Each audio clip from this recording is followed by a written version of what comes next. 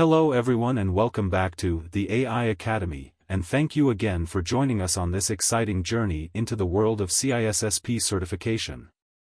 So, this video is part of our CISSP certification complete course, where we will learn about the domain 1 of CISSP certification, which is security and risk management.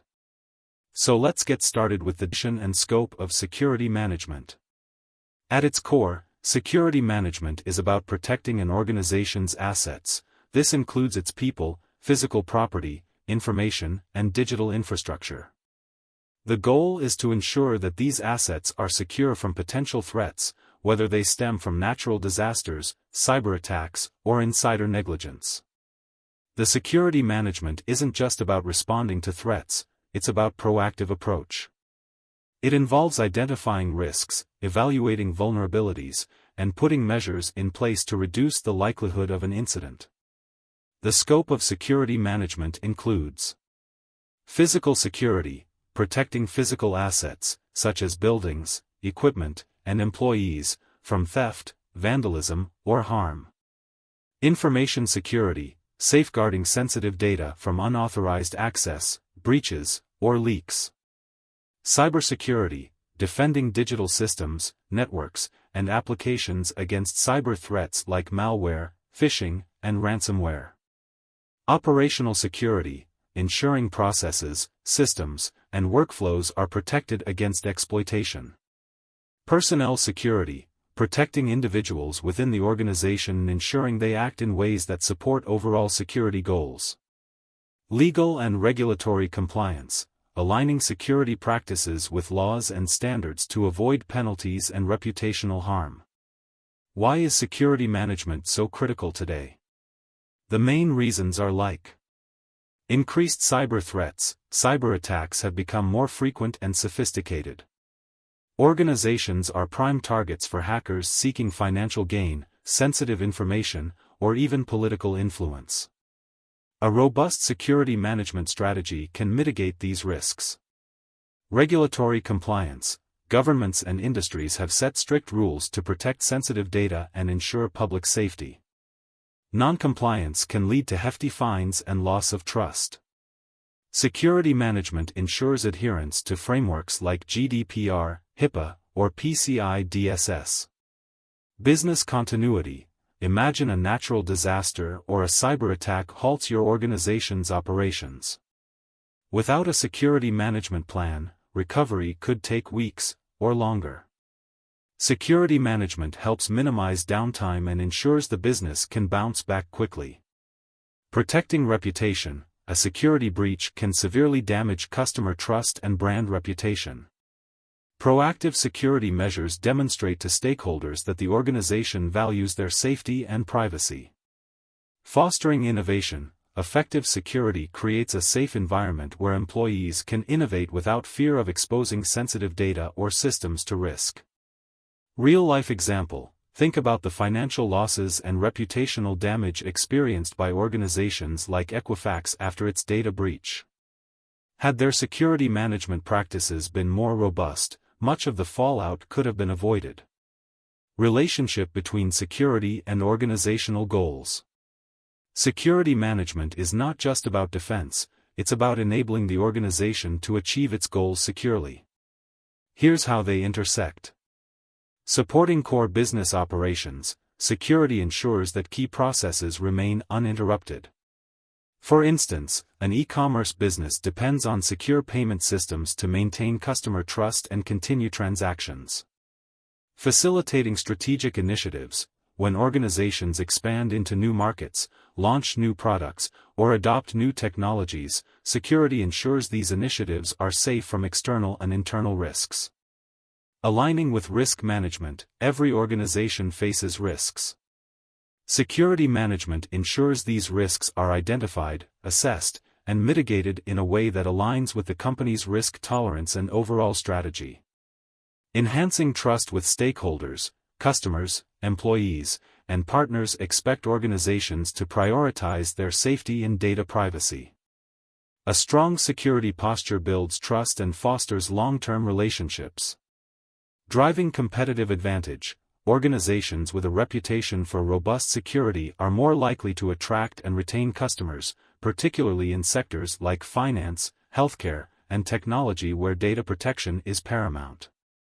In principle, the security management isn't just a technical requirement, it's a business enabler. It ensures that every facet of the organization operates smoothly, even in the face of challenges. Whether it's about safeguarding a customer's data, protecting employees, or ensuring that a company's reputation remains intact, security management is an indispensable part of modern business strategy. Let's now discuss about the key concepts in security management. The security management is built on a few foundational concepts that guide how organizations protect their assets and maintain resilience. Let's dive into these concepts, breaking them into three critical areas include, the CIA Triad, risk management principles, and the security governance and compliance. Confidentiality, integrity, availability, CIA Triad. The CIA Triad is the foundation of information security. It outlines three essential goals that every security strategy must achieve. Here's what each component means. First is confidentiality. Definition: it ensures that sensitive information is only accessible to authorized individuals and systems. For examples, protecting customer data, trade secrets, or classified government documents. The key practices include implementing strong access controls, such as role-based access. Encrypting data in transit and at rest. Using multi-factor authentication, MFA, to validate user identities. Second is the integrity. Definition: it ensures that information remains accurate, consistent, and unaltered unless explicitly modified by authorized entities. For example, preventing tampering of financial records or ensuring that no one alters medical prescriptions in a healthcare system. The key practices include using checksums or hash functions to verify data integrity. Implementing version control systems. Monitoring for unauthorized changes in data or system configurations. And the third one is the availability. Definition: it ensures that information and systems are accessible when needed by authorized users. Examples: ensuring that a website remains operational during peak traffic or preventing downtime for critical applications in hospitals. The key practices involves deploying redundant systems and failover mechanisms. Implementing distributed denial of service, DDoS, protection. Regularly backing up data and testing recovery processes. Together, the CIA Triad helps organizations build a comprehensive approach to safeguarding their digital and physical assets. Second one is the risk management principles. The risk management is a systematic process for identifying, assessing, and addressing risks to an organization's operations, assets, and reputation. It is a continuous activity and forms the backbone of security management. The core concepts of risk management are: risk, the potential for loss or harm to an asset. Threat, anything that could exploit a vulnerability to cause harm, such as hackers, malware, natural disasters. Vulnerability, a weakness in a system or process that a threat could exploit. Impact, the consequences or severity of damage if a threat materializes.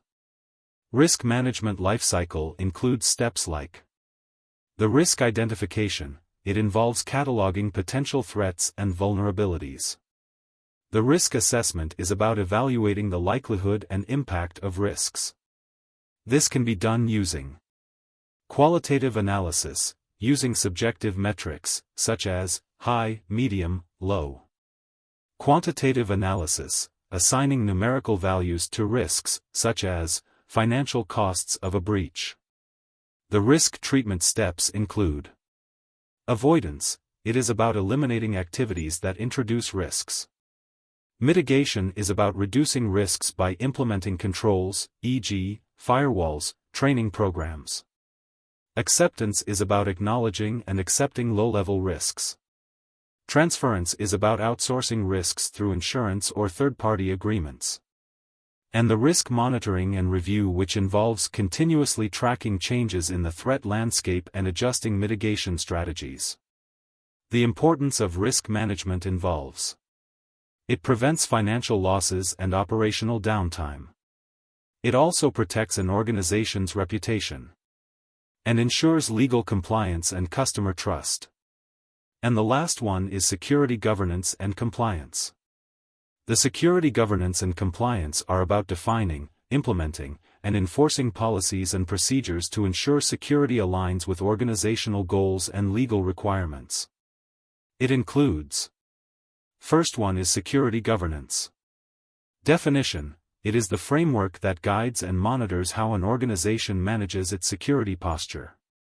The core components of the security governance include: policies. It includes high-level rules that define acceptable behavior and practices, such as password policies, data classification policies. Standards specifies the specific requirements to meet policies, such as encryption must use AES 256. Procedures include step-by-step instructions to implement standards, like how to set up user accounts. Guidelines are like recommendations to support policies, like best practices for secure coding. And why it matters, as it ensures accountability within the organization, aligns security with business objectives, improves decision-making and resource allocation. Second is compliance, which means adhering to legal, regulatory, and industry-specific requirements. The key regulations and frameworks are: GDPR, General Data Protection Regulation, governs data protection in the European Union. HIPAA, Health Insurance Portability and Accountability Act, protects patient health information in the U.S.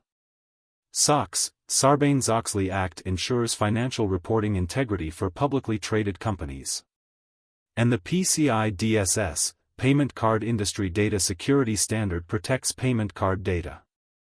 The steps to achieve compliance are like: conduct a gap analysis to identify shortcomings. Develop and implement controls to address requirements. Perform regular audits to ensure ongoing compliance. The consequences of non-compliance are like legal penalties, fines, and lawsuits. Loss of customer trust and reputational damage. Operational disruptions. And lastly, integrating governance and compliance with security management, as the governance ensures that security efforts are consistent, measurable, and aligned with strategic objectives. And the compliance ensures that security practices meet external and internal requirements. These key concepts, CIA Triad, risk management, and security governance and compliance, form the foundation for a robust security management strategy. They ensure that an organization not only protects itself from threats but also operates efficiently and in line with industry standards. Let us now discuss about the role of security management in business continuity. The security management and business continuity are deeply interconnected. While security management focuses on protecting an organization's assets from potential threats, business continuity ensures that the organization can keep operating during and after a disruption. Let's explore how these two domains align and look at real-world examples of how effective security management can strengthen business continuity. A business continuity plan, BCP, outlines how an organization can maintain critical functions during and after emergencies, such as cyber attacks, natural disasters, or equipment failures.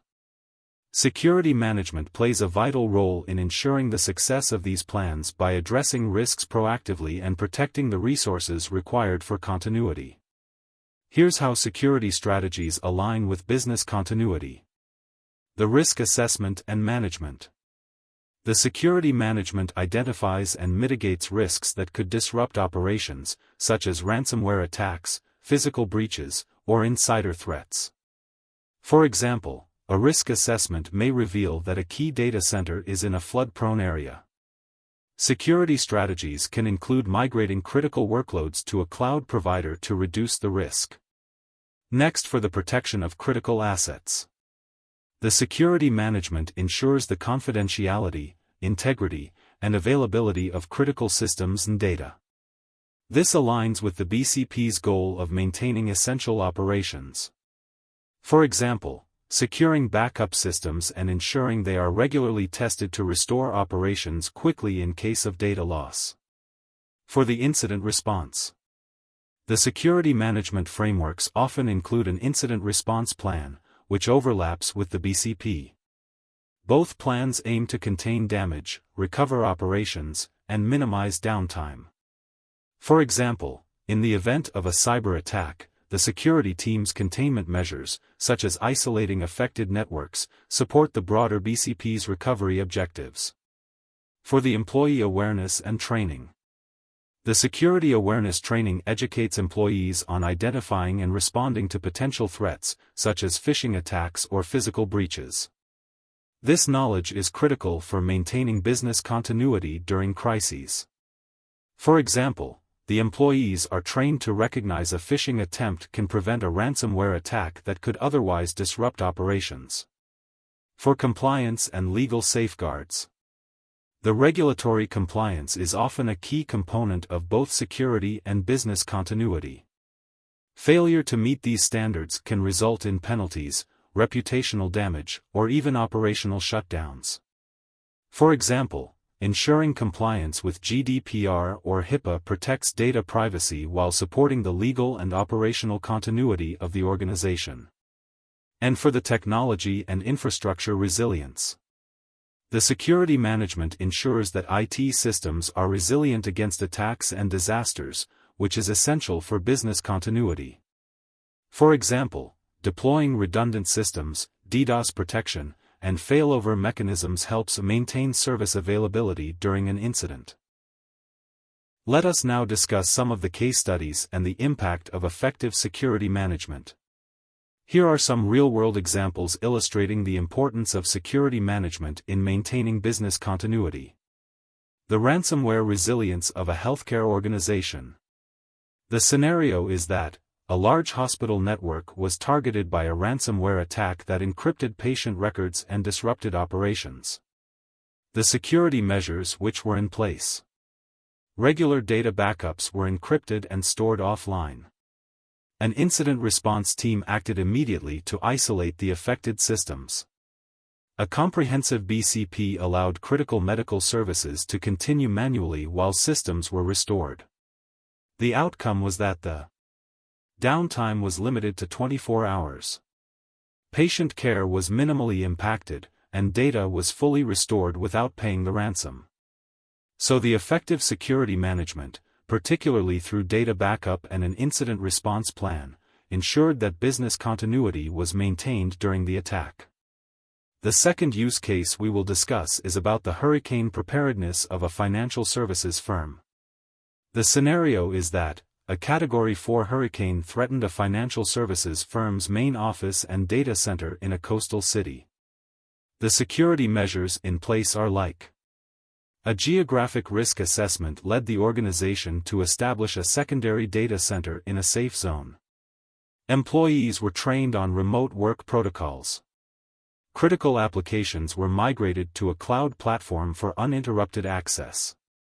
And the outcome was: operations were transitioned to remote and backup systems before the hurricane made landfall. The firm avoided significant financial losses and met all regulatory requirements.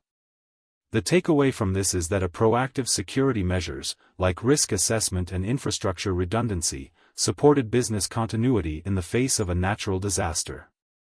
And the last use case we will discuss is about the airline recovery from a cyber attack. The scenario is that an international airline experienced a DDoS attack that disrupted its ticketing and check-in systems during peak travel hours. The security measures which were in place. The airline had implemented advanced DDoS protection. A crisis management team was trained to handle operational disruptions. A pre-approved communication plan kept customers informed about delays. The outcome was that the systems were restored within 2 hours. And the airline avoided reputational damage through transparent communication with customers. The key takeaway from this is that a combination of robust technical defenses and a well-coordinated crisis response ensured minimal disruption to operations. So, effective security management is an integral part of business continuity. By aligning security strategies with business continuity plans, organizations can better prepare for, respond to, and recover from disruptions. The case studies above highlight how proactive security measures can minimize downtime, protect critical assets, and maintain trust with stakeholders. Let us now discuss about the core components of security governance. A strong security governance framework relies on 4 key components: policies, standards, procedures, and guidelines. These create a hierarchy that ensures security practices are clear, consistent, and actionable. The first component is the security policies. The security policies are high-level statements outlining the organization's approach to security. They establish the what and why of security. For example, a data privacy policy that mandates encryption for sensitive customer information. An acceptable use policy, AUP, that defines appropriate use of organizational IT assets. The key features of the security policies are that the policies are broad in scope and are approved and enforced by senior management. And these policies are mandatory for all employees, which requires adherence by everyone in the organization. The next component is the security standards. The security standards are the specific and measurable requirements that support policies. They describe the what in greater detail. For example, password standards requiring a minimum of 12 characters with complexity rules. Encryption standards specifying the use of AES-256 for data at rest. The key features of security standards component are that it provides uniformity and consistency, aligns with best practices, and the regulatory compliance which meets legal and industry-specific regulations to ensure safety and efficacy. And the third component is the security procedures. It includes detailed, step-by-step instructions for performing specific security-related tasks. They define the how. For example, a procedure for onboarding new employees, including assigning user accounts and providing access to necessary systems. Steps for responding to a phishing email, including reporting it and analyzing its impact. The key features of the security procedures are that the security standards are operational in nature and is tailored for specific roles or functions. And the last component is the security guidelines. The security guidelines provides the recommendations or the best practices to help employees and teams achieve the goals of policies and standards. Guidelines describe the optional how. For example, the guidelines for secure software development, such as minimizing the use of hard-coded credentials, and the tips for creating strong passwords. The key features of security guidelines are that the security guidelines are flexible and adaptable to various situations and need. It is not mandatory but highly encouraged, and is advisory in nature, which provides suggestions and recommendations. The relationship between components, policies provide the broad direction, standards set measurable requirements, procedures define actionable steps, and guidelines offer advice to enhance implementation. Let us now talk about some of the popular governance models. There are several governance frameworks that are commonly used to guide the organizations in implementing effective security practices. Let's look at a few of the most prominent ones. The first framework we will discuss is the COBIT, which is short form of Control Objectives for Information and Related Technologies. The COBIT is a framework created by ISACA that focuses on governance and management of enterprise IT. It bridges the gap between business and IT by aligning IT processes with organizational goals. The key features of the COBIT framework are like it emphasizes on risk management, resource optimization, and value delivery. It also provides detailed control objectives for IT governance. One of the use case is like enterprises looking to align IT strategies with overall business goals. Next framework we will have overview is the ISO/IEC 27001. The ISO 27001 is a globally recognized standard for managing information security. It provides a systematic approach to establishing, implementing, maintaining, and improving an information security management system, also called as ISMS. The key features of ISMS are that ISMS focuses on risk-based thinking and continuous improvement, and requires organizations to assess risks and implement controls from a defined set in ISO 27002. One of the use case may be organizations prioritizing compliance with global standards, especially in industries like finance, healthcare, and technology. The next framework is NIST Cybersecurity Framework, or CSF. The CSF was developed by the U.S. National Institute of Standards and Technology. The NIST CSF provides guidelines for identifying, protecting, detecting, responding to, and recovering from cybersecurity incidents. The key features of CSF are that it is flexible and adaptable to organizations of all sizes and industries. It includes a framework core with categories like identify, protect, detect, respond, and recover. The use case may be that the organizations in the U.S. or those seeking a robust, adaptable framework for managing cybersecurity risks. Another framework is ITIL, the short form of Information Technology Infrastructure Library. The ITIL is a framework for managing IT services and ensuring they align with business needs. While not purely security-focused, it incorporates elements of governance relevant to information security. The key features of ITIL are that ITIL process emphasizes on service management and continuous improvement, and it aligns IT services with business objectives. The use case may be that the organizations with complex IT environments looking to integrate security with broader IT service management. COSO, the short form of Committee of Sponsoring Organizations. The COSO framework focuses on enterprise risk management and internal controls. It's widely used in financial reporting but also applies to broader governance, including security. The key features of COSO framework are that COSO promotes a risk-based approach to governance and provides a structured framework for internal controls. The use case may be organizations prioritizing governance in financial or heavily regulated industries. Security governance frameworks provide the structure and direction organizations need to manage security risks effectively.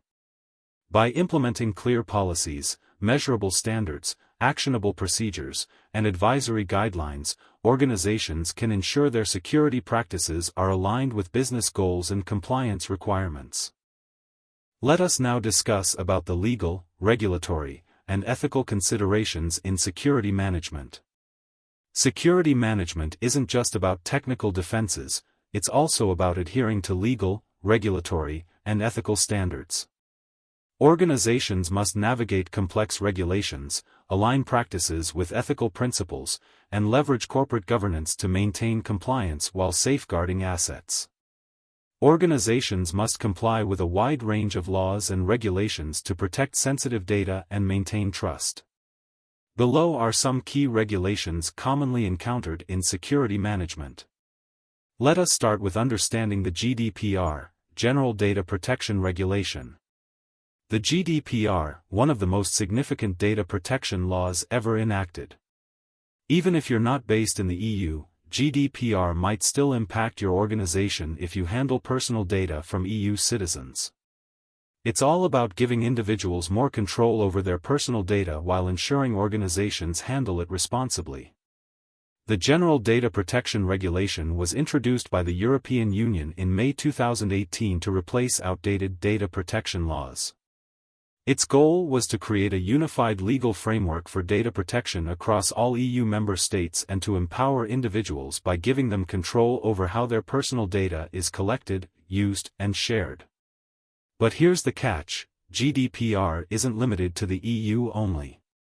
If your organization processes the personal data of EU citizens, no matter where you're located, you're expected to comply.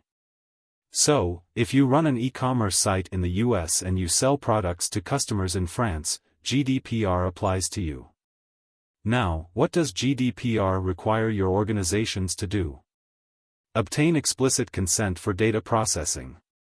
GDPR requires clear, informed, and explicit consent from individuals before processing their data. Consent cannot be buried in lengthy terms and conditions or assumed, such as pre-tick checkboxes are a big no-no. For example, if you're running a newsletter, you need to make it crystal clear what the subscriber is signing up for and give them the option to opt out anytime. Ensure data minimization. Only collect the data you actually need. No hoarding unnecessary personal information for just in case. For example, if you're running a survey, don't ask for someone's marital status or their location unless it's relevant. Report data breaches within 72 hours. If there's a breach where personal data is exposed, you must notify the relevant data protection authority in the EU country where the breach occurred, within 72 hours of discovery. For serious breaches affecting individuals, you'll also need to inform those impacted. For example, if your system is hacked and customer data is compromised, sitting on that information for weeks will land you in serious trouble under GDPR. Uphold individual rights. GDPR gives individuals several powerful rights over their data, including right of access. Individuals can request a copy of their personal data and information about how it's being used. Right to correction. They can ask you to fix inaccuracies in their data. Right to deletion. They can request the deletion of their data when it's no longer needed or if they withdraw consent. Right to data portability. Individuals can request that their data be transferred to another service provider. Right to object. They can object to their data being used for certain purposes, like marketing. For example, a customer emails your business asking to see all the data you have on them or requesting deletion of their account. Under GDPR, you're obligated to respond and fulfill that request within 1 month. Penalties for non-compliance. GDPR enforcement is no joke. Fines for non-compliance can be massive, and regulators have shown they're willing to take action against organizations of all sizes. Fines can reach €20 million or 4% of your global annual revenue, whichever is higher. For example, if a tech company with global revenues of €1 billion fails to comply, they could face fines of up to €40 million, the 4% of their turnover. The British Airways was fined €22 million for a data breach that compromised customer data, including payment card information. The Marriott Group faced a €20 million fine for failing to secure guest data after a breach that exposed millions of records. The global impact of GDPR. One of the most significant aspects of GDPR is its extraterritorial scope. It doesn't just apply to EU-based organizations, it applies to any organization, anywhere in the world, that processes the personal data of EU residents. Examples of global reach. E-commerce websites. A US-based e-commerce store selling to customers in Germany must comply with GDPR if it collects personal data like names, addresses, or payment details. Cloud service providers. A Canadian cloud provider hosting EU customer data must follow GDPR's rules for data storage and access. Marketing campaigns. An Indian marketing agency running campaigns that target EU citizens must obtain explicit consent and handle personal data according to GDPR. Why this matters for non-EU organizations. GDPR has set a global standard for privacy. Countries like Brazil, with its LGPD law, and regions like California, with CCPA, CPRA, have introduced similar privacy laws inspired by GDPR. Many organizations find it easier to apply GDPR principles globally rather than implementing separate data protection processes for different regions. Why GDPR is important. GDPR is more than a regulation, it's a commitment to respecting individuals' privacy and rights in a digital age. Organizations that embrace GDPR not only avoid penalties but also build trust with their customers, gain a competitive advantage by demonstrating strong privacy practices, stay ahead of the curve as privacy laws continue to evolve worldwide. GDPR is a comprehensive and transformative regulation that has reshaped the way organizations handle personal data. While it may seem daunting at first, meeting GDPR requirements is achievable with proper processes, tools, and a commitment to data privacy. And remember, GDPR isn't just about avoiding fines, it's about fostering trust and transparency in how you manage personal data.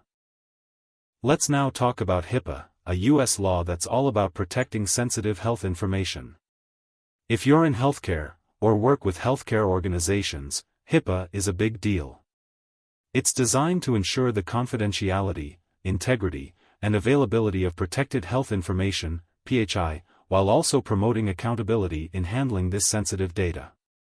The HIPAA, passed in 1996, originally aimed to simplify healthcare processes and allow workers to retain their health insurance coverage when changing jobs. Over time, it evolved to address the rising concerns about the privacy and security of health data, especially as healthcare became more digital. Protected health information, PHI, is at the heart of HIPAA. PHI refers to any data that can identify a patient and relates to their health. This includes names, addresses, birth dates, medical records and test results, billing information. Whether PHI is stored electronically or in physical form, HIPAA requires organizations to protect it. HIPAA doesn't just apply to hospitals and clinics. If your organization processes, stores, or transmits PHI, whether you're a health insurer, a third-party vendor, or a cloud service provider, you're on the hook for HIPAA compliance. HIPAA breaks down its requirements into specific safeguards and practices. Let's walk through the must-haves to stay compliant. Physical safeguards. This part focuses on securing the physical environments where PHI is stored or accessed. Access controls ensure only authorized personnel can access areas where PHI is stored. For example, lock rooms containing medical records and use keycard systems to track who enters. Device security protect workstations and devices that store PHI from unauthorized access or theft. For example, ensure laptops with PHI aren't left unattended, and lock server rooms. Administrative safeguards. These are policies and procedures designed to guide your team in safeguarding PHI. Employee training, educate employees on HIPAA policies, how to handle PHI, and the consequences of non-compliance. For example, conduct annual training sessions to teach staff about secure email practices and recognizing phishing scams. Risk assessments, regularly evaluate risks to PHI and update security measures accordingly. For example, perform quarterly audits to identify vulnerabilities in your electronic health record system. Contingency planning, prepare for emergencies that could disrupt access to PHI, such as power outages or cyber attacks. For example, maintain off-site backups of medical records to ensure availability during disasters. 3. Technical safeguards. These controls focus on protecting electronic PHI through technology. Encryption, encrypt PHI during storage and transmission to prevent unauthorized access.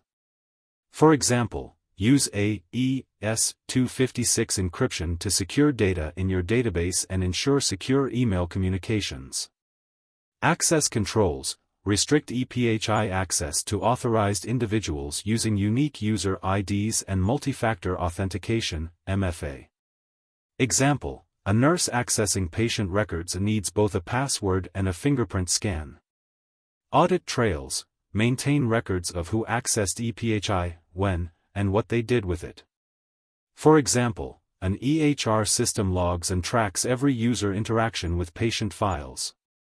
Automatic log-off, set systems to log users out after a period of inactivity to prevent unauthorized access. For example, a physician's computer automatically locks if idle for 10 minutes. Conducting regular risk assessments and audits. HIPAA requires organizations to continuously evaluate their systems and processes to ensure PHI is protected. This isn't a one-and-done situation, risk assessments are ongoing. Why it matters? Cyber threats are always evolving. What protected you last year might not be enough today. Risk assessments help you identify and fix vulnerabilities before they're exploited. What it involves: assessing access controls, reviewing data encryption methods, evaluating employee adherence to security policies. For example, a healthcare provider conducts a penetration test and discovers that its network is vulnerable to ransomware attacks. As a result, they update their firewalls and implement endpoint detection tools. Penalties for non-compliance. HIPAA violations can lead to hefty fines, and enforcement agencies like the U.S. Department of Health and Human Services are not shy about imposing penalties. Fines ranges from $100 to $50,000 per violation, depending on the level of negligence. Maximum penalties can reach $1.5 million per year for the same violation. Violation tiers. Tier 1, organization was unaware of the violation and could not have reasonably prevented it. Fines range from $100 to $50,000 per violation. Tier 2, violation due to reasonable cause but not willful neglect. Fines range from $1,000 to $50,000 per violation. Tier 3, violation due to willful neglect but corrected within the required timeframe. Fines range $10,000 to $50,000 per violation. Tier 4, violation due to willful neglect that was not corrected. Fines range $50,000 per violation. In 2019, the University of Rochester Medical Center, URMC, paid $3 million in fines after failing to encrypt mobile devices, leading to PHI exposure. Why HIPAA is critical. Beyond avoiding fines, HIPAA compliance ensures that organizations protect patient trust and confidentiality, maintain operational integrity during emergencies, stay competitive in a highly regulated industry. Non-compliance can damage a healthcare organization's reputation, making it harder to attract patients or partners. HIPAA is more than just a regulatory requirement, it's a commitment to respecting and safeguarding sensitive health information. By implementing physical, administrative, and technical safeguards, conducting regular risk assessments, and staying proactive about compliance, organizations can protect PHI while maintaining trust and accountability. Let's now talk about SOX, or the Sarbanes-Oxley Act of 2002. It's a U.S. law that aims to make sure companies are honest and transparent about their financial reporting. SOX became a game-changer after corporate scandals like Enron and WorldCom, where financial mismanagement and fraud led to massive losses for investors. The goal of SOX is to restore trust by holding companies, and their executives, accountable. The SOX was signed into law in 2002, and it primarily applies to publicly traded companies in the U.S. It's all about protecting shareholders and the public from financial fraud by improving the accuracy and reliability of financial disclosures. While SOX is focused on financial reporting, IT and cybersecurity play a big role in compliance. Why? Because financial systems, data, and processes are tightly integrated with technology. If your systems aren't secure, your financial data can be tampered with, which could lead to inaccurate reporting and, ultimately, non-compliance with SOX. SOX lays out specific requirements for companies, and many of these focus on ensuring the security, integrity, and auditability of financial data. Let's break them down. Implement internal controls for financial reporting. SOX requires companies to establish and maintain effective internal controls to ensure the accuracy and reliability of their financial reports. What are internal controls? Policies, processes, and procedures designed to prevent errors, fraud, and unauthorized access to financial data. For example, segregation of duties, ensuring that no single person has control over all aspects of a financial transaction. Reconciliation processes, regularly matching financial records with bank statements to spot discrepancies. Who is responsible? Section 404 of SOX holds management and external auditors accountable for evaluating and reporting on the effectiveness of these internal controls. Secure systems that handle financial data. Financial data flows through many IT systems, and SOX mandates that these systems be secure to prevent unauthorized access or tampering. This involves securing databases, applications, and networks where financial data is processed or stored. Implementing robust access controls to ensure only authorized users can interact with sensitive financial systems. For example, use multi-factor authentication for employees accessing accounting systems. Encrypting financial data stored in databases to prevent unauthorized access if systems are breached. Make the systems auditable. SOX requires companies to maintain detailed records of financial data and ensure those records are auditable. This means companies must have mechanisms to track how financial data is accessed, modified, and transmitted. What does this look like? Maintaining audit logs that track user activity within financial systems. Documenting processes for generating financial reports. Examples: audit trails that show when financial records were updated, who made the changes, and what was changed. Policies requiring logs to be retained for a specified period like 5 to 7 years, depending on the organization's retention policy. Regularly test and certify controls. SOX compliance isn't just about setting up controls, it's about proving they work. Companies must test and certify the effectiveness of their internal controls regularly. This involves conducting internal audits to verify that controls are functioning as intended. Submitting certifications from company executives, such as CEOs and CFOs, and independent auditors that vouch for the accuracy of financial reports. For example, an internal audit team reviews the controls around payroll to ensure accuracy in salary calculations and tax deductions. External auditors assess the IT systems managing financial transactions to confirm they're secure and free of vulnerabilities. SOX has imposed penalties. Non-compliance can have severe consequences, especially for executives. If false financial reports are submitted knowingly, penalties include: companies can face millions in fines for inaccurate reporting or inadequate internal controls. Executives who knowingly certify false reports can face up to 20 years in prison. The WorldCom scandal: the telecommunications giant inflated its earnings by $11 billion. Executives were held accountable, and CEO Bernard Ebbers was sentenced to 25 years in prison for fraud. SOX and IT: why cybersecurity matters. Since most financial data is stored and processed digitally, IT compliance is a critical part of SOX. Here's how IT teams contribute to SOX compliance.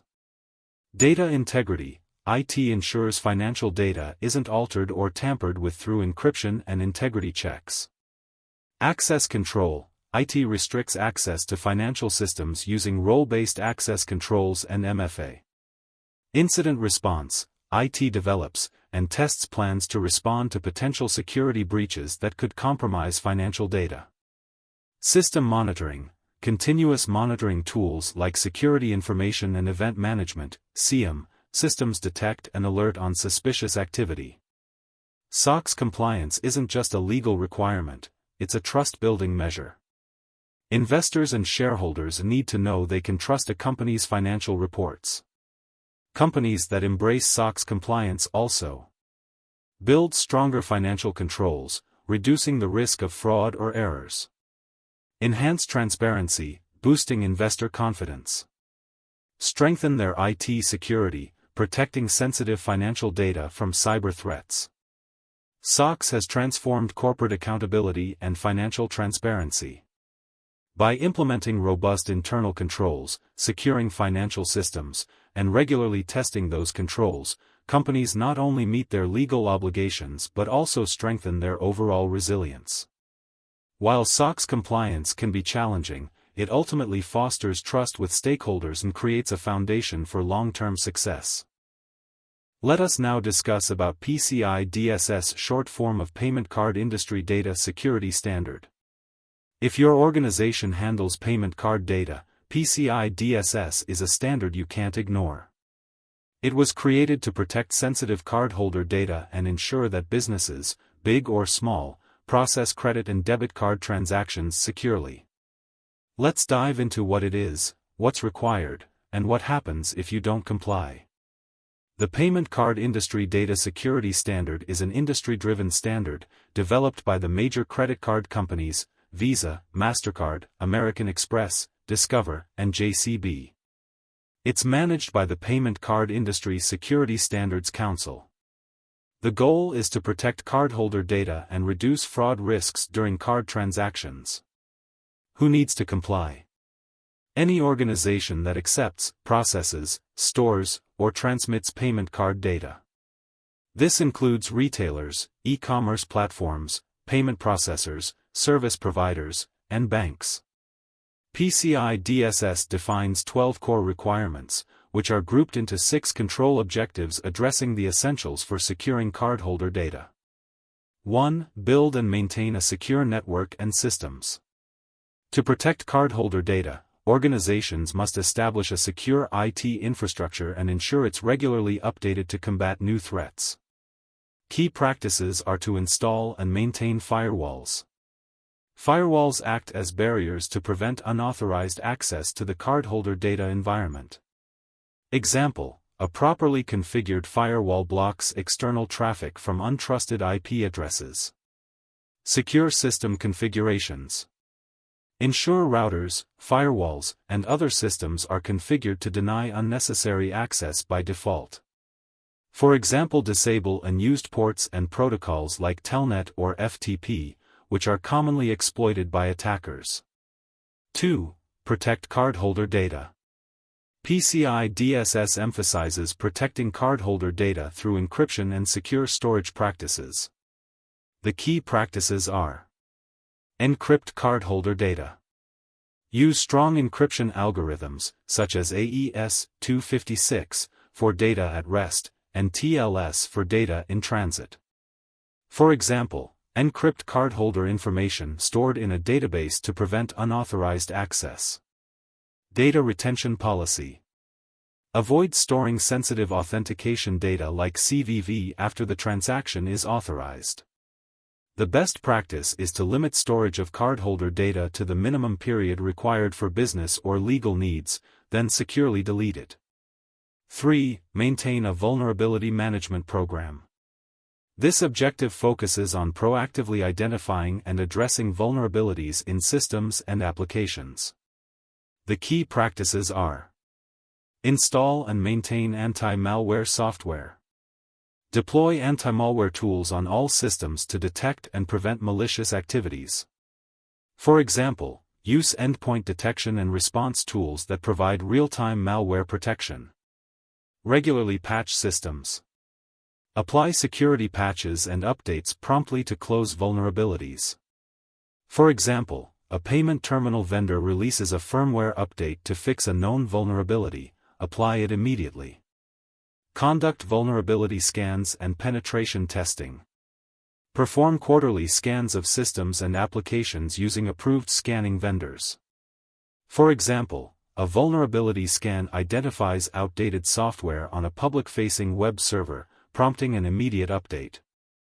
4. Implement strong access control measures. Restricting access to cardholder data to authorized personnel only is critical for security. The key practices are implementing role-based access control.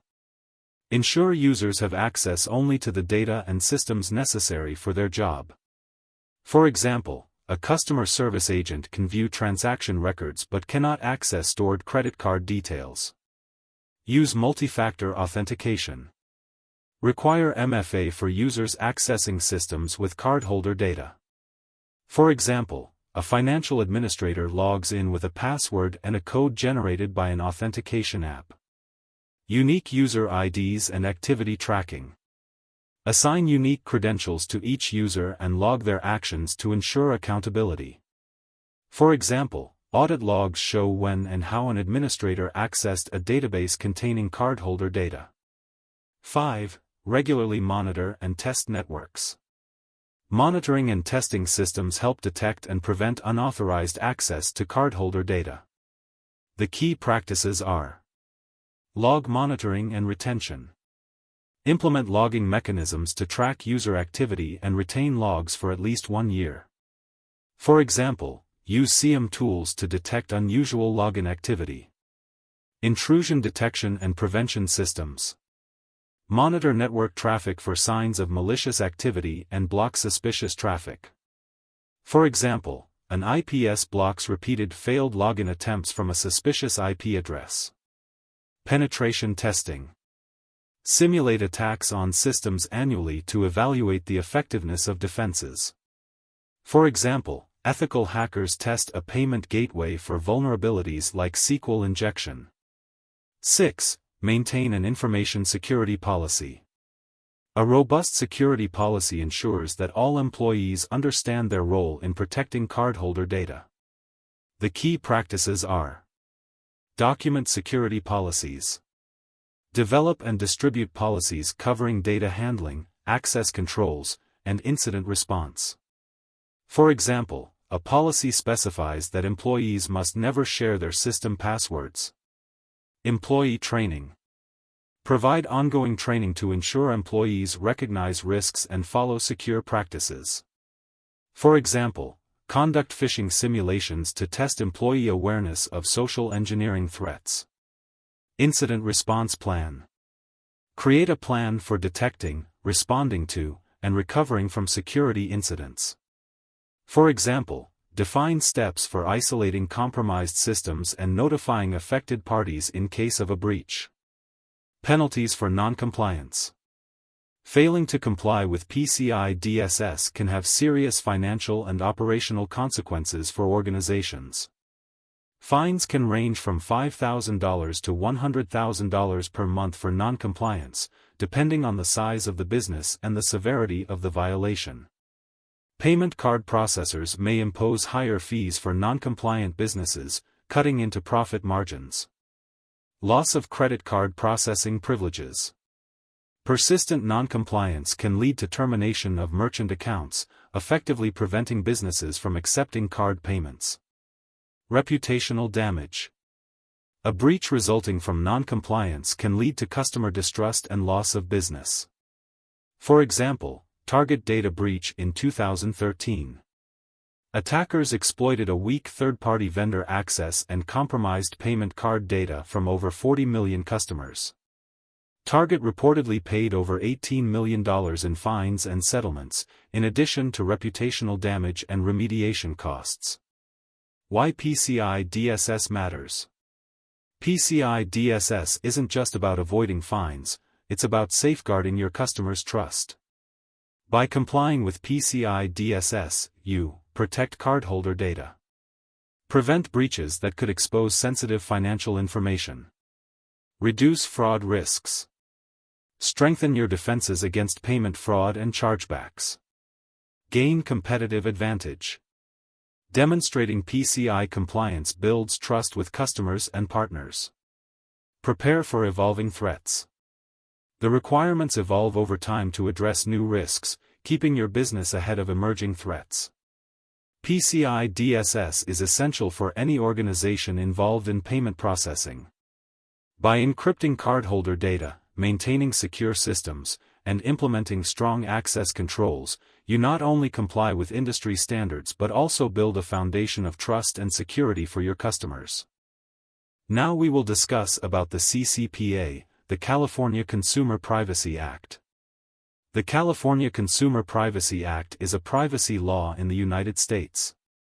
Passed in 2018 and enforced since January 2020, it grants California residents significant rights over their personal data, aiming to promote transparency and empower consumers in the digital age.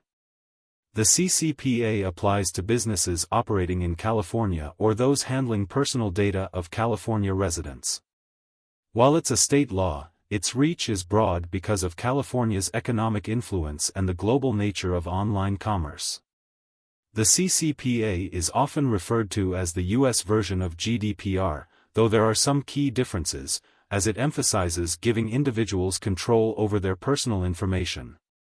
It's not just about compliance, it's about fostering trust between businesses and consumers. The CCPA applies to businesses that meet at least one of the following criteria, such as: the company have annual gross revenues exceeding $25 million. Buy, sell, or share the personal data of 50,000 or more consumers, households, or devices. Derive 50% or more of annual revenue from selling personal data. Even if your company isn't based in California, if you meet these thresholds and serve California residents, you're subject to the CCPA. The CCPA imposes several obligations on businesses to give consumers more control over their personal data. Here's what businesses need to do. 1. Provide transparency about data collection and usage. Businesses must inform consumers about the types of personal data being collected and how it will be used. This information must be disclosed in a privacy policy or notice provided before or at the time of data collection. The examples of data categories covered.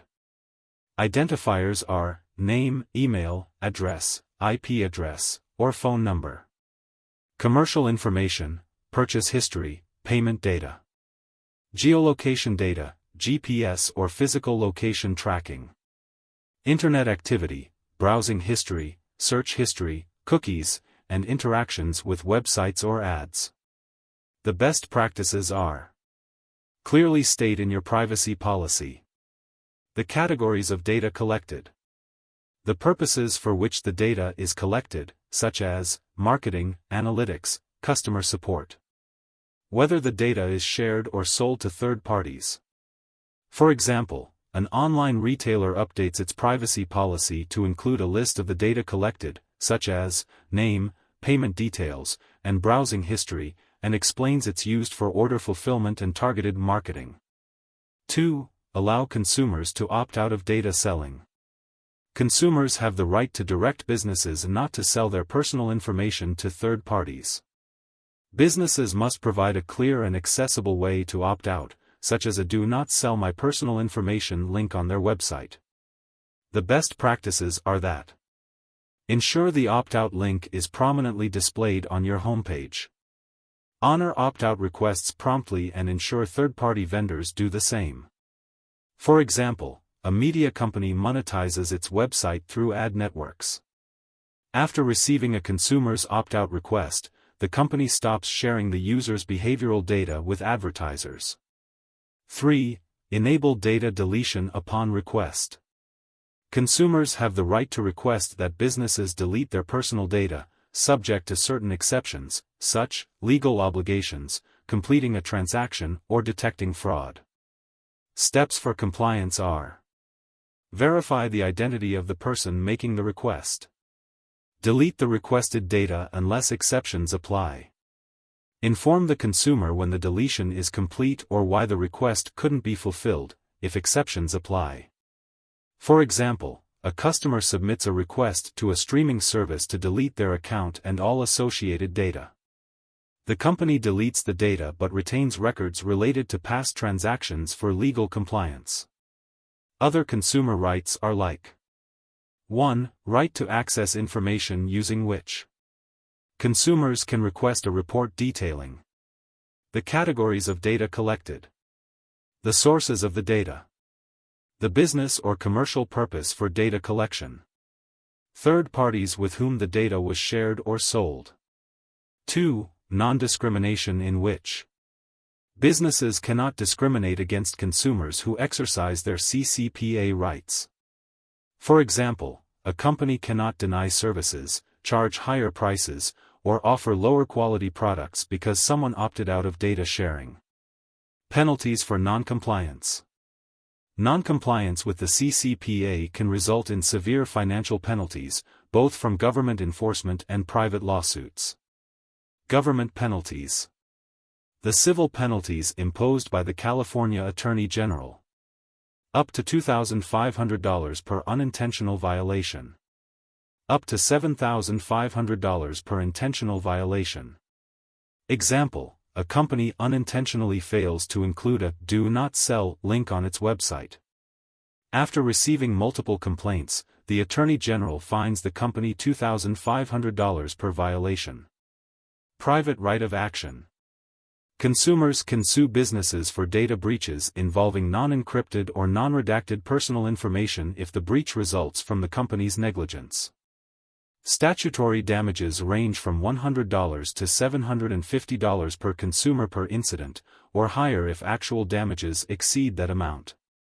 For example, a database containing unencrypted customer data, names, emails, and credit card information, is breached due to poor security practices. Affected consumers file a class action lawsuit, resulting in significant fines and settlements. Why the CCPA matters. The CCPA is more than a compliance checklist, it's a reflection of growing consumer expectations for transparency and accountability in how their data is handled. Beyond the legal implications, businesses benefit from adopting CCPA-compliant practices by building trust and loyalty with their customers. Benefits of CCPA compliance are like: enhanced consumer trust. Being transparent and respectful of consumer data fosters goodwill. Competitive advantage. Companies that prioritize data privacy stand out in a crowded marketplace. Preparation for future regulations. States like Virginia and Colorado have already introduced similar privacy laws, and federal privacy legislation may follow. By complying with the CCPA, businesses are better positioned for broader compliance. The CCPA is a landmark law that empowers California residents with significant rights over their personal data. For businesses, compliance is both a legal requirement and an opportunity to demonstrate their commitment to privacy and ethical data practices. Okay, let us now discuss about the ethical principles in security. Ethics in security is about more than just doing the right thing, it's about earning and maintaining trust, respecting rights, and upholding professional standards. Whether you're handling sensitive data, designing security measures, or responding to incidents, ethical principles ensure that your decisions are both responsible and justifiable. Let's break down the key principles of ethics in security and explore how they apply in real-world situations.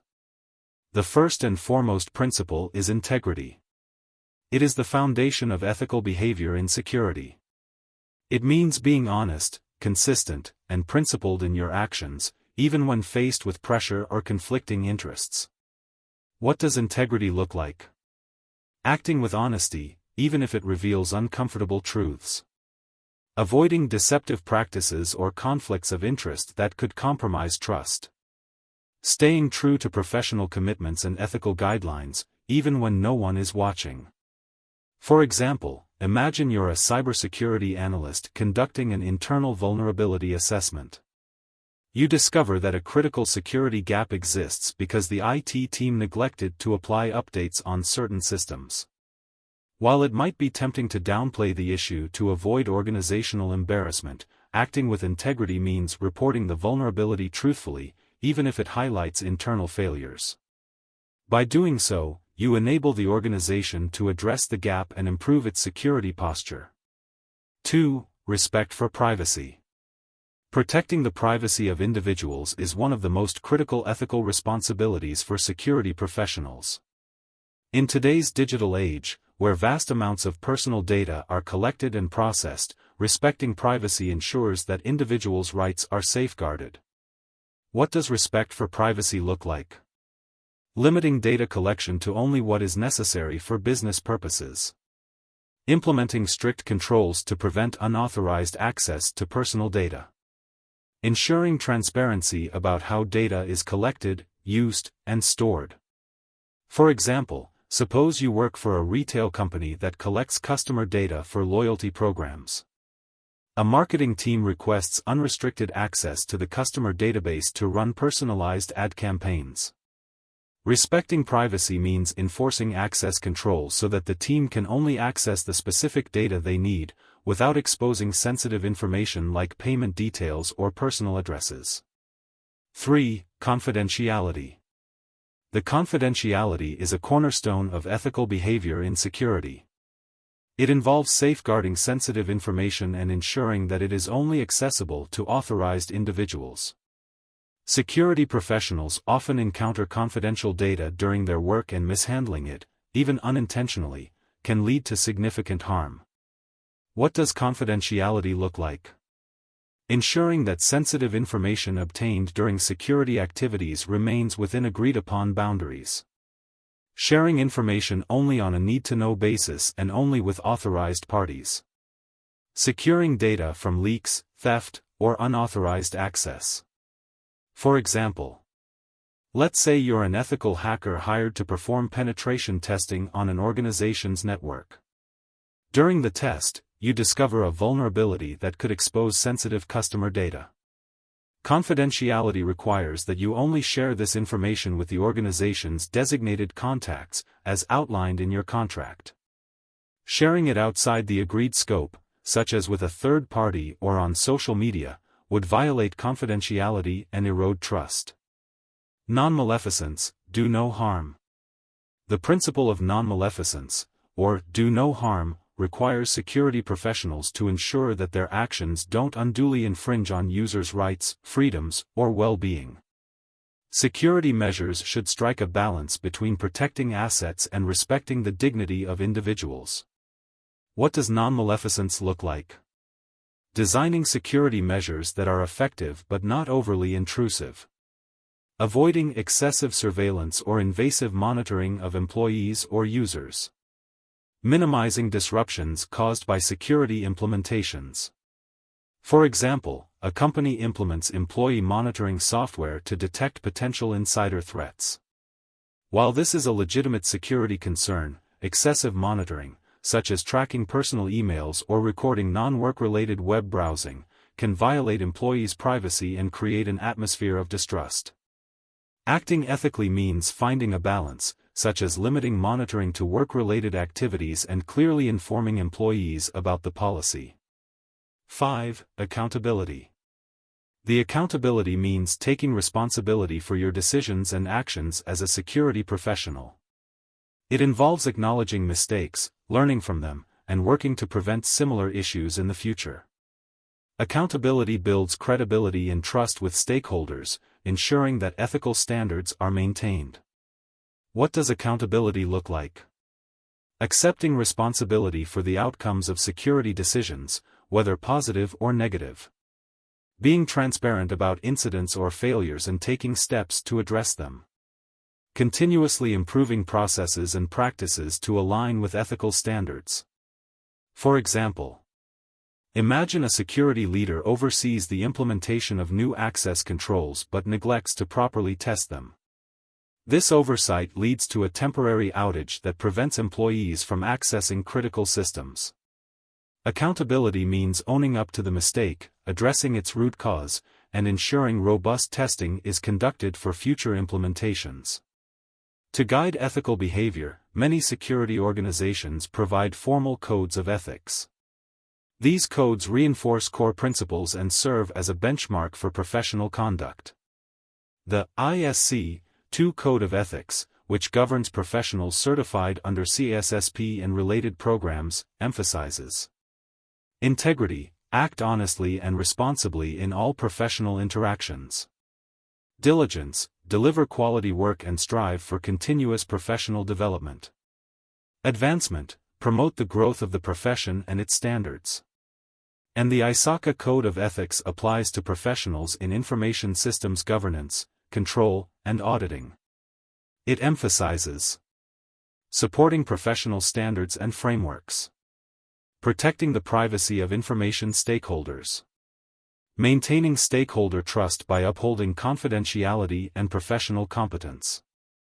These codes provide a roadmap for ethical decision-making and set expectations for how professionals should handle challenging situations. Ethics are the backbone of security management. Without trust, transparency, and accountability, even the best technical measures fall short of their potential.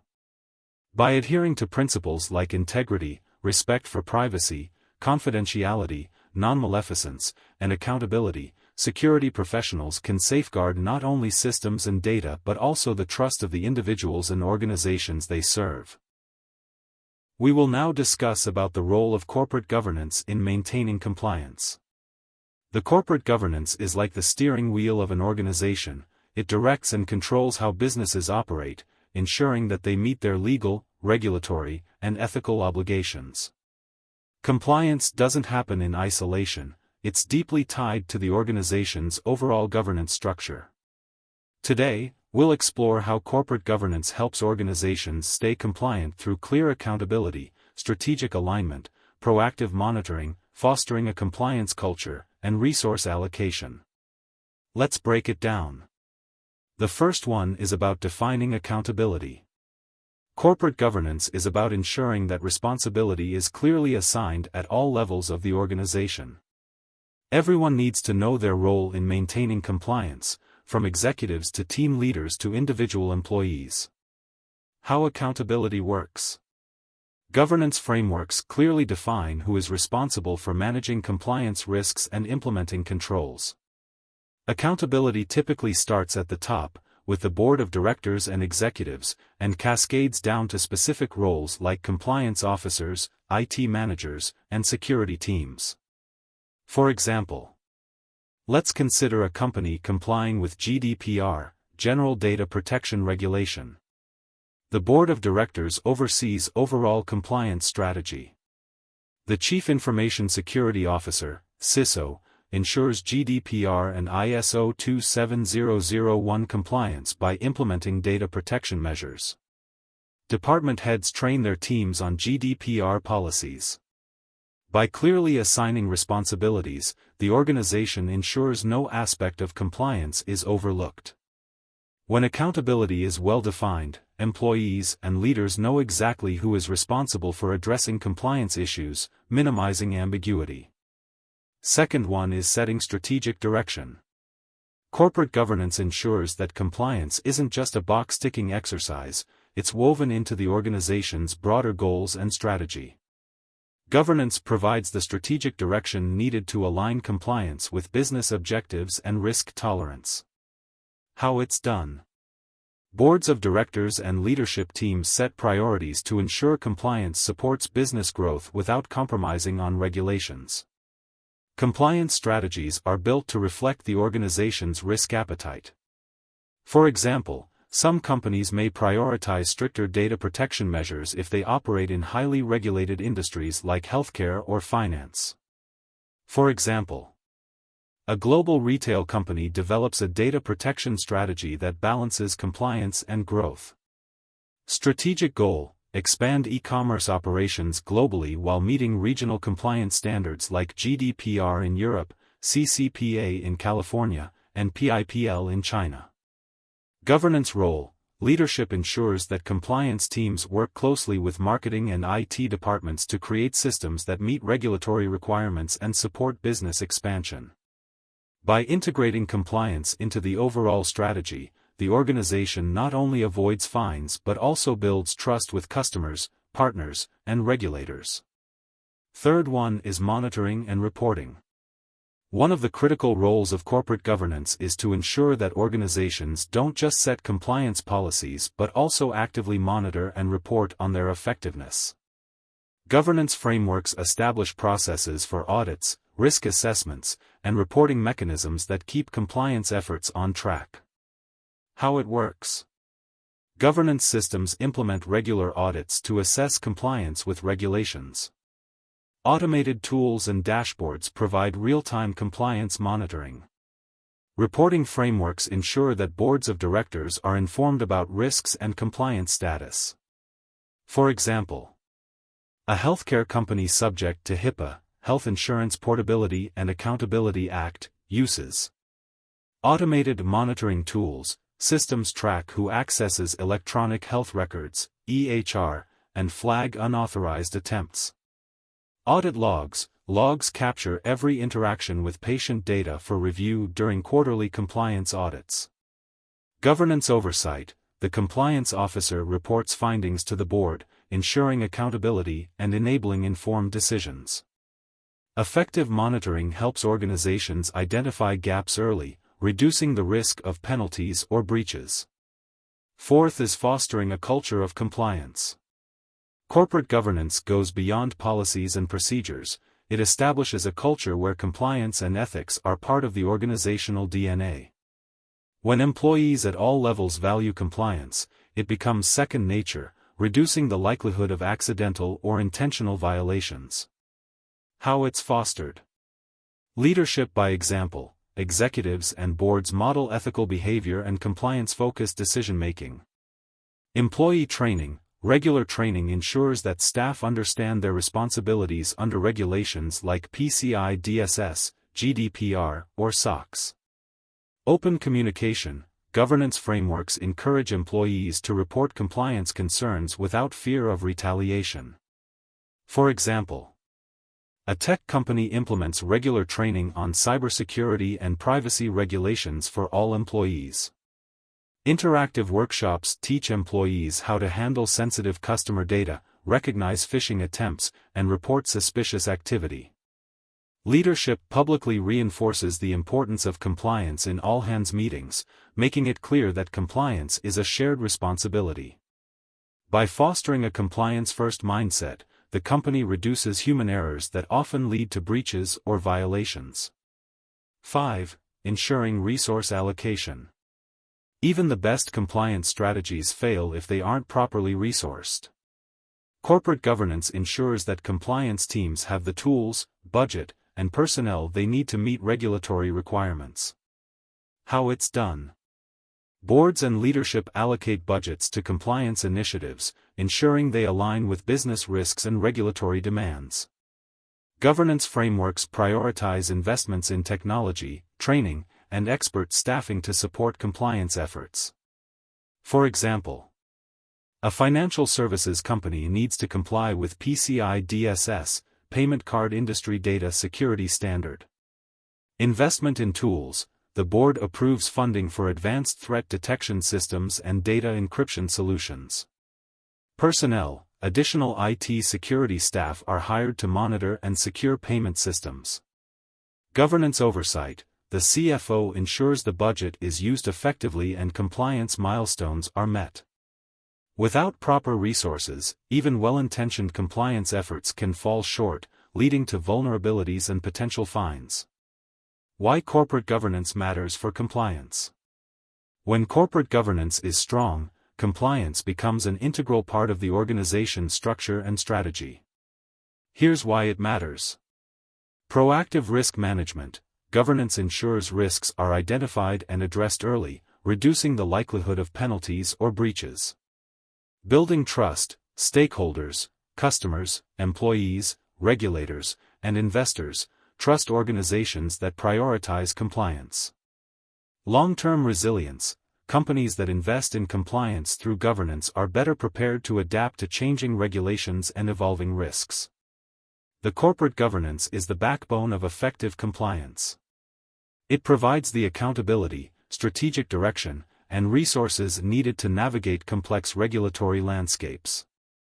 By fostering a culture of compliance and implementing robust monitoring and reporting, governance not only protects organizations from penalties but also builds trust and ensures long-term success. Next, we will be discussing about the developing and maintaining security policies, a cornerstone of effective security management. Think of security policies as the rulebook for an organization's security practices. They define acceptable behavior, outline procedures, and ensure compliance with both internal objectives and external regulations. A well-crafted security policy isn't just a document, it's a living tool that protects assets, guides decision-making, and empowers employees to contribute to a secure environment. Let's start with exploring the characteristics of effective security policies and how to ensure they remain relevant and actionable over time. Before we dive into the details, let's set the stage. Why are security policies so critical? The policies ensure that everyone, employees, contractors, and third parties, follows the same rules and best practices. Policies help organizations meet legal, regulatory, and industry standards, such as GDPR, HIPAA, or PCI DSS. By outlining acceptable use, data protection, and incident response practices, policies reduce the likelihood of security incidents. Clear policies assign responsibilities, making it easier to enforce rules and address non-compliance. Now, let's break down what makes a security policy effective. An effective security policy strikes a balance between clarity, relevance, and enforceability.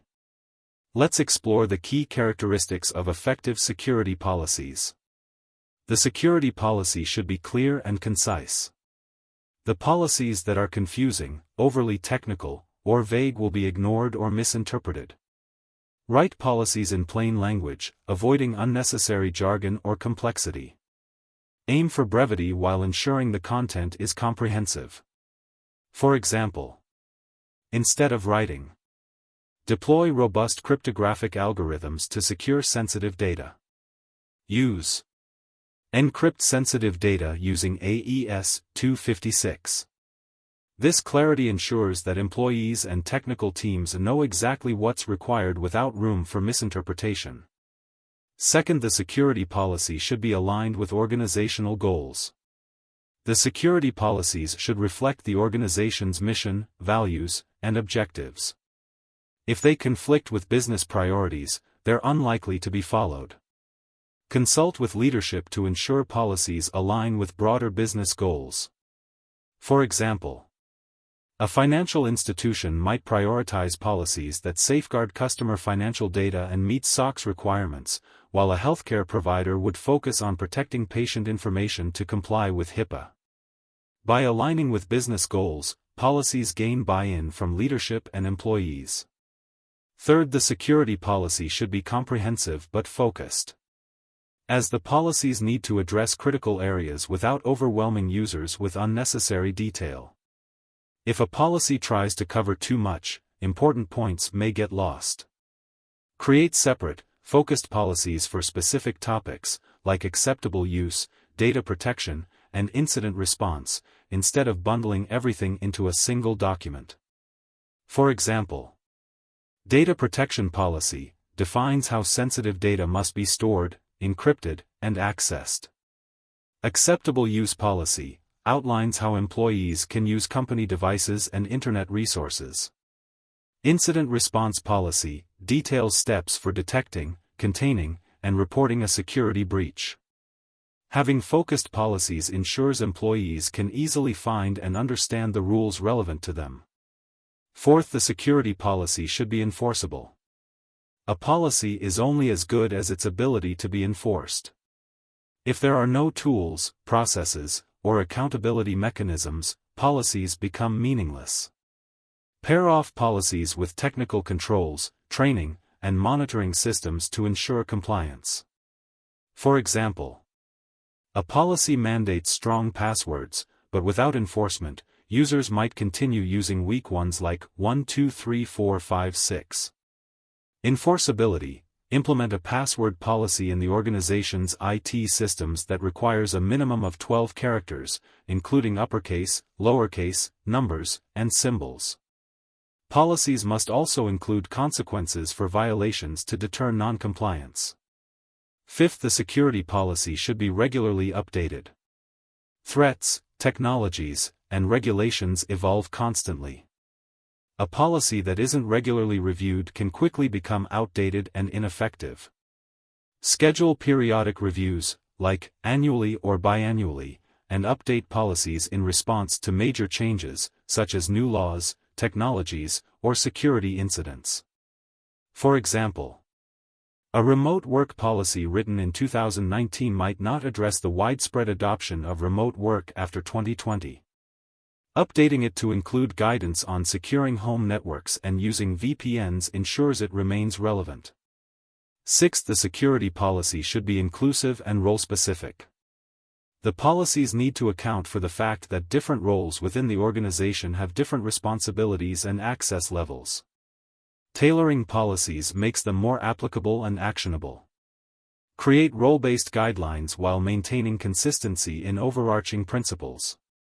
For example, a least privilege policy might specify that IT administrators can access server logs, while marketing staff are restricted to customer analytics platforms. Role-specific tailoring ensures policies are practical and relevant for everyone in the organization. 7th, the security policy should be legally and ethically sound.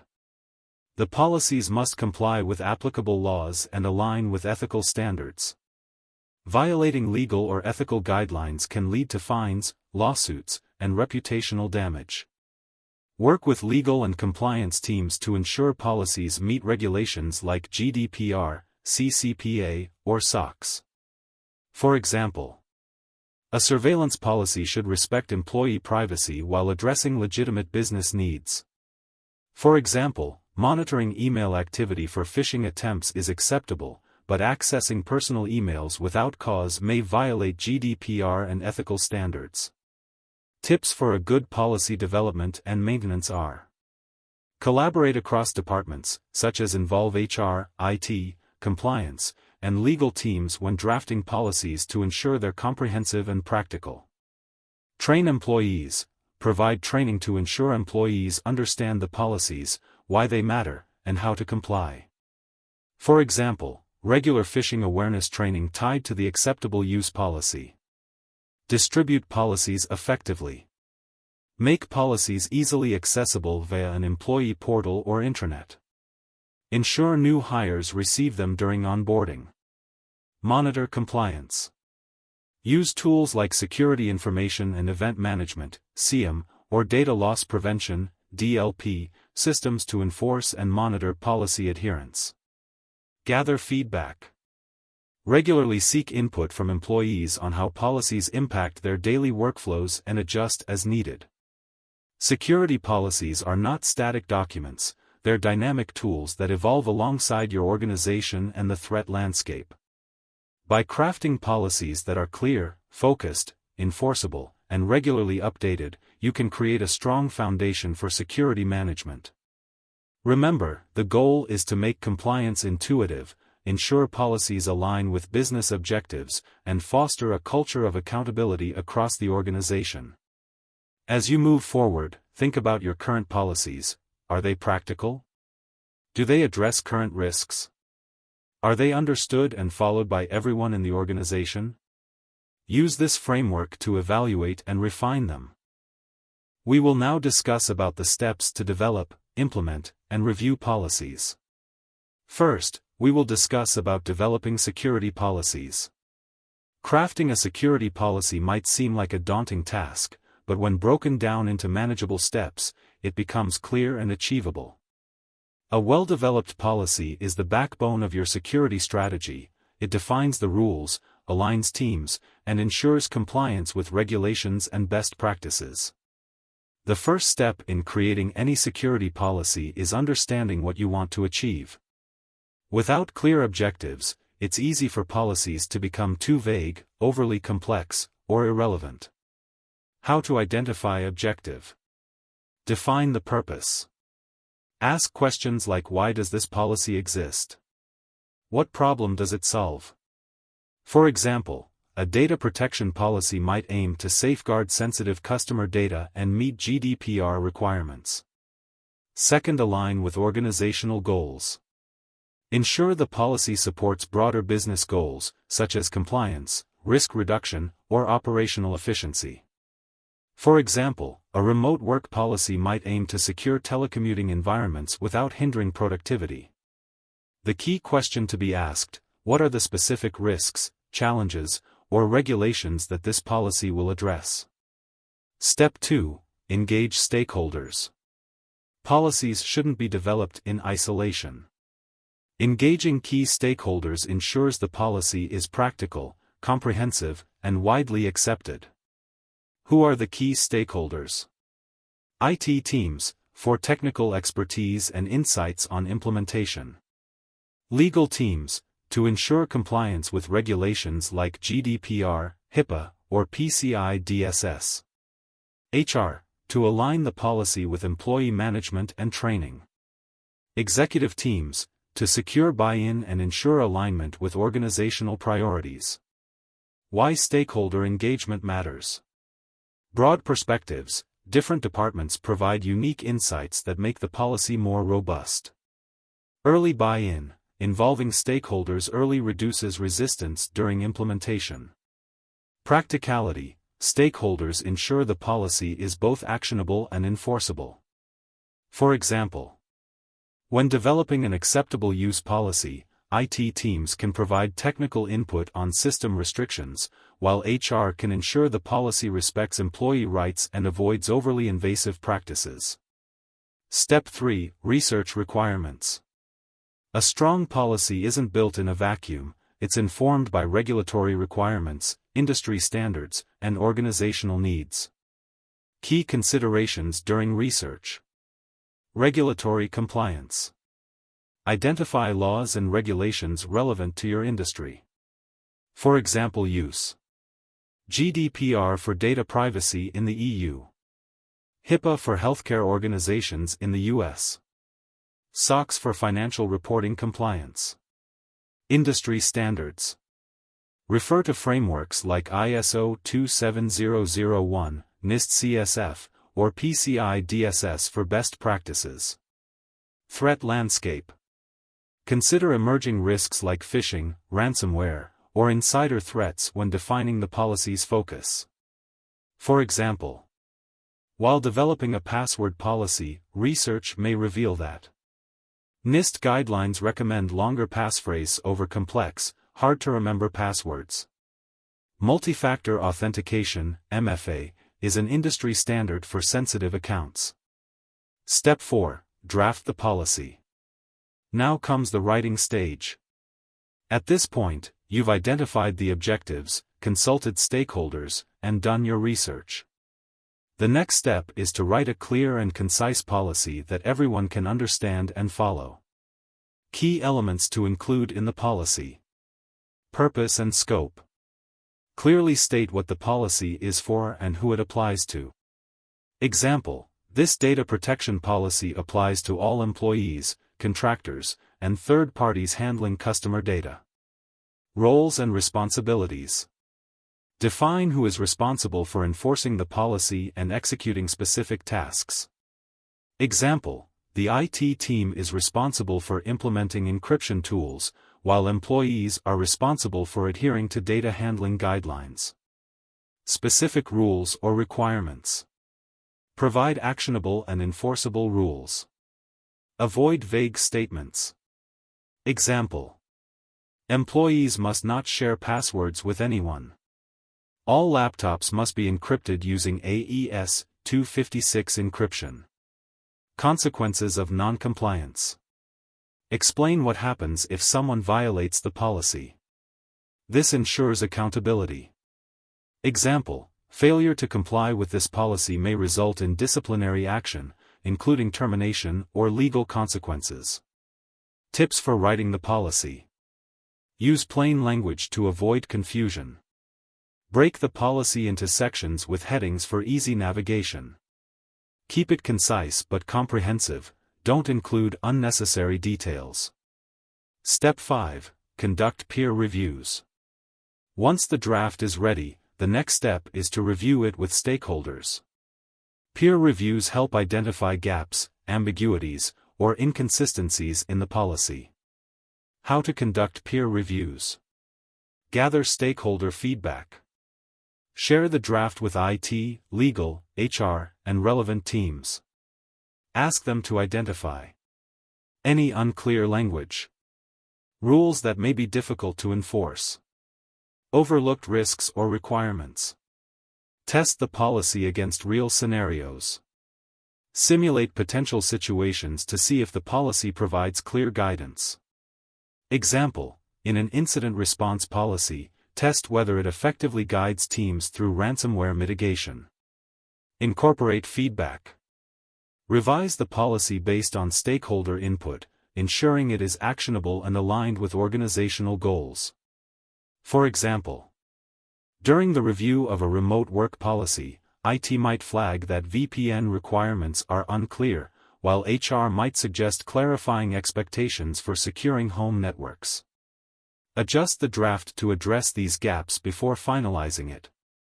The development process ensures your security policy is not just a document, it's a practical, enforceable guide that supports your organization's security strategy. By identifying objectives, engaging stakeholders, conducting research, drafting clearly, and incorporating feedback, you create a policy that is relevant, actionable, and adaptable to changing needs. Remember, developing a security policy is not a one-time task.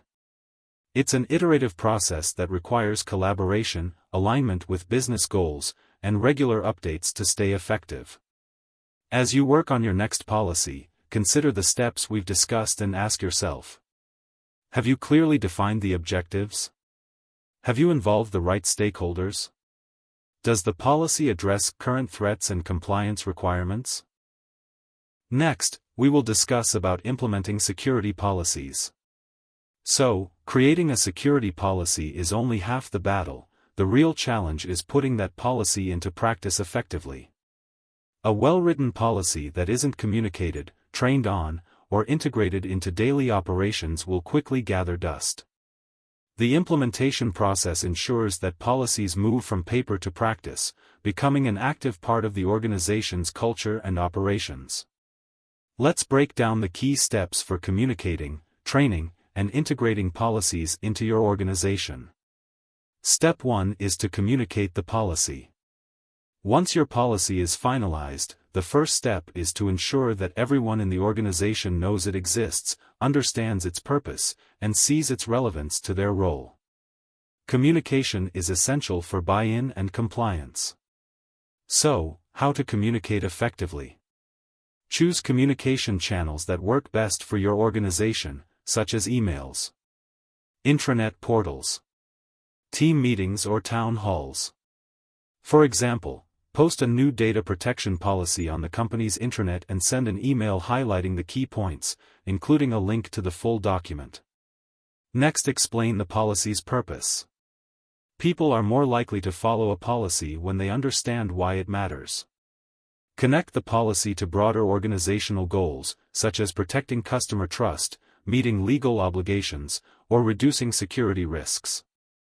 For example, when rolling out a remote work policy, explain that the policy helps secure home networks and protect sensitive company data from cyber threats.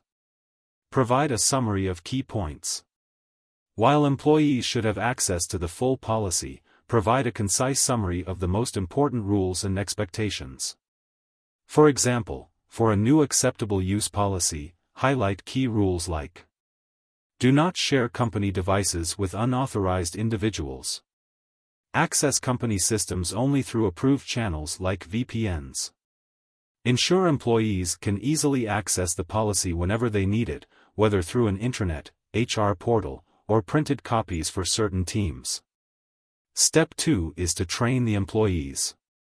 Effective implementation relies on training. A policy is only as good as the understanding and behavior of the people who are expected to follow it. Training ensures that employees know what's expected of them and how to comply. How to train employees. Provide role-specific training.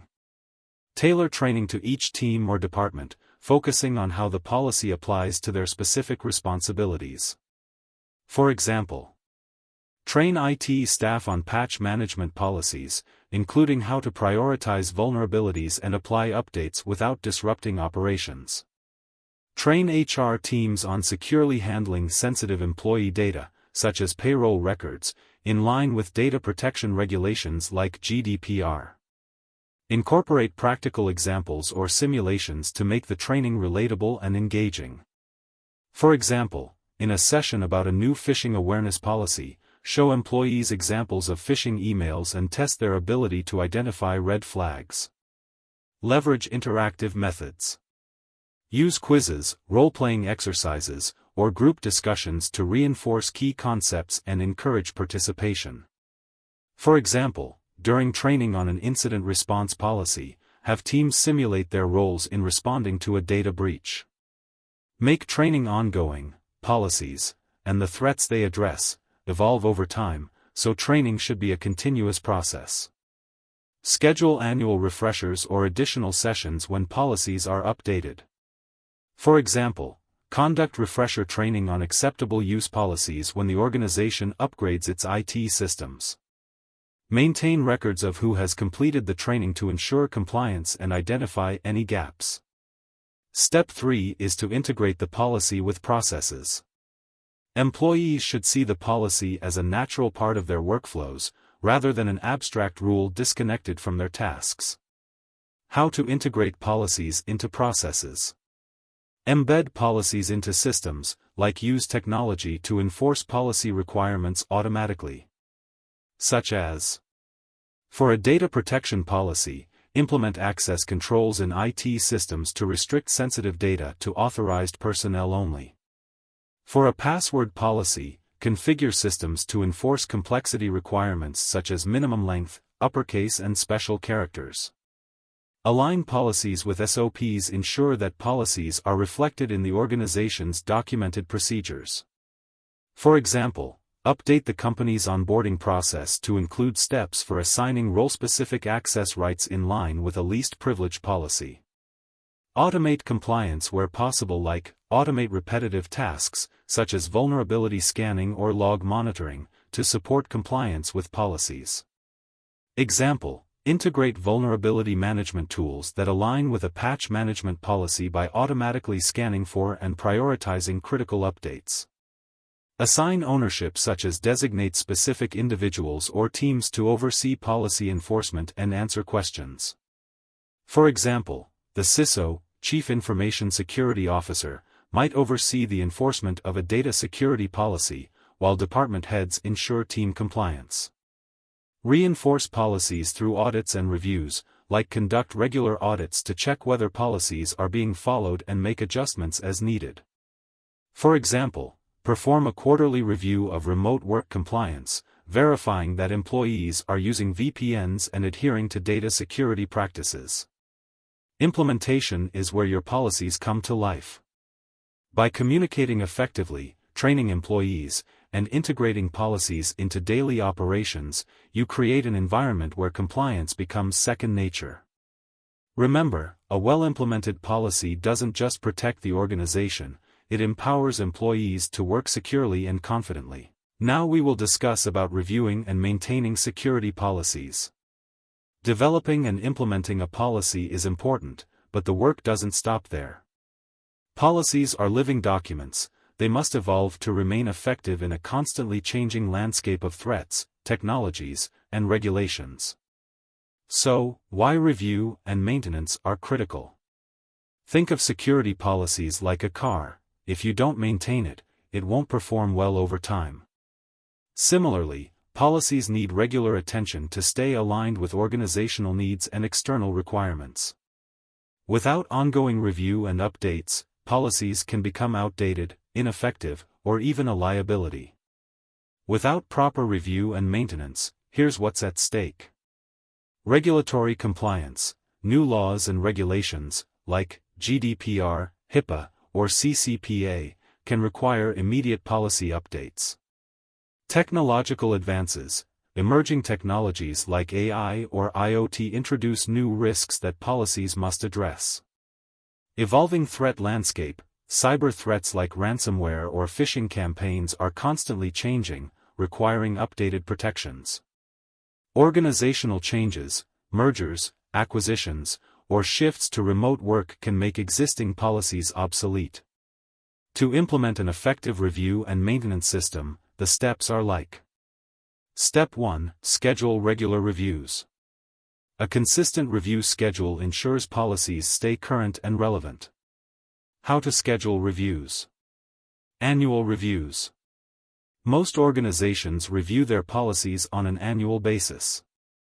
This ensures alignment with ongoing changes in regulations, risks, and technologies. Trigger-based reviews. Major changes in the organization or environment may require immediate policy updates.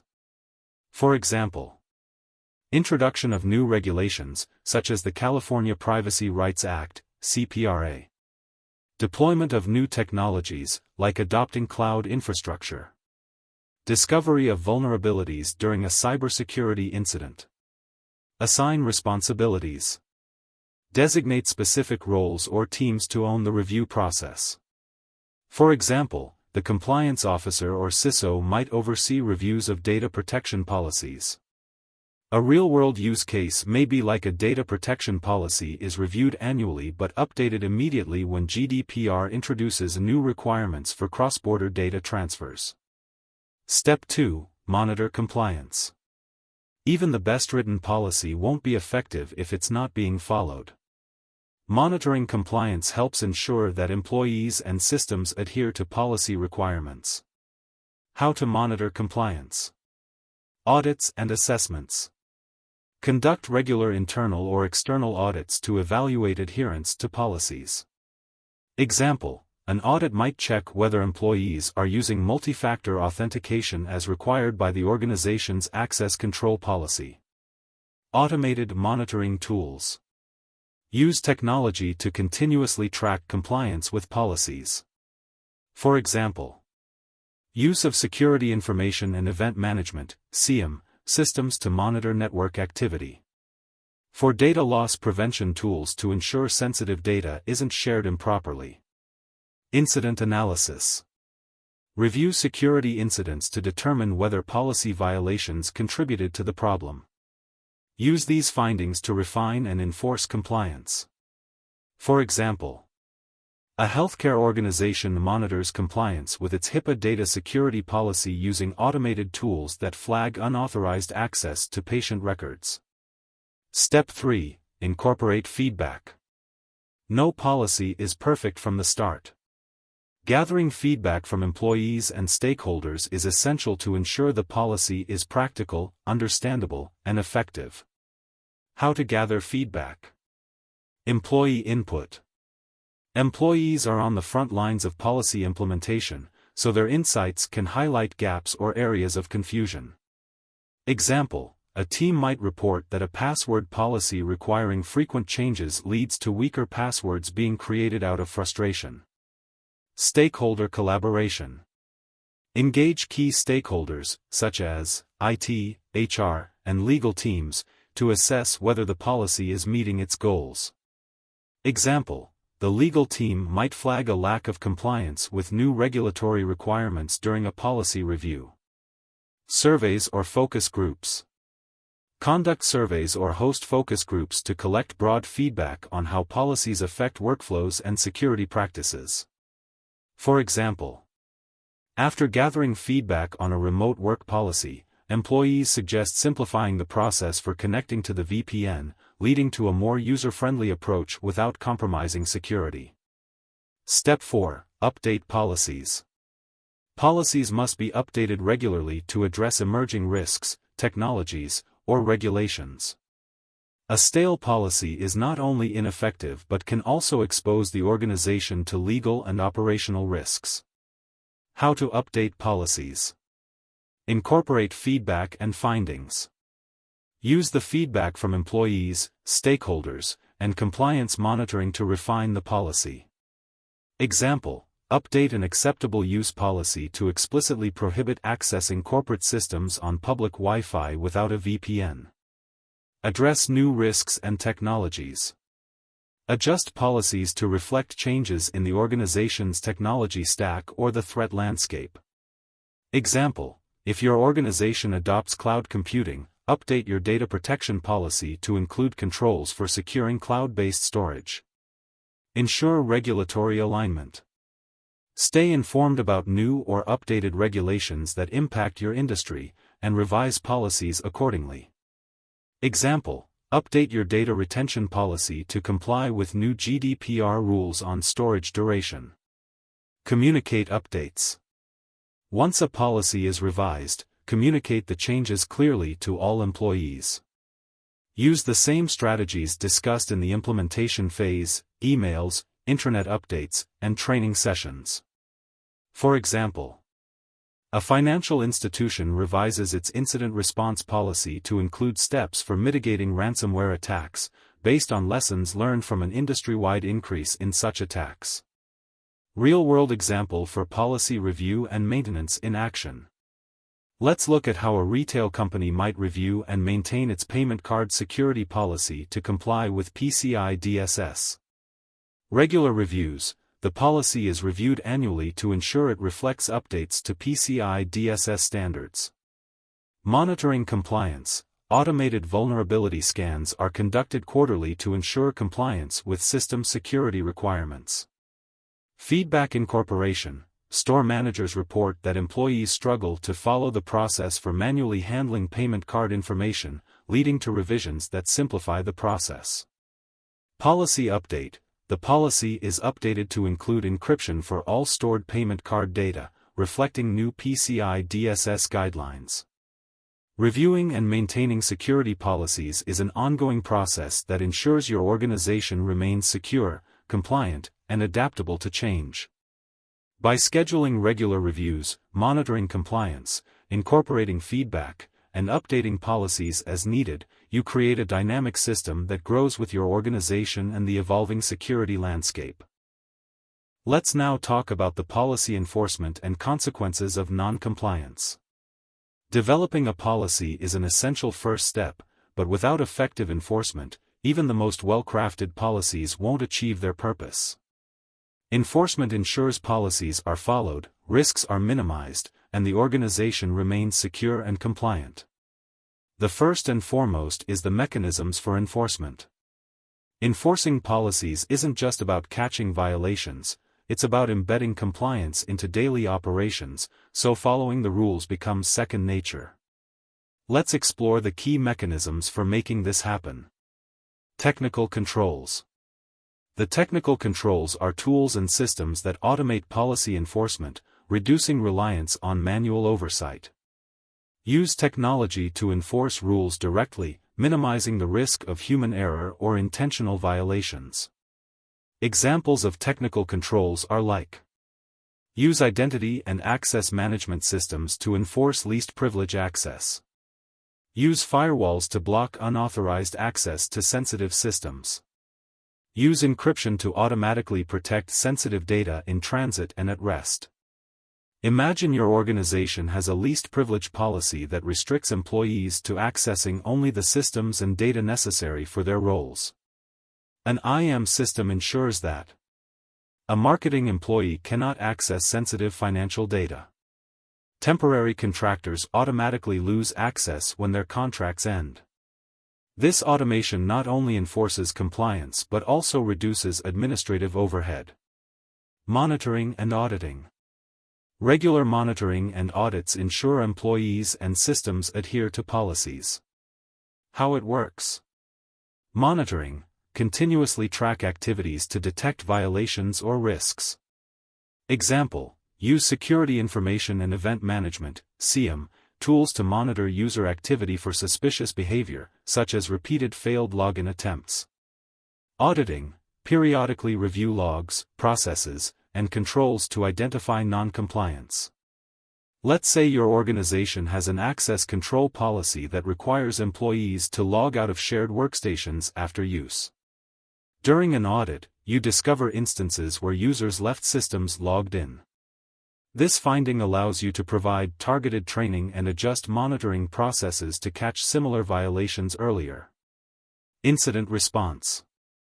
Having clear procedures for handling violations ensures swift action when policies are broken. How it works. Define steps to respond to and remediate non-compliance incidents.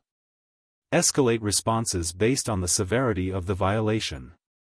Real-world example. If an employee repeatedly fails to follow password policies, your incident response might include locking their account until they reset their password, sending them a warning and offering training on password security, escalating to disciplinary action if the behavior continues. This ensures consistent handling of violations while maintaining fairness. Second is consequences of non-compliance. When employees or the organization fail to follow policies, the consequences can range from minor disruptions to significant financial and reputational damage. Let's break these down. Non-compliance at the employee level can undermine the organization's security and compliance efforts. How it works. For minor infractions, issue warnings, provide retraining, or reinforce the importance of compliance. For serious violations, escalate to penalties such as suspension, termination, or even legal action. Real-world example may be that a minor infraction, an employee forgets to encrypt a sensitive email. You provide retraining on secure communication practices. A serious violation, an employee intentionally leaks sensitive customer data, leading to immediate termination and potential legal action. Clear consequences deter repeat violations and emphasize the seriousness of compliance. Legal and financial penalties. Organizations that fail to comply with regulations may face significant fines and legal consequences. A real-world example is that a healthcare provider fails to implement adequate safeguards for patient data, violating HIPAA requirements. Following a breach, they are fined $1.5 million and face costly litigation. Other regulatory penalties include GDPR, fines of up to €20 million or 4% of global turnover for data privacy violations. PCI DSS, fines from payment card processors for failing to secure cardholder data. Reputational damage. A single publicized incident of non-compliance can erode trust and harm the organization's reputation. Real-world example is that a failure to enforce a secure file-sharing policy results in a data breach where sensitive customer information is exposed. The breach is widely reported, causing customers to lose trust in the organization and leading to lost business opportunities. In many cases, the reputational damage from non-compliance is harder to recover from than financial penalties. Third one is fostering a culture of accountability. Enforcement isn't just about tools and penalties, it's also about creating an environment where employees feel responsible for compliance. A culture of accountability ensures that employees follow policies not out of fear but because they understand their importance. Leadership example. Leaders set the tone for compliance. If executives and managers don't follow policies, employees are unlikely to take them seriously. How to lead by example. Ensure leadership teams adhere to policies and visibly support compliance efforts. Communicate the importance of compliance during meetings or company-wide updates. For example, if a secure communication policy prohibits using personal devices for work-related messaging, executives must also follow this rule, demonstrating that no one is exempt. Employee engagement. Engage employees by emphasizing how compliance contributes to the organization's success and security. How to foster engagement. Provide regular training that highlights the importance of compliance in protecting data, customers, and the organization. Encourage employees to report potential policy violations without fear of retaliation. For example, an employee notices a colleague sharing sensitive information over an unsecured messaging app. Because they feel empowered to report violations, they inform their manager, leading to corrective action. Rewards and recognition. Recognizing employees who consistently follow policies reinforces positive behavior and builds a culture of accountability. How to reward compliance. Acknowledge employees or teams during meetings for their adherence to policies. Provide small incentives, like gift cards or certificates, for exceptional compliance efforts. For example, a department that achieves 100% compliance with a new data protection policy receives a formal acknowledgement from leadership, boosting morale and reinforcing the importance of the policy. Enforcing policies is about striking a balance between proactive measures, accountability, and appropriate consequences for non-compliance. By leveraging technical controls, monitoring, and clear incident response processes, organizations can ensure consistent adherence. At the same time, fostering a culture of accountability ensures that compliance becomes part of the organization's DNA. As you reflect on your own organization's approach to enforcement, ask yourself: are there technical controls in place to automate enforcement? Are employees aware of the consequences of non-compliance? Is leadership setting the right example? Let us now discuss about understanding the risk, one of the most fundamental concepts in security management. Risk is the driving force behind almost every decision in the field of security. Whether we're securing physical assets, protecting sensitive data, or ensuring compliance with regulations, understanding and managing risk is the foundation of an effective security strategy. So, what is risk? At its core, risk is the potential for an event to occur that may cause harm, loss, or disruption to an organization's operations, assets, reputation, or objectives. Here's a simple way to think about it.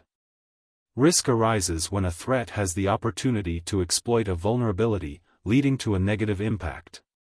So, the threat is something that could cause harm. For example, a hacker attempting to breach a network. The vulnerability is a weakness that makes it easier for the threat to succeed. For example, an unpatched software system. And the impact is the potential consequences if the threat is successful. For example, financial loss, reputational damage, or operational downtime. So, the key takeaway is that risk isn't something you can eliminate entirely, it's about managing it effectively to minimize harm. Now that we've defined risk, let's explore its different types. Every organization faces a wide range of risks, each with unique challenges and consequences. The first one is the operational risks. What are they? The operational risks arise from the internal processes, systems, or human actions within an organization. They're often unintentional but can significantly disrupt daily operations. The examples of operational risks are like system outages, a critical IT system fails, halting operations. Data entry errors, incorrect financial entries lead to misreported revenue. Human errors, an employee mishandles sensitive customer data. Real-world example is like, a financial services company experiences a 4-hour outage in its trading platform due to a system configuration error. The downtime results in lost revenue and customer dissatisfaction. Second is the strategic risks. The strategic risks are tied to high-level decisions, business objectives, and long-term goals. These risks can impact the entire direction of the organization. Examples of strategic risks are expanding into a new market without proper research, failing to keep up with new technologies or industry trends, mismanaging a public crisis, leading to reputational harm. A real-world example is like a retail company decides to launch an online store but neglects to invest in cybersecurity. A data breach occurs shortly after the launch, damaging customer trust and sales. The third type of risk is the financial risks. The financial risks relate to the loss of money, mismanagement of resources, or external economic factors that affect profitability. Examples of financial risks are currency fluctuations. A multinational corporation loses revenue due to changing exchange rates. Fraud. An employee embezzles funds using fake invoices. Economic downturns. A recession causes a decline in customer spending. A real-world example is that a small business faces bankruptcy after an employee conducts a phishing scam, diverting significant funds into fraudulent accounts. The fourth type of risk are compliance risks. The compliance risks occur when an organization fails to meet legal, regulatory, or contractual obligations. These risks can lead to fines, penalties, or operational shutdowns. Examples of compliance risks are like failing to comply with GDPR, resulting in heavy fines. Ignoring PCI DSS standards for securing payment card data. Violating environmental regulations. The real-world example is that a healthcare provider is fined $2 million for not encrypting patient data, violating HIPAA rules. The fifth type of risk are cybersecurity risks. The cybersecurity risks arise from threats to digital assets, systems, and networks. These risks are among the most pressing for modern organizations. Examples of cybersecurity risks are ransomware attacks. Hackers lock critical data and demand payment to restore access. Data breaches. Sensitive customer information is stolen and sold on the dark web. Phishing. Employees are tricked into revealing login credentials. The real-world example is that a global logistics company is hit by ransomware, halting operations for days and costing millions in recovery and lost business. Sixth type of risk are reputational risks. The reputational risks affect how the public, customers, and stakeholders perceive the organization. Even small incidents can snowball into significant damage. Examples of reputational risks are negative media coverage due to unethical business practices. A poorly handled security incident, like a high-profile data breach. Employee behavior that reflects poorly on the organization. Real-world example is that a social media platform faces public backlash after failing to disclose a major breach, resulting in lost users and trust. And the seventh and last type of risk are environmental and physical risks. The environmental and physical risks stem from natural disasters, climate change, or threats to physical infrastructure and security. Examples of environmental and physical risks are natural disasters like floods or earthquakes damaging facilities. Unauthorized physical access to secure areas. Theft of physical assets, such as laptops or equipment. Real-world example is that a manufacturing facility is forced to shut down for weeks after a hurricane causes severe flooding, disrupting the supply chain. Understanding the different types of risks helps organizations prioritize their resources and tailor their risk management strategies. Questions to ask when identifying risks. 1. What are the biggest threats to our operations, assets, and objectives? 2. What vulnerabilities exist in our systems, processes, or strategies? 3. What would the impact be if these risks were realized? By answering these questions, organizations can gain a clearer picture of their risk landscape and begin developing strategies to mitigate potential harm. Risk is a reality for every organization, but understanding it is the first step toward managing it effectively. From operational to reputational risks, each type requires a tailored approach to mitigation. Let us now discuss about understanding risk, the threats, vulnerabilities, and its impact. The risk management is an essential part of security, and breaking it down into its core elements helps organizations assess, mitigate, and respond effectively. We will explore the three fundamental components of risk: threats, vulnerabilities, and impact. So, what are threats and what could go wrong? A threat is any potential event or action that could cause harm to an organization. Threats can come from external sources, such as cybercriminals or natural disasters, or internal sources, such as human errors or system failures. They may also be intentional, like hacking attempts, or accidental, like misconfiguring a firewall that exposes sensitive data. The different types of threats are like natural threats. Natural threats are environmental events that are beyond human control but can cause significant disruptions to operations. Examples include hurricanes, earthquakes, floods, and wildfires.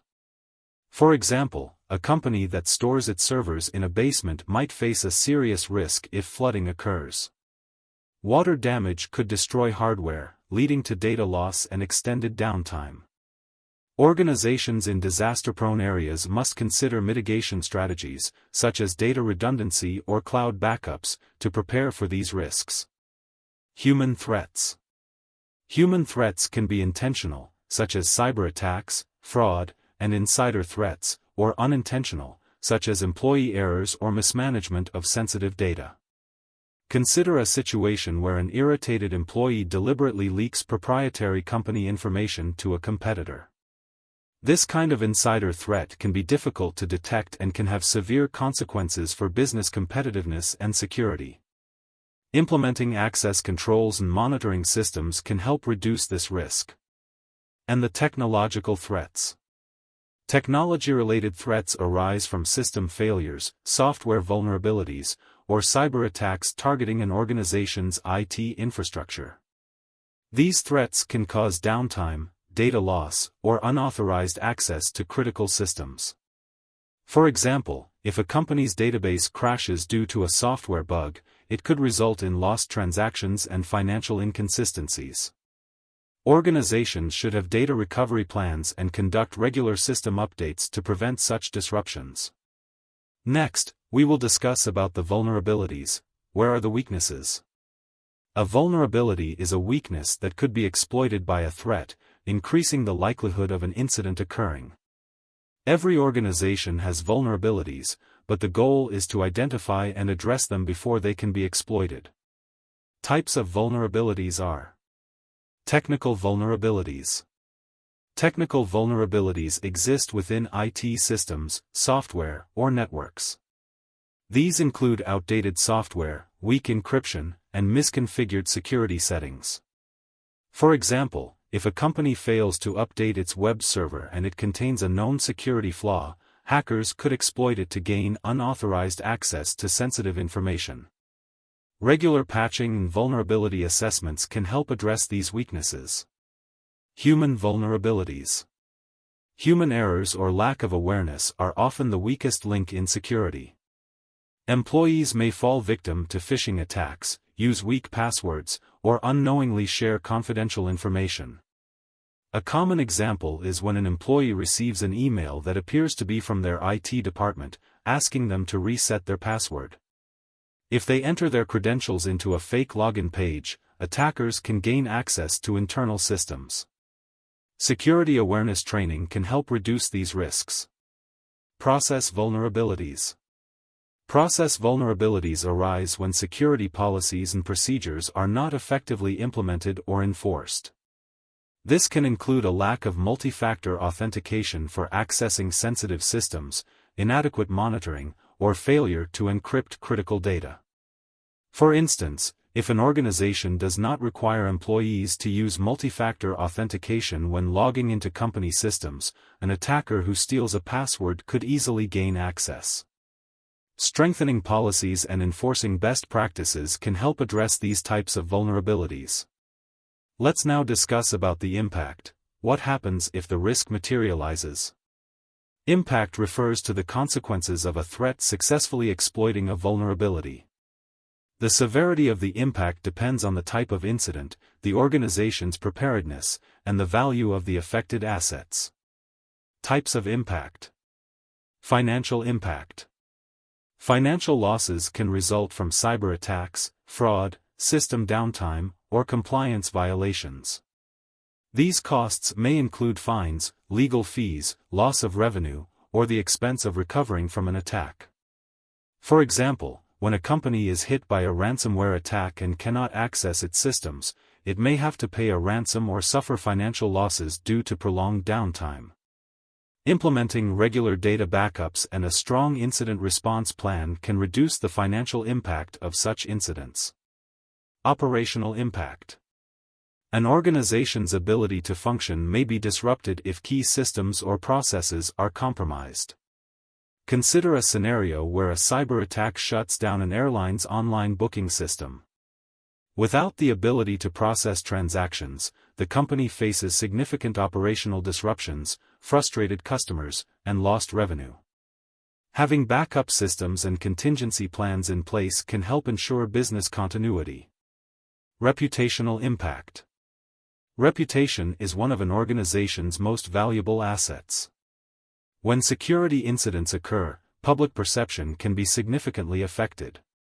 For example, if a company experiences a data breach and customer information is leaked, public trust may decline. Customers may take their business elsewhere, and the organization may face negative media coverage. Companies should have a strong communication strategy in place to manage such situations and rebuild trust. Legal and regulatory impact. Non-compliance with regulations such as GDPR, HIPAA, or PCI DSS can result in fines, lawsuits, and other legal consequences. For example, under GDPR, organizations that fail to report data breaches within 72 hours can face significant financial penalties. Ensuring compliance with industry regulations through regular audits and policy enforcement can help mitigate this risk.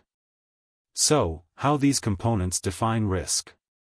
Risk is the combination of threats, vulnerabilities, and impact. Understanding how they interact is key to assessing risk levels and prioritizing mitigation efforts. A common formula used in risk assessment is: the risk is equal to threat multiplied by vulnerability multiplies by impact. If a company has frequent phishing attempts, which is a threat, weak email security is like vulnerability, and handles large volumes of sensitive customer data, high impact, then the overall risk is very high. However, by reducing one or more of these factors, such as implementing anti-phishing software, training employees, or encrypting sensitive data, the overall risk can be significantly lowered. Understanding threats, vulnerabilities, and impact helps organizations make informed security decisions. The goal is not to eliminate risk entirely, as that is impossible, but rather to manage it effectively. By addressing vulnerabilities, mitigating threats, and minimizing potential impact, organizations can build a stronger security posture. As we move forward, think about the risks your organization faces. What are the biggest threats? Where are the vulnerabilities? How prepared are you to handle the impact if something goes wrong? Let's now discuss about the risk assessment and analysis. Understanding risks is one thing, but effectively assessing and analyzing them is what enables organizations to make informed decisions. Without a structured approach, businesses may either overreact to minor risks or underestimate serious threats. In this section, we'll break down the risk assessment process, explore the differences between qualitative and quantitative risk assessments, and discuss how organizations can prioritize risks for better decision-making. So, what is risk assessment? The risk assessment is the process of identifying, evaluating, and prioritizing risks to help organizations determine how to handle them. Think of it like this: if you're planning a road trip, you would assess risks such as bad weather, mechanical failure, or heavy traffic. Based on your assessment, you might pack a spare tire, check the forecast, or choose an alternate route. Organizations do the same thing when managing risks. They assess what could go wrong and take steps to minimize disruptions. Risk assessments typically answer three key questions. What can go wrong? Identifying threats and vulnerabilities. How likely is it to happen? Evaluating probability. What is the impact if it does happen? Assessing consequences. Once risks are assessed, organizations can decide whether to mitigate, transfer, accept, or avoid them. The risk assessments generally fall into two categories: qualitative and quantitative. Each has its strengths, and the right approach depends on the situation. Let's take a closer look at both. The qualitative risk assessment is based on subjective evaluation rather than numerical calculations. It relies on expert judgment, brainstorming, and structured frameworks to categorize risks using descriptive terms like high, medium, or low. The key features of qualitative risk assessment are that it focuses on expert opinion rather than hard data, uses tools like risk matrices, heat maps, and risk scoring to prioritize risks, helps non-technical stakeholders understand risks in simple terms. The advantages of qualitative risk assessments are that they are simple and fast to perform.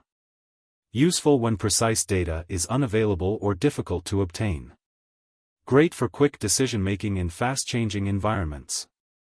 The disadvantages of qualitative risk assessments are that The subjective results depend on the opinions of those conducting the assessment.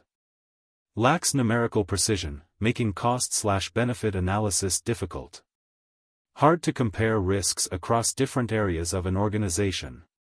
Example of qualitative risk assessment are like. Let's say we are assessing risks to a data center. Threat, power failure. Likelihood is high. Impact is medium. Overall risk is high, requires mitigation. In this case, we don't use numbers, but we categorize risks based on expert opinion. If a risk is rated as high, the organization may decide to invest in backup generators to mitigate the threat. Qualitative assessments are often used in initial risk evaluations to quickly identify high-priority risks. The quantitative risk assessment uses numerical data and statistical methods to calculate the potential financial or operational impact of risks. Instead of subjective ratings like high, medium, or low, quantitative assessments involve measurable data such as probabilities, costs, and expected losses. The key features of quantitative risk assessment are that it uses hard data, financial estimates, and statistical models to assess risks. Supports cost/benefit analysis, helping organizations decide whether mitigation efforts are worth the investment. Often involves probability calculations and simulations, such as Monte Carlo analysis.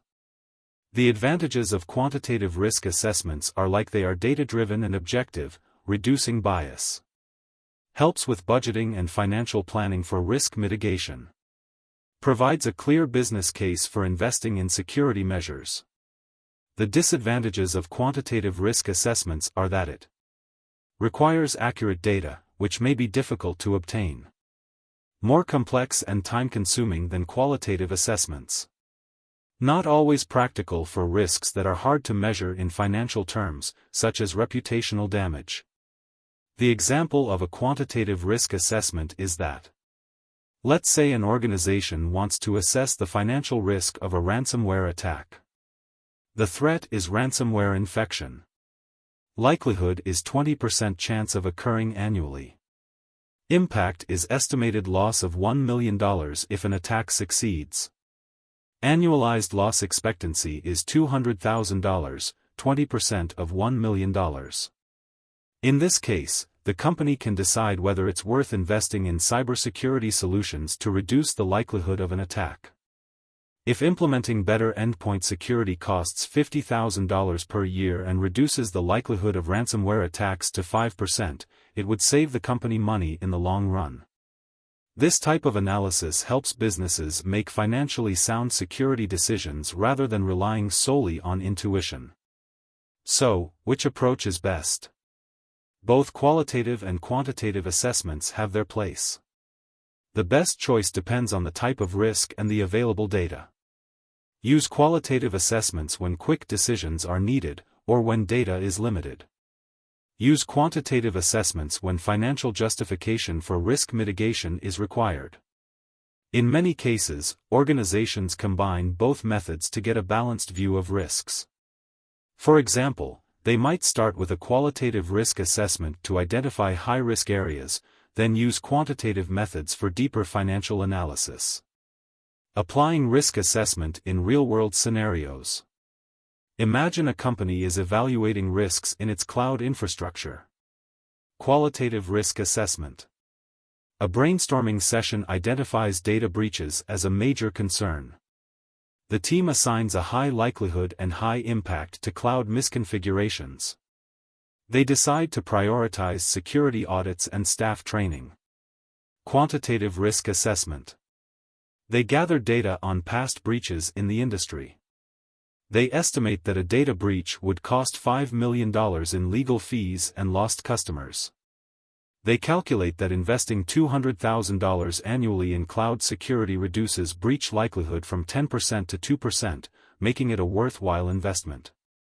By combining both approaches, the company ensures it makes data-driven decisions while still considering expert judgment. Risk assessment and analysis are essential for effective security management. Whether using qualitative or quantitative methods, the goal is the same: identify, evaluate, and prioritize risks so that organizations can take the right actions to protect their assets. Let us now discuss about the risk assessment methodologies. Conducting risk assessments effectively requires a structured approach.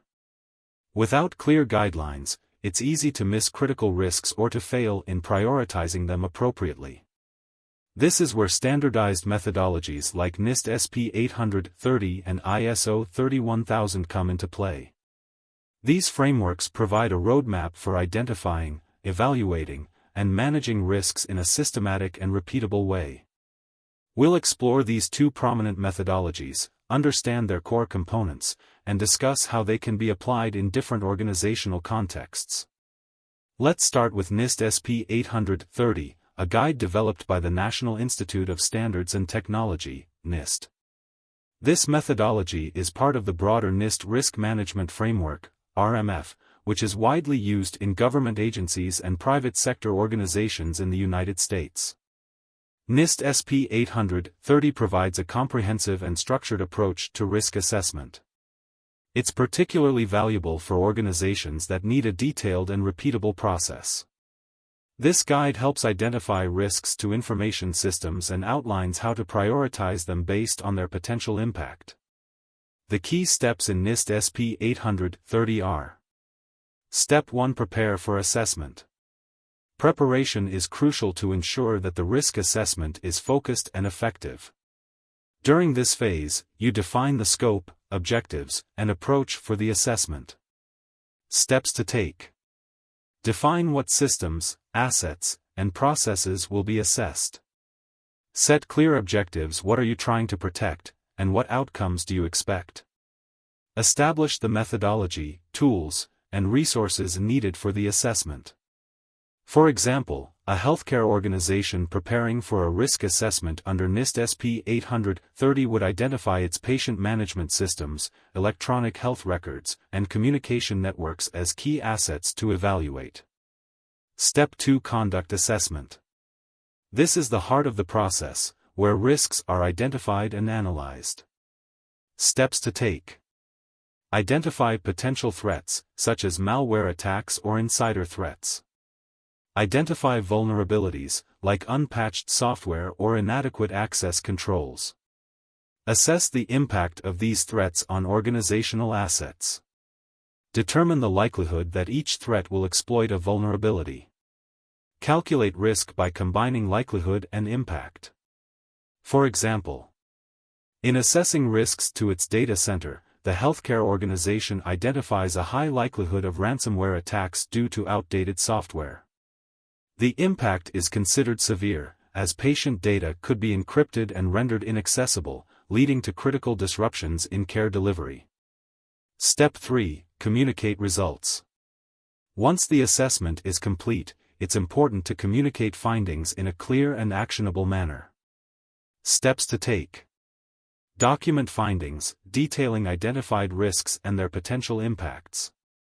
Provide recommendations for mitigating high-priority risks. Present the results to stakeholders, including IT staff, management, and executive leadership. For example, the healthcare organization's risk assessment report recommends upgrading software and implementing multi-factor authentication, MFA, to reduce ransomware risks. Step 4. Maintain assessment. Risk is not static. Regular updates ensure that the assessment remains relevant. Steps to take.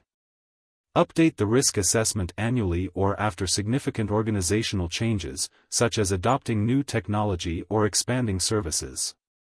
Implement continuous monitoring to detect emerging threats. For example, after implementing initial recommendations, the healthcare organization schedules annual reviews and integrates monitoring tools to identify new vulnerabilities in real time. Strengths of NIST SP-830. Highly structured, offers a clear, step-by-step process that ensures thorough risk evaluation. Comprehensive, covers all aspects of risk, including likelihood, impact, and mitigation strategies. Focuses on continuous improvement, encourages ongoing monitoring and regular updates. NIST SP-830 is ideal for organizations requiring a detailed and systematic approach, such as government agencies, healthcare providers, and financial institutions. Now let's shift to ISO 31000, an international standard that provides a high-level, principles-based approach to risk management. Unlike NIST SP-830, which is highly structured, ISO 31000 is more flexible and can be adapted to any industry or organizational context. ISO 31000 outlines a framework that helps organizations integrate risk management into their core processes. It is applicable across different industries, making it a versatile tool for managing risk at all organizational levels. The core principles of ISO 31000 are like: risk management should be an integral part of all organizational processes, from strategic planning to daily operations. For example, a manufacturing company integrates risk management into its supply chain operations to identify potential disruptions and develop contingency plans.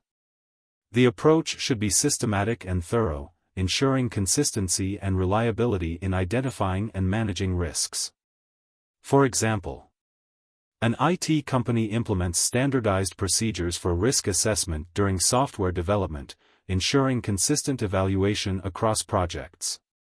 ISO 31000 is designed to be adaptable to an organization's specific context, objectives, and risk tolerance.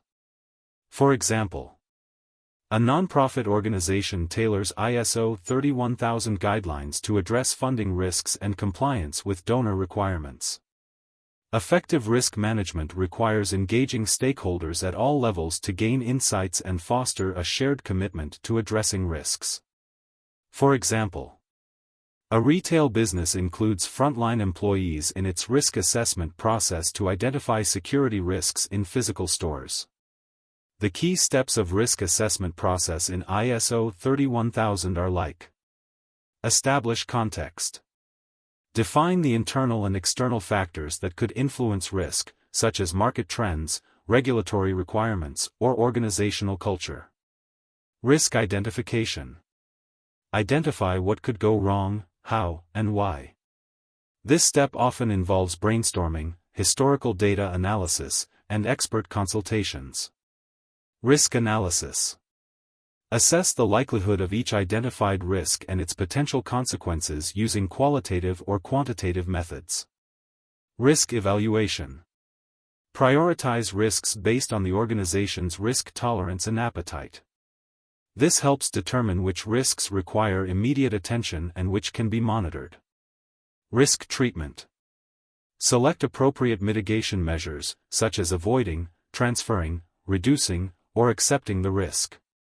Strengths of ISO 31000 are that it is flexible and adaptable, can be customized to fit any organization, regardless of size or industry.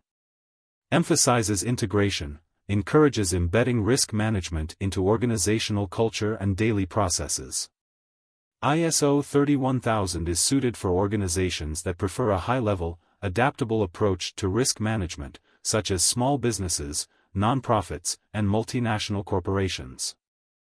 The choice between NIST SP-830 and ISO 31000 depends on organizational needs. NIST SP-830 is ideal for organizations needing a detailed, structured framework, particularly those in regulated industries. ISO 31000 offers a flexible, principles-based approach suitable for organizations seeking to embed risk management across all levels and functions. Risk assessment methodologies like NIST SP-830 and ISO 31000 provide invaluable frameworks for identifying, analyzing, and managing risks. By choosing the right methodology, organizations can enhance their resilience, ensure regulatory compliance, and protect their critical assets. Consider your organization's needs. Do you need a detailed, structured approach, or a flexible, high-level framework? How integrated is risk management into your organization's daily operations? Let us now discuss about risk identification and prioritization. Think of risk assessment like a health checkup for your business. Just like a doctor identifies potential health risks and prioritizes treatments, organizations need structured ways to detect and handle risks before they become major problems. Risk identification. How do we spot risks? Before we can manage risks, we need to find them. Here are some of the best tools organizations can use to identify risks. Brainstorming, the power of collective thinking. Imagine you're in a room with your team, key stakeholders, and subject matter experts. Everyone throws out ideas about possible risks, from financial risks to cybersecurity threats. This method helps capture a broad range of risks that might not be obvious to a single person. The goal is quantity over quality at first, just list out as many risks as possible. For example, a cybersecurity team brainstorming risks might list out phishing attacks, malware, insider threats, and data breaches.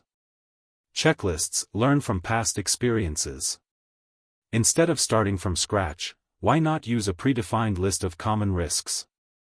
Organizations in high-risk industries, like aviation, finance, or healthcare, rely on standardized risk checklists to ensure they don't miss critical risks. For example, a financial firm might use a checklist including market fluctuations, fraud risks, and regulatory compliance issues. SWOT analysis. SWOT means strengths, weaknesses, opportunities and threats. This technique helps you align risks with your business strategy. You analyze strengths, internal advantages that can mitigate risk. Weaknesses, which is internal vulnerabilities. Opportunities, any external chances for growth. Threats, external risks that could harm the business. For example, a tech startup may identify a strong development team, strength, but also reliance on a single supplier, weakness, which could create a supply chain risk. Interviews and surveys. Get insights from the experts. Talking to employees, customers, and subject matter experts can uncover risks that aren't obvious. Frontline employees often see problems before management does. Anonymous surveys can encourage people to speak honestly about risks they've observed. For example, a manufacturing company might interview factory workers and discover machine failures that weren't previously reported. Risk prioritization. Which risks should we tackle first? Once we've identified risks, we need to prioritize them.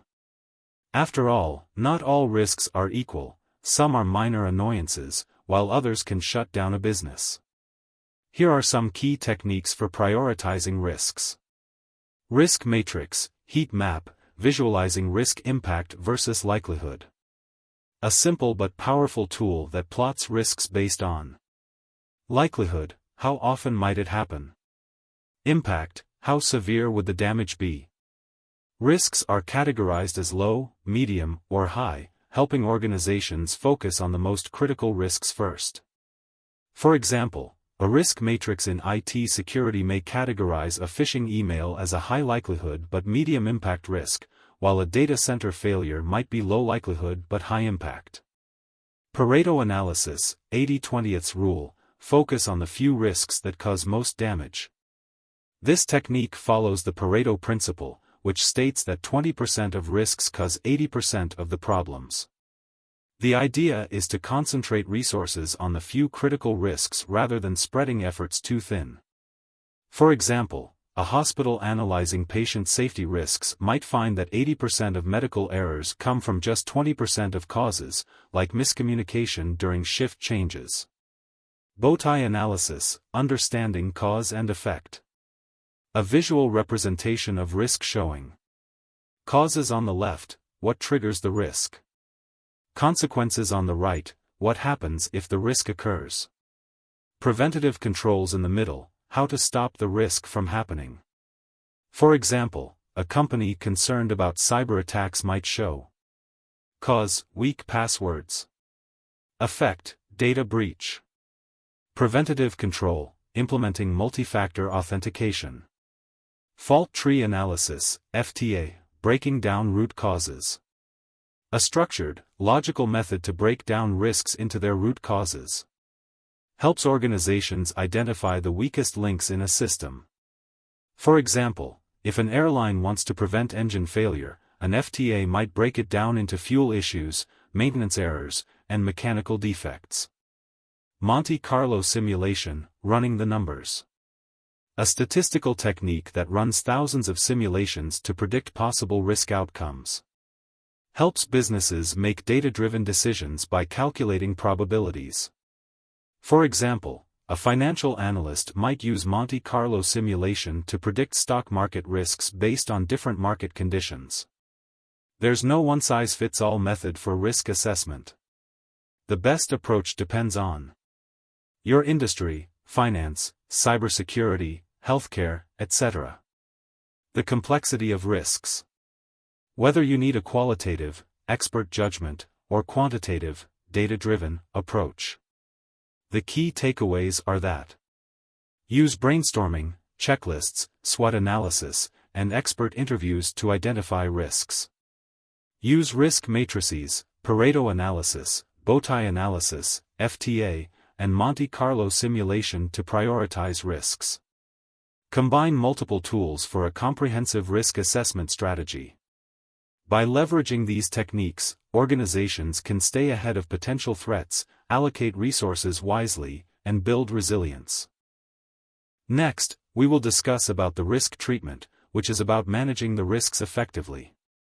Since we've discussed how to identify and assess risks, the next step is figuring out what to do about them. This is where risk treatment comes into play. Organizations can't eliminate risk entirely, but they can manage and control it in a way that aligns with business goals and security objectives. We will focus on 4 main risk treatment strategies: acceptance, avoidance, mitigation, and transference, and explore how to develop risk mitigation plans and implement continuous risk monitoring to keep risks in check. What is risk treatment? Risk treatment is the process of deciding how to handle identified risks based on their likelihood, impact, and the organization's risk tolerance. The goal is to minimize potential damage while ensuring business operations continue smoothly. Think of it like crossing a busy road. You might avoid the risk by taking a bridge or underpass. You might mitigate the risk by looking both ways and walking carefully. You might transfer the risk by using a pedestrian crossing with traffic lights. Or, if the road is quiet and the risk is low, you might accept the risk and cross without extra precautions. Organizations use similar thinking when deciding how to handle security, financial, and operational risks. So, the risk treatment strategies: there are 4 main ways to treat risk, each suited to different situations. The choice depends on factors like the severity of the risk, the cost of mitigation, and how much risk the organization is willing to tolerate. Risk acceptance. The risk acceptance means choosing to accept a risk without taking additional action. This is usually done when the risk is low impact and unlikely to occur. The cost of mitigation is higher than the potential damage. When to use it? For minor risks that won't significantly impact operations. When mitigation is impractical or too expensive. When an organization has a high risk tolerance for certain activities. For example, a small business identifies that a software bug in their internal tracking system may occasionally cause minor delays in reporting.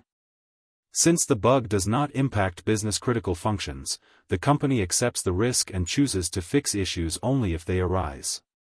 Risk avoidance. The risk avoidance means eliminating a risk entirely by not engaging in the activity that creates it.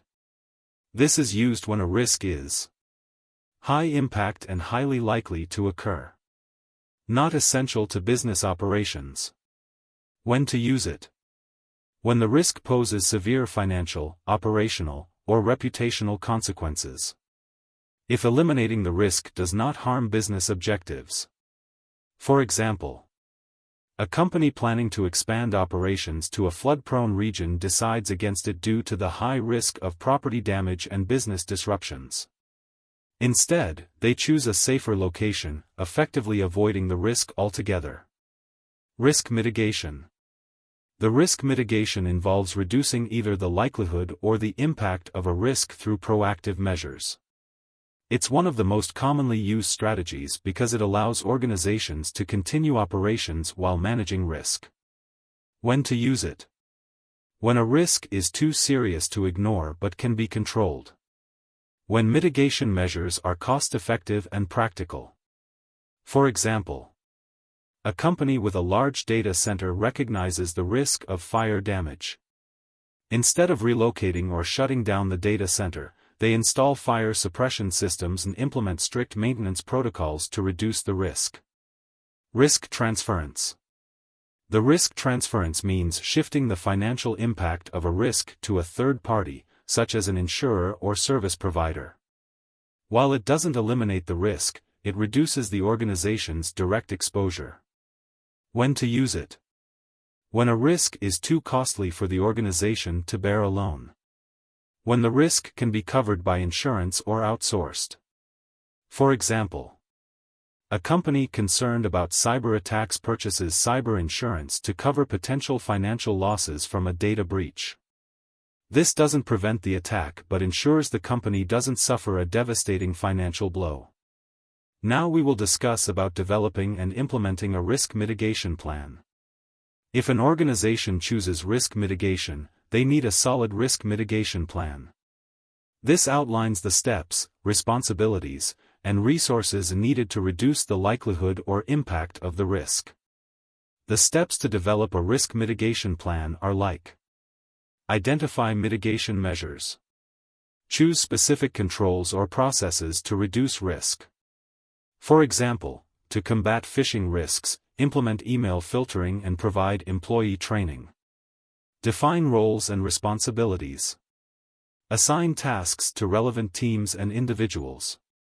For example, the IT department is responsible for implementing technical controls, while HR handles employee security training. Allocate resources. Ensure budget, tools, and personnel are available for implementation. For example, a company sets aside funds to purchase and deploy endpoint security software. Establish timelines. Set realistic deadlines for rolling out mitigation measures. For example, a new data encryption policy is scheduled for implementation within 3 months. Develop contingency plans. Have a backup plan in case primary mitigation measures fail. For example, maintain offline backups in case of ransomware attacks. Implement controls. Deploy technical, administrative, or physical security controls. For example, install firewalls, configure role-based access controls, and set up physical security for sensitive areas. Monitor effectiveness. Use security dashboards, audits, and incident reports to track the impact of mitigation efforts. For example, monitor phishing attack reports to measure how well security awareness training is working. Continuous risk monitoring and review. Risk treatment is not a one-time process. Risks evolve over time due to new threats, technology changes, and organizational growth. That's why continuous monitoring and regular reviews are essential. How to continuously monitor risk. Ongoing tracking. Use real-time monitoring tools like SIEM, Security Information and Event Management, systems. For example, monitor network traffic for unusual activity that might indicate an intrusion. Use key performance indicators. Set metrics to measure the effectiveness of mitigation strategies. For example, track the percentage decrease in phishing incidents after rolling out security awareness training. Conduct regular risk reviews. Reassess risks at least annually or after significant organizational changes. For example, a merger or acquisition might introduce new systems, requiring a fresh risk assessment. Analyze incidents. Study past security incidents to identify areas for improvement. For example, if a ransomware attack bypasses security defenses, investigate why and strengthen weak points. Adjust risk treatment plans. Modify strategies based on monitoring and review findings. For example, if on-premises backups are too risky, increase investment in cloud-based disaster recovery solutions. Engage stakeholders. Keep executives, employees, and IT teams informed about risk management efforts. For example, regularly brief leadership on the organization's risk profile and security improvements. The risk treatment is about making informed decisions on how to handle risks based on business priorities and risk tolerance. Whether an organization accepts, avoids, mitigates, or transfers a risk, the key is to monitor and adapt as circumstances change. We will now discuss about the risk management frameworks and also about choosing the right approach for your organization. The organizations face a wide range of risks: cyber threats, financial risks, operational disruptions, and compliance challenges. To manage these effectively, a structured risk management framework is essential. A risk management framework provides a systematic approach for identifying, assessing, mitigating, and monitoring risks. But not all frameworks are the same. Choosing the right one depends on factors like your industry, regulatory requirements, risk tolerance, and business objectives. We'll explore 3 widely used frameworks. First one is NIST Risk Management Framework, NIST RMF. It is a structured, compliance-focused approach. NIST RMF provides a comprehensive security and compliance-driven approach. Second one is FAIR, Factor Analysis of Information Risk, is a quantitative method for financial risk analysis. FAIR helps organizations quantify risk in financial terms to support business decisions. And the third one is Octave, Operationally Critical Threat, Asset, and Vulnerability Evaluation, is a business-centric approach to operational risk management. Octave is a flexible and self-assessment-based model for operational risk management. Let's explore each one in detail. The NIST Risk Management Framework is developed by the National Institute of Standards and Technology. It provides a lifecycle approach for managing risks to information systems and is widely used by U.S. government agencies and regulated industries. Core steps of NIST RMF are: categorize, identify the security requirements for systems based on data sensitivity and criticality. Select, choose appropriate security controls from NIST Special Publication 853. Implement, deploy and document security controls in the organization's environment. Assess, test the effectiveness of security controls to ensure they function as intended. Authorize, obtain formal approval to operate the system based on the risk assessment results. Monitor, continuously track security controls, system changes, and emerging threats. Why choose NIST RMF? The NIST strengths are that it follows comprehensive and structured approach. Emphasizes continuous monitoring and improvement. Well documented with extensive guidelines and best practices. And NIST is best for government agencies and contractors. Highly regulated industries such as defense, finance, and healthcare. The organizations that require strict compliance with cybersecurity standards. The second framework is FAIR, Factor Analysis of Information Risk. What is FAIR? The FAIR is a quantitative risk management framework that focuses on financial risk modeling for cybersecurity and operational risks. Instead of using subjective risk ratings, it assigns monetary values to risks, helping organizations make data-driven decisions. The main core components of FAIR framework are risk assessment. It breaks down risks into measurable components like threats, vulnerabilities, and potential impacts. Risk quantification. It uses statistical models to calculate financial risk using metrics like annualized loss expectancy, ALE, the expected financial loss per year due to a specific risk, and the value at risk, VAR, the maximum potential financial loss within a given timeframe. Decision support helps prioritize risk mitigation investments by weighing costs and expected benefits. Why to choose FAIR framework? The strengths of FAIR framework are that provides clear, financial insights into risk exposure. Supports cost-benefit analysis for risk mitigation. Aligns security and business objectives, making it easier for executives to understand. And it is best for the financial institutions and businesses that need monetary risk quantification. The organizations making data-driven cybersecurity investments. Or the companies prioritizing return on investment for security spending. And the third framework we will discuss is the OCTAVE, which means Operationally Critical Threat, Asset, and Vulnerability Evaluation. What is OCTAVE? The OCTAVE framework was developed by Carnegie Mellon University. The OCTAVE is a qualitative risk management framework that focuses on operational risks. Unlike NIST RMF, which is highly structured, OCTAVE allows organizations to self-assess their risks based on business priorities.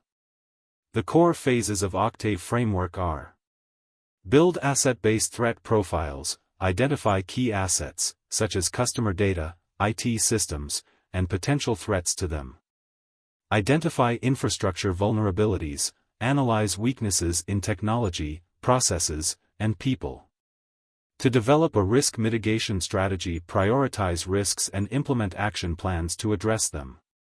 Why to choose OCTAVE? The strengths of the OCTAVE framework are that it is flexible and customizable for different industries. It encourages organizations to take ownership of risk management.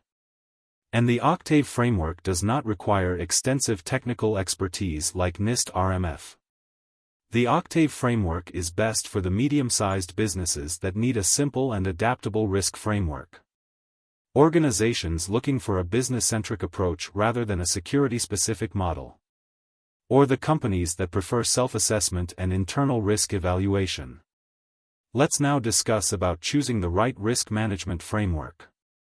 The best framework depends on your industry, risk tolerance, regulatory requirements, and available resources. Here's how you can decide. First, understand the organizational goals and industry. For government agencies, use NIST RMF, a compliance-driven approach. For financial institutions, use FAIR framework, which use monetary risk quantification. And for the medium-sized businesses, use OCTAVE, a flexible and business-centric approach. Next, understand the risk appetite and tolerance of your organization. The organizations needing quantitative, data-driven risk analysis use FAIR framework. For companies comfortable with qualitative, self-assessment methods, use OCTAVE. And for the highly regulated industries requiring strict controls and auditing, use NIST RMF.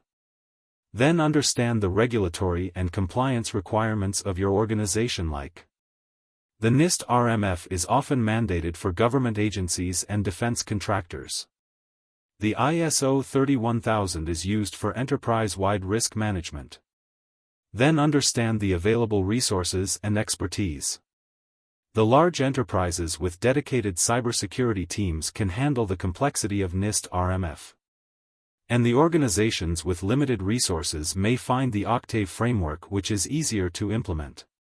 And in the last, identify the flexibility and customization needs of your organization. For example, FAIR is ideal for structured, financial risk analysis. And the OCTAVE allows for more customization based on unique business needs. Choosing the right risk management framework is crucial for ensuring an organization effectively identifies, assesses, and mitigates risks. While NIST RMF is compliance-driven, FAIR provides financial risk insights, and OCTAVE allows for operational self-assessment. Ask yourself, what risks are most critical to your organization?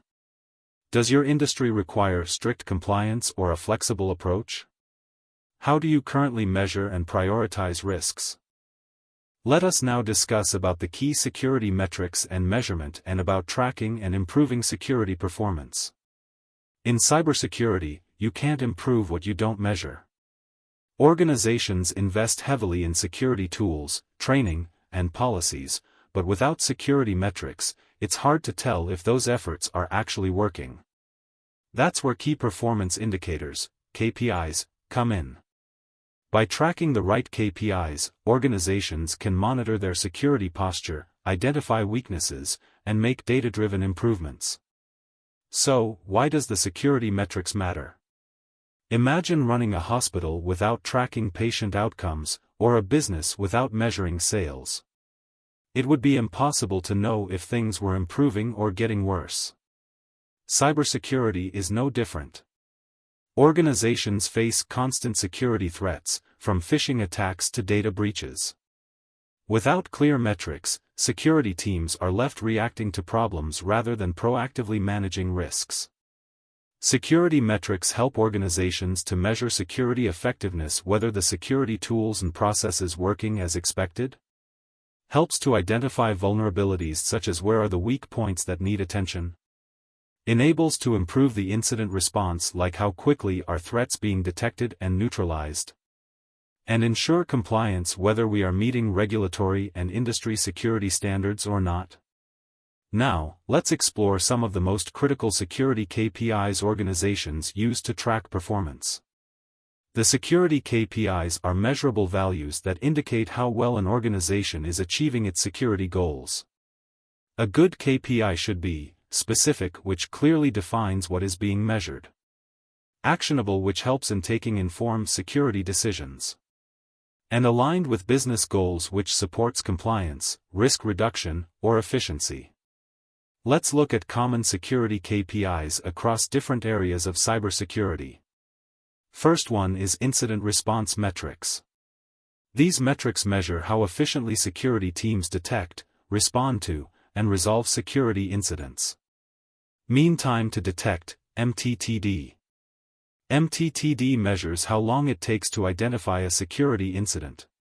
For example, if a phishing attack is detected within 4 hours, the MTTD is 4 hours. Why it matters: a shorter MTTD means threats are identified faster, reducing potential damage. Mean time to respond, MTTR. The MTTR measures how long it takes to contain and remediate an incident after detection. For example, if a malware outbreak takes 8 hours to contain, the MTTR is 8 hours. Why it matters: the faster response times minimize damage and downtime. Second one is vulnerability management metrics. These metrics focus on how well an organization identifies and mitigates security weaknesses. The patch management compliance. It measures the percentage of systems patched within a defined timeframe. For example, if 95% of critical vulnerabilities are patched within 14 days, the organization is performing well. Why it matters: keeping software up to date reduces the risk of exploitation. The unpatched vulnerabilities. It tracks the number of security flaws that remain unresolved. For example, if an organization has fewer than 10 high-risk vulnerabilities at any time, it is maintaining a strong security posture. Why it matters: unpatched systems are prime targets for attackers. The third one is access management metrics. These metrics ensure that only authorized users can access sensitive systems and data. The access request processing time measures how quickly access requests are reviewed and either granted or denied. For example, a company processes access requests within 2 hours on average. Why it matters: a quick access approval improves productivity while maintaining security. Unauthorized access attempts. Tracks the failed login attempts or attempts to access restricted areas. Example: if a system flags 50 unauthorized login attempts per month, it might indicate a brute force attack. Why it matters: frequent unauthorized attempts could be signs of credential stuffing or insider threats. Fourth is the awareness and training metrics. The security awareness is key to reducing human error. These metrics track the effectiveness of employee training programs. Phishing test success rate. Measures how well employees recognize and report phishing emails during security awareness tests. For example, if 90% of employees correctly identify phishing emails, the organization has strong awareness. Why it matters: high success rates mean fewer employees fall for phishing attacks. Training completion rate. Tracks how many employees complete required security training. For example, a company achieves 100% completion of annual cybersecurity training. Why it matters: if employees aren't trained, they won't know how to handle security threats. The fifth one is the threat management metrics. These KPIs measure how well an organization detects and neutralizes cyber threats. Malware detection rate tracks the percentage of malware identified and quarantined by security tools. For example, if an endpoint security solution detects 98% of malware infections, it is performing well. Why it matters: a high detection rate means fewer infections slip through defenses.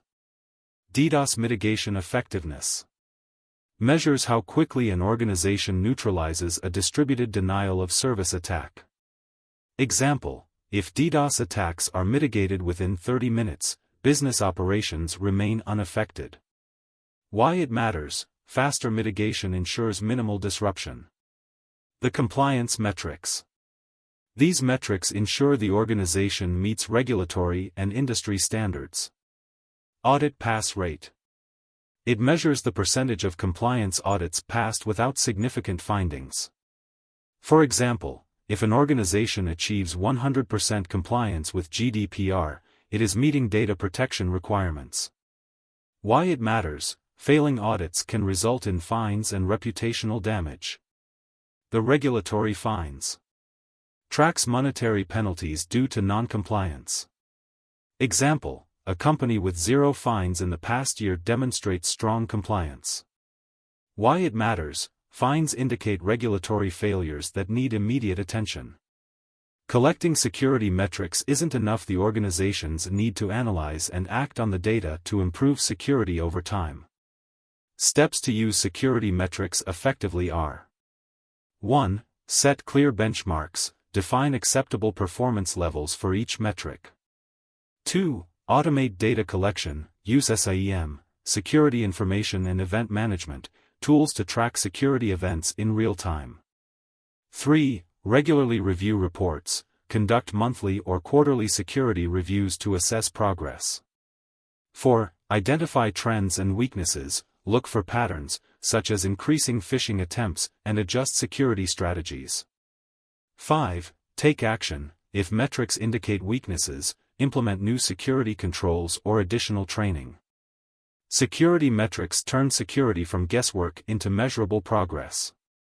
Whether tracking incident response times, vulnerability management, or compliance efforts, well-defined KPIs help organizations make better security decisions. Before we wrap up, think about these questions. Does your organization track security KPIs? Are your security metrics aligned with business goals? How often do you review and act on security data? Let us now talk about the methods for collecting, analyzing, and reporting security data. In cybersecurity, having the right security metrics is essential, but how do we actually collect, analyze, and report this data in a meaningful way? Without a structured approach, security teams risk being overwhelmed by too much data with too little insight.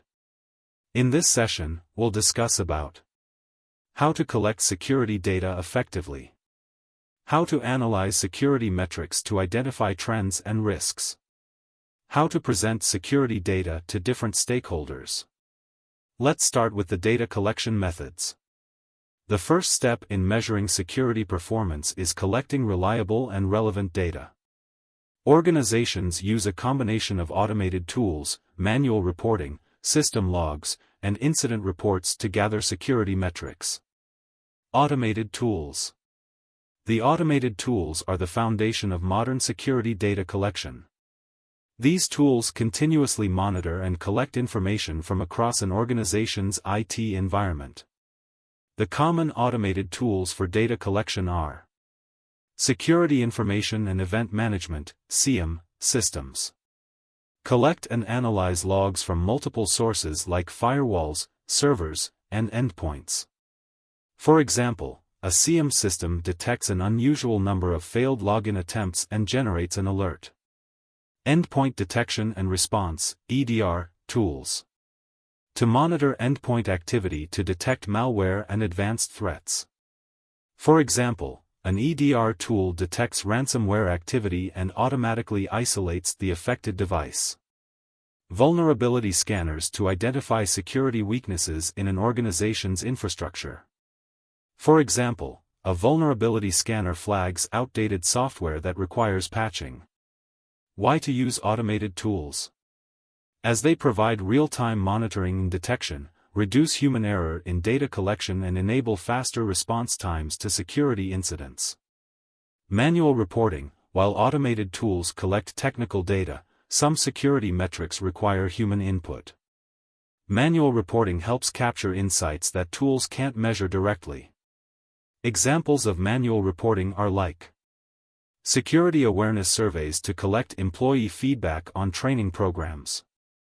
For example, employees rate how confident they feel about identifying phishing emails after training. Compliance checklists where we track whether policies and procedures are being followed. For example, a compliance team manually verifies that employees follow password security policies. Why to use manual reporting? As it provides insight into human behavior and compliance, captures non-technical security risks, such as employee awareness, and useful for evaluating security culture within the organization. System logs. The system logs are a goldmine of security data. Logs provide detailed records of system activity, helping security teams identify potential threats. The common sources of security logs are server logs, in which we can track login attempts, software updates, and access requests. Firewall logs to monitor network traffic and block unauthorized connections. Active Directory logs to record failed login attempts and unauthorized access attempts. For example, a security team reviews firewall logs and discovers repeated login attempts from an unknown location, indicating a potential brute force attack. Why to use system logs? As it offers detailed visibility into security events. Provides evidence for forensic investigations after an incident. And help detect suspicious activity in real time. Next is incident reports. The incident reports document security events, including cyber attacks, system failures, and data breaches. By analyzing incident reports, organizations can evaluate security response effectiveness and identify patterns in attacks. The key data in an incident report are like incident type, in which we can identify whether was it a phishing attack, malware infection, or unauthorized access. The detection method to know how was the incident detected. Response time to understand how long did it take to contain and resolve the issue. And the root cause analysis to understand what allowed the attack to succeed. For example, an organization tracks how many ransomware incidents occurred in the last 12 months and evaluates whether security controls have improved over time. Why to use incident reports?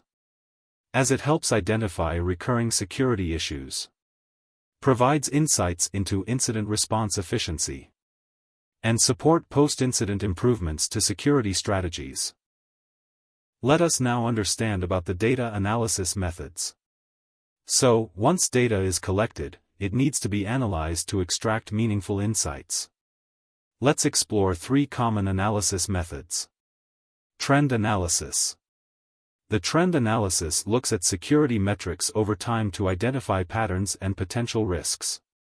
For example, a company notices that phishing attempts have been increasing by 20% per month. This signals a need for stronger email security and employee training. Why to use trend analysis? As it helps forecast future threats, reveals long-term security trends and guides security investment decisions.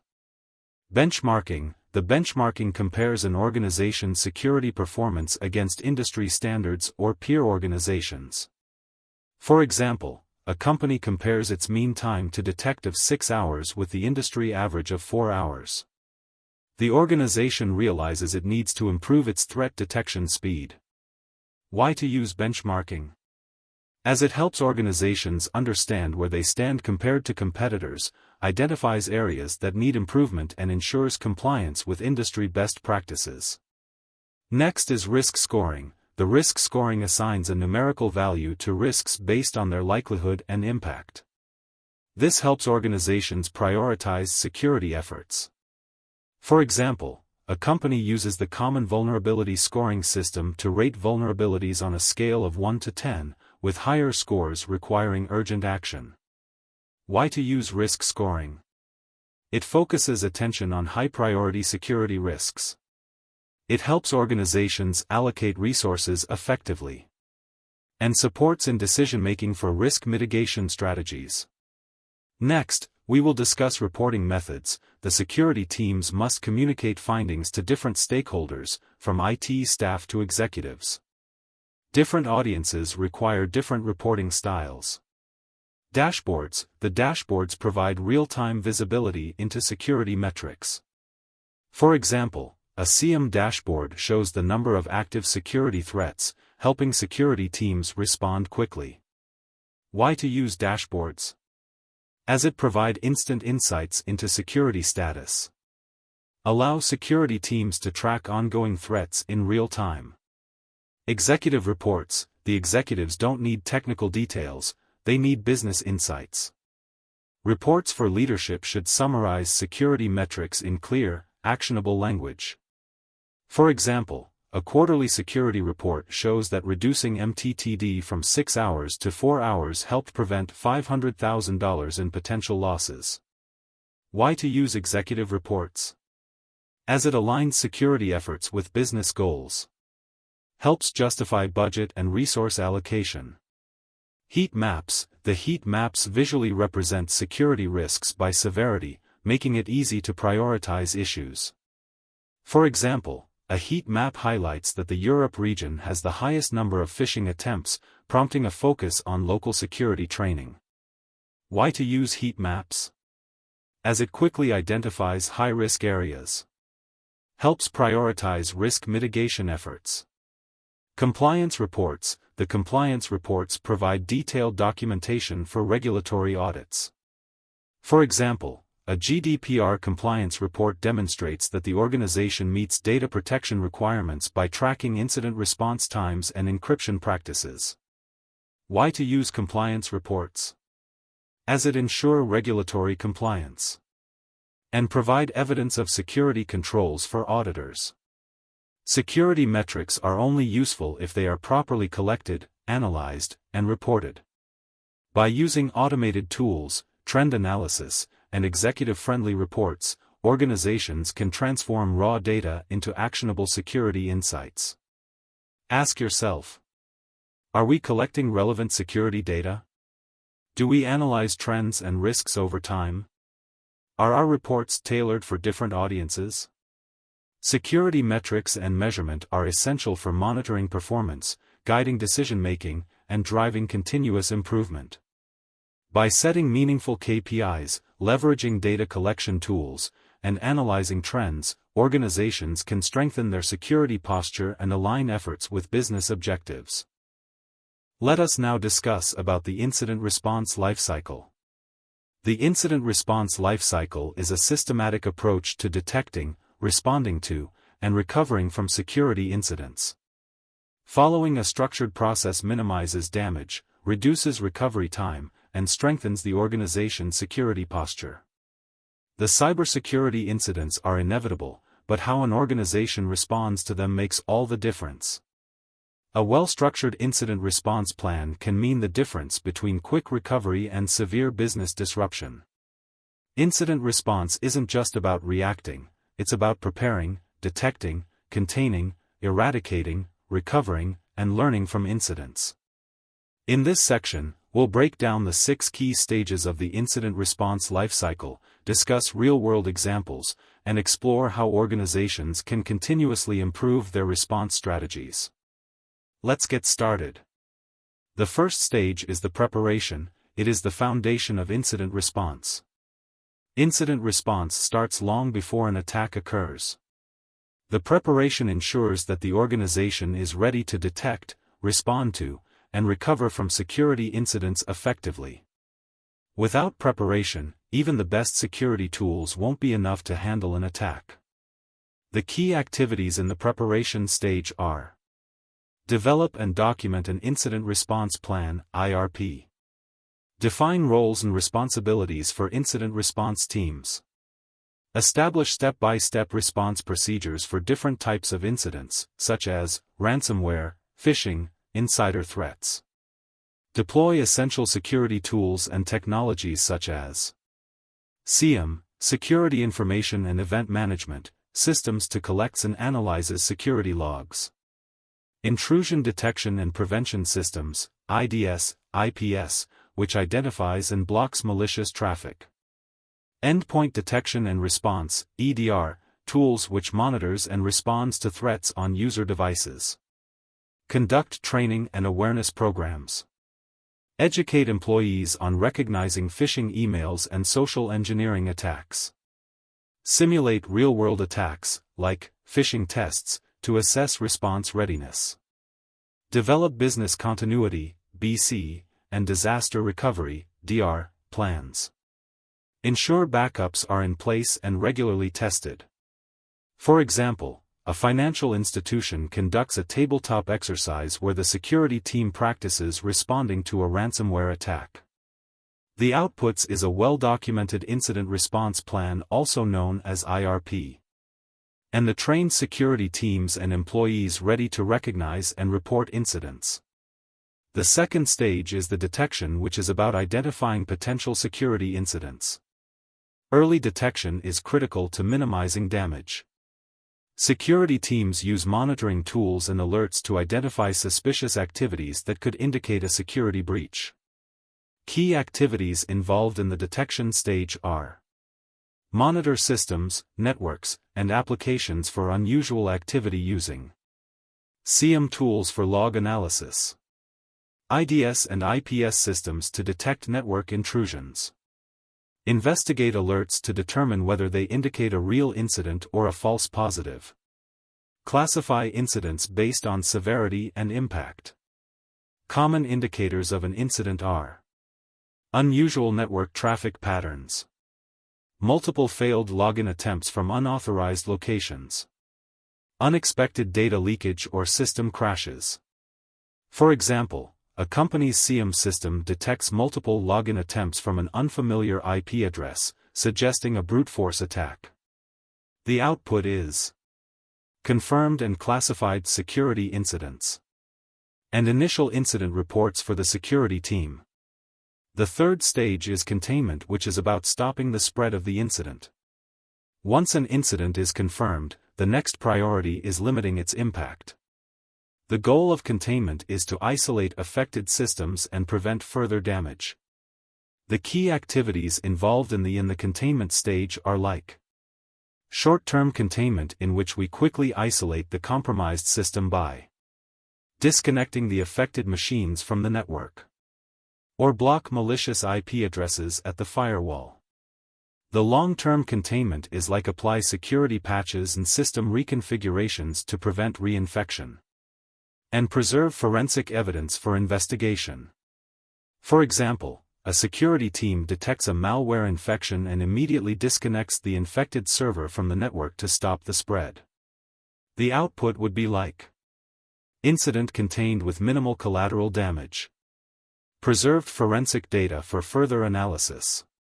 The fourth stage is eradication, which is about removing the threat completely. After containment, organizations must eliminate the root cause of the incident to prevent recurrence. The key activities in the eradication stage are: identify and remove malware, compromised accounts, or unauthorized access. Patch vulnerabilities that allowed the attack to happen. Conduct a root cause analysis to determine how the attack occurred. For example, an EDR tool detects ransomware on a corporate network. The IT team removes the malware, restores files from backups, and applies security patches to prevent further attacks. The output would be like the threat is fully removed from the system, and the vulnerabilities are addressed to prevent re-exploitation. The fifth stage is the recovery, which is about restoring normal operations. With the threat neutralized, organizations must restore affected systems and ensure they are fully operational before resuming business activities. The key activities involved in the recovery stage are: restore data and systems from backups. Monitor restored systems for any remaining threats. Evaluate system functionality to confirm full recovery. For example, a hospital's IT system was hit by a ransomware attack. After containment and eradication, the IT team restores critical patient records from a secure backup and tests the system for reliability. The output will be a fully restored business operations and strengthened monitoring mechanisms to detect residual threats. And the sixth stage is lessons learned, which is about improving future incident response. The final step is reviewing the entire incident response process to identify strengths, weaknesses, and areas for improvement.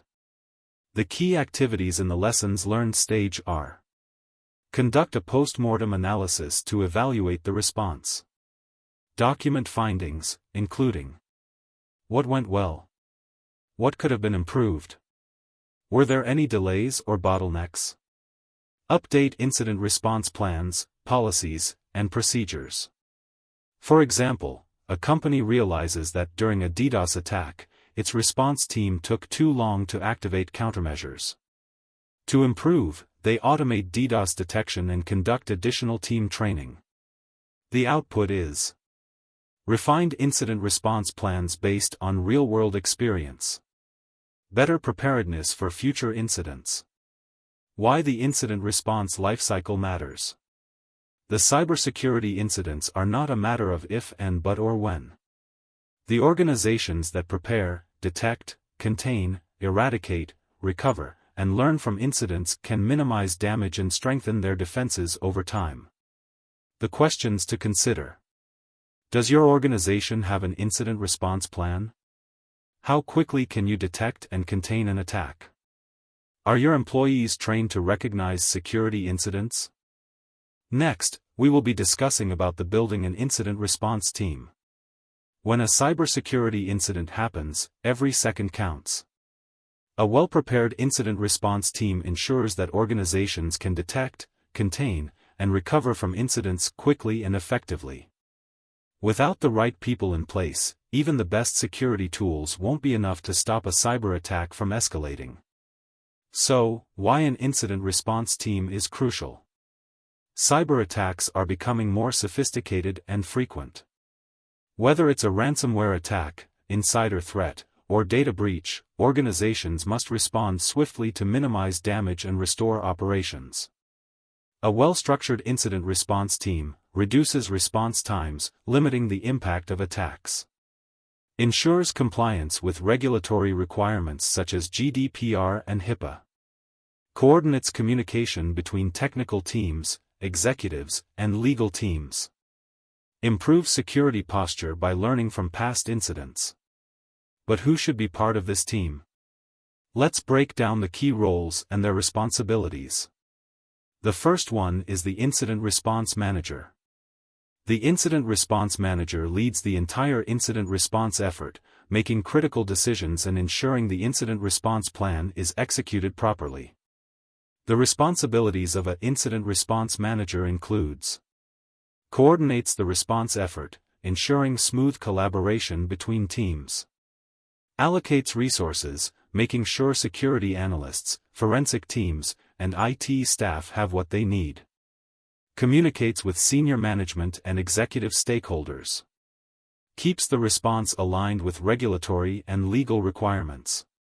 For example, during a ransomware attack, the Incident Response Manager ensures that containment strategies such as isolating infected systems are executed immediately, while also keeping executives informed. The second role is security analysts. The security analysts are the frontline defenders, investigating security alerts, analyzing threats, and working on containment and recovery. The responsibilities includes: monitor and analyze security logs from tools like SIEM and EDR. Investigate threats to determine their severity and impact. Contain threats by isolating affected systems and blocking malicious activity. Support recovery efforts by ensuring systems are safe before bringing them back online. For example, a security analyst detects suspicious network activity and traces it to a compromised employee account, initiating containment measures before data is stolen. The third role is forensic investigator. The forensic investigators specialize in collecting and analyzing evidence to determine the root cause of an attack. They also ensure that evidence is handled properly for legal or regulatory purposes. The key responsibilities of forensic investigator are to examine system logs and malware samples to understand the attack. Ensure forensic evidence is preserved correctly for legal cases. Work with legal teams to support potential investigations or lawsuits. For example, after a data breach, the forensic investigator recovers deleted files and tracks the hacker's activity to identify how they gained access. And the fourth one is IT and operations team. The IT and operations team is responsible for implementing containment and recovery strategies. The key responsibility of the IT and operations team are like: isolate compromised systems and prevent further damage. Restore affected systems and apply security patches. Ensure business continuity during the recovery phase. For example, after a server compromise, the IT team shuts down the affected system, restores data from backups, and patches vulnerabilities before bringing it back online. The fifth one is the threat intelligence analyst. A threat intelligence analyst provides context about the attack, including who is behind it, what methods they used, and whether similar attacks are expected. The key responsibilities of threat intelligence analyst includes: analyze attack vectors and techniques used by cybercriminals. Monitor threat intelligence feeds for signs of upcoming attacks. Provide reports to help security teams prevent future incidents. For example, if a company is targeted by a nation-state cyber attack, the threat intelligence analyst identifies patterns in the attack and alerts other teams to prepare for additional threats. The sixth role is legal and compliance officer.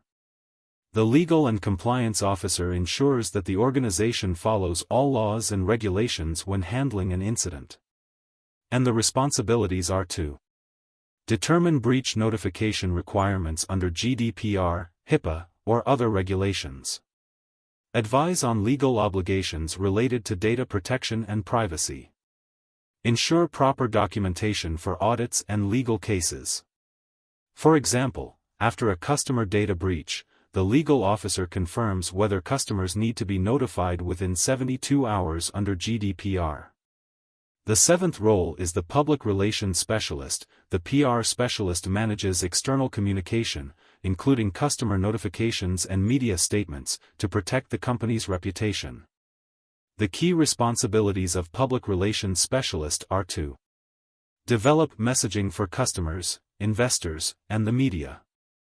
Ensure transparency while maintaining public trust. Handle crisis communication to prevent misinformation. For example, if a retail company suffers a payment system breach, the PR team issues a public statement, reassuring customers and explaining remediation steps. And the eighth one is human resources. The HR is involved when an incident involves insider threats or employee misconduct. And the responsibilities are to investigate security violations by employees. Ensure employees follow security policies and undergo training. Handle disciplinary actions for security policy violations. For example, if an employee downloads confidential files onto a personal USB drive, HR investigates the violation and determines appropriate action. And the last one are executive stakeholders such as CISO, CIO, CEO. The senior leadership provides strategic direction and makes high-level decisions during incidents.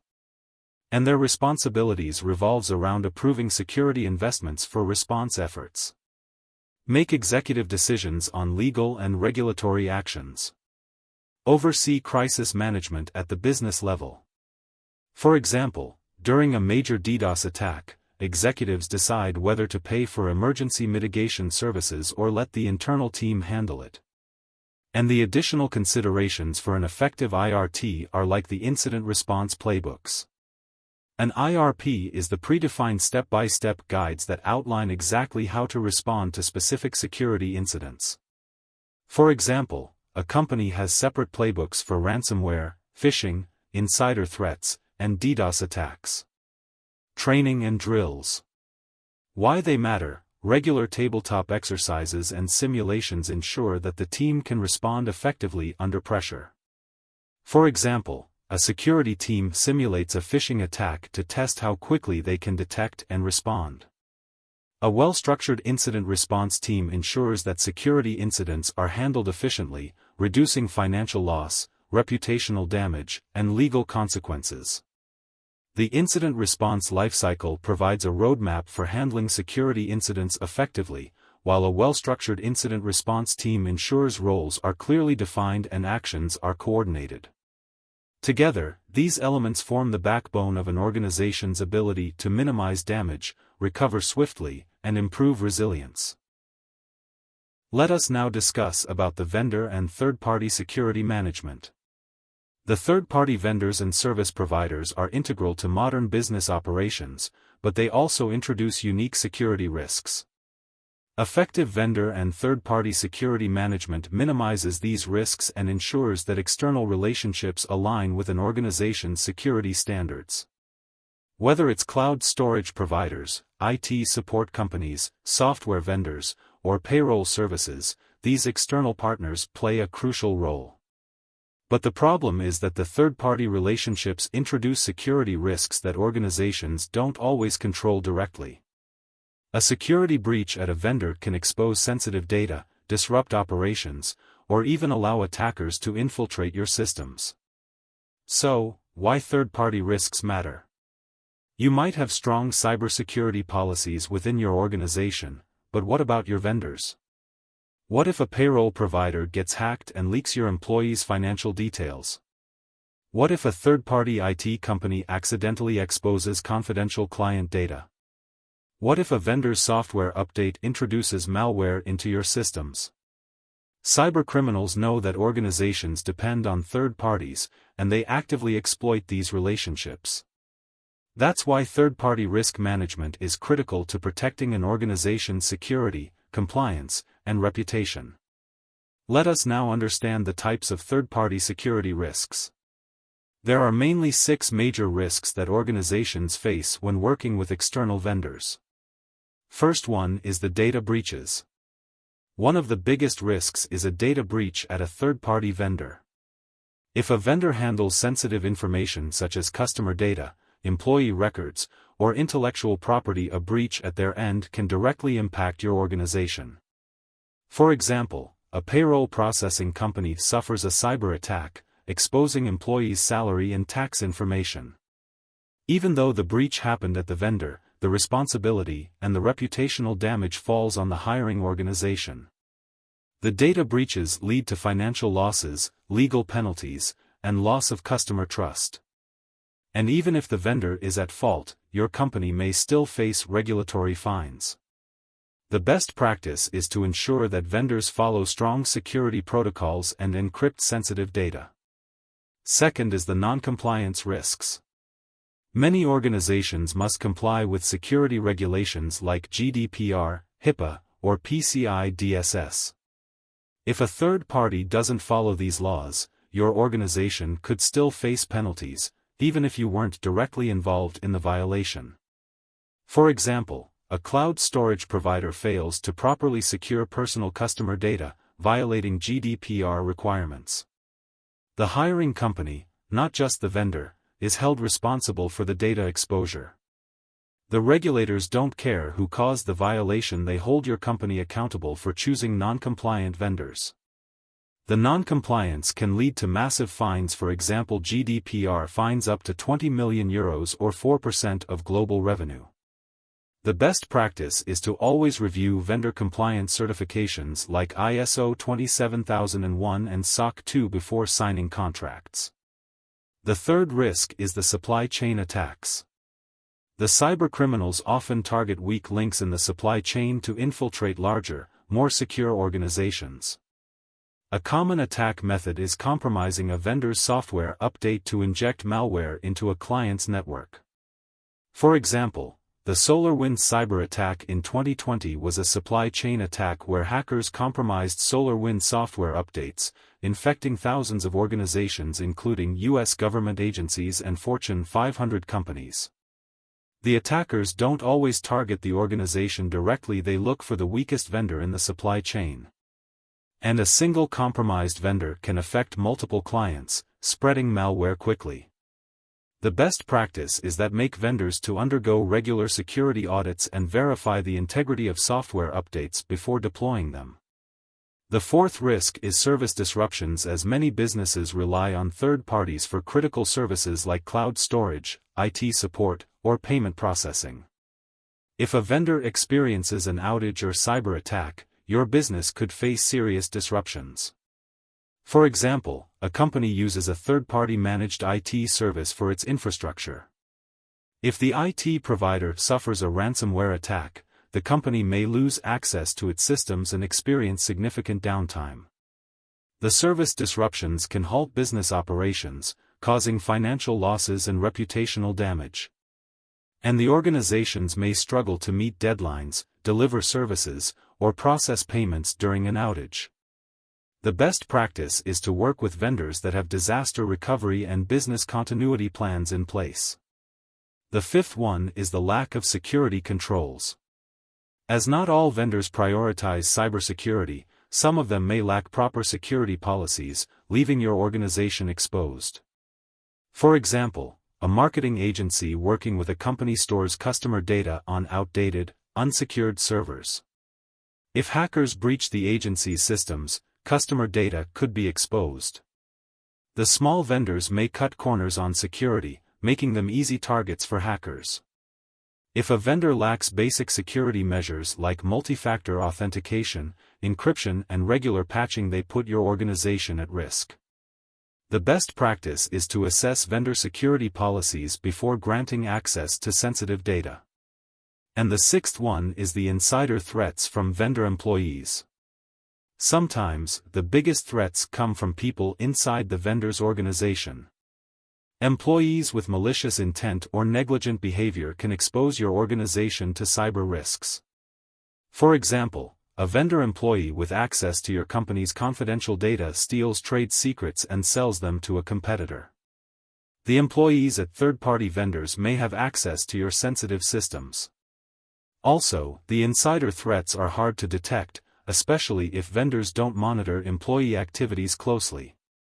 The best practice is to make vendors to enforce strict access controls and limit data access to only essential personnel.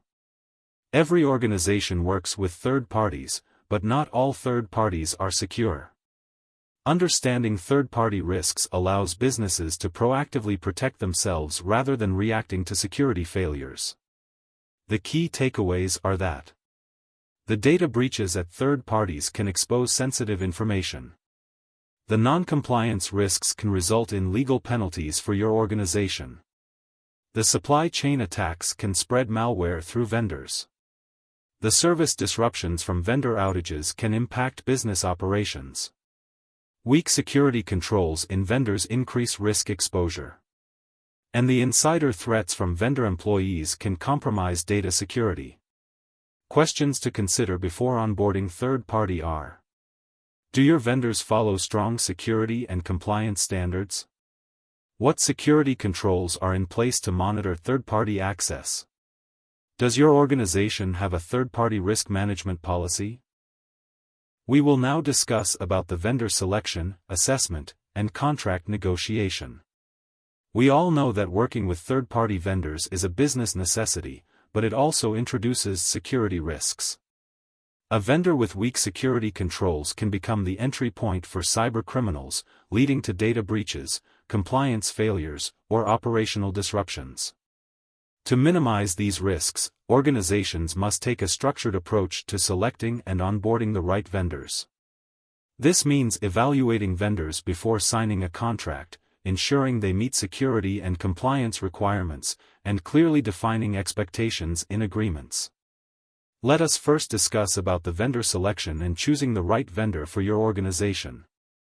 The first step in working with third parties is making sure you choose the right vendor. Not all vendors follow strong security practices, and some may lack the compliance certifications required for your industry. That is why organizations need a clear selection process to ensure they are working with reliable and secure partners. The step 1 is to define requirements. Before looking for vendors, organizations need to clearly define what they need from a third party. This includes both business requirements and security expectations. For example, a healthcare organization looking for a cloud provider must ensure the vendor can securely store patient data and comply with HIPAA regulations. Similarly, a financial institution selecting a payment processor must ensure the vendor meets PCI DSS requirements for handling credit card transactions. Step 2 is to identify the potential vendors. Once requirements are clear, the next step is to research and identify vendors that have a proven track record of meeting security and compliance standards. Organizations should look for vendors that have strong cybersecurity policies in place. Hold industry-recognized security certifications such as ISO 27001 or SOC 2. Have experience working with businesses in the same industry. For example, a company looking for an IT service provider should prioritize vendors with experience managing cybersecurity risks in their industry. Step 3 is to issue a request for proposal. Once a short list of vendors is created, organizations should issue an RFP. An RFP is a document that outlines the business and security requirements, regulatory compliance expectations, and the performance metrics and service level expectations. For example, an RFP for a cloud storage provider might include questions about data encryption, access controls, and incident response capabilities. This helps organizations compare vendors based on security and compliance readiness, rather than just cost. Next, the organizations need to perform vendor assessment, evaluating security and compliance risks. Once potential vendors are identified, the next step is assessing their security posture to ensure they meet compliance and risk management requirements. Step 1 is to evaluate the vendor's security posture. Organizations must thoroughly review a vendor's security policies, tools, and certifications to determine if they meet required security standards. For example, before hiring a cloud storage provider, a company should check whether the vendor encrypts data at rest and in transit, uses multi-factor authentication for access, has 24/7 security monitoring in place. Reviewing a vendor's SOC 2 report or ISO 27001 certification can provide evidence that they follow best security practices. Step 2 is to conduct risk assessments. Every vendor introduces different risks, so organizations must evaluate what data or systems the vendor will access, what risks the vendor introduces, how the vendor's security policies align with internal security controls. For example, if a third-party payment processor handles credit card transactions, the hiring organization should evaluate their PCI DSS compliance and ensure they follow secure payment processing practices. Step 3 is to perform background checks. A vendor's reputation matters. Organizations should investigate a vendor's history of security incidents, breaches, or regulatory violations. For example, if a vendor has suffered multiple security breaches in the last 5 years, that is a red flag. A simple Google search or cybersecurity risk report can reveal if the vendor has faced lawsuits, regulatory penalties, or data breaches. Step 4 is to audit third-party security controls. Organizations should not blindly trust vendor security claims.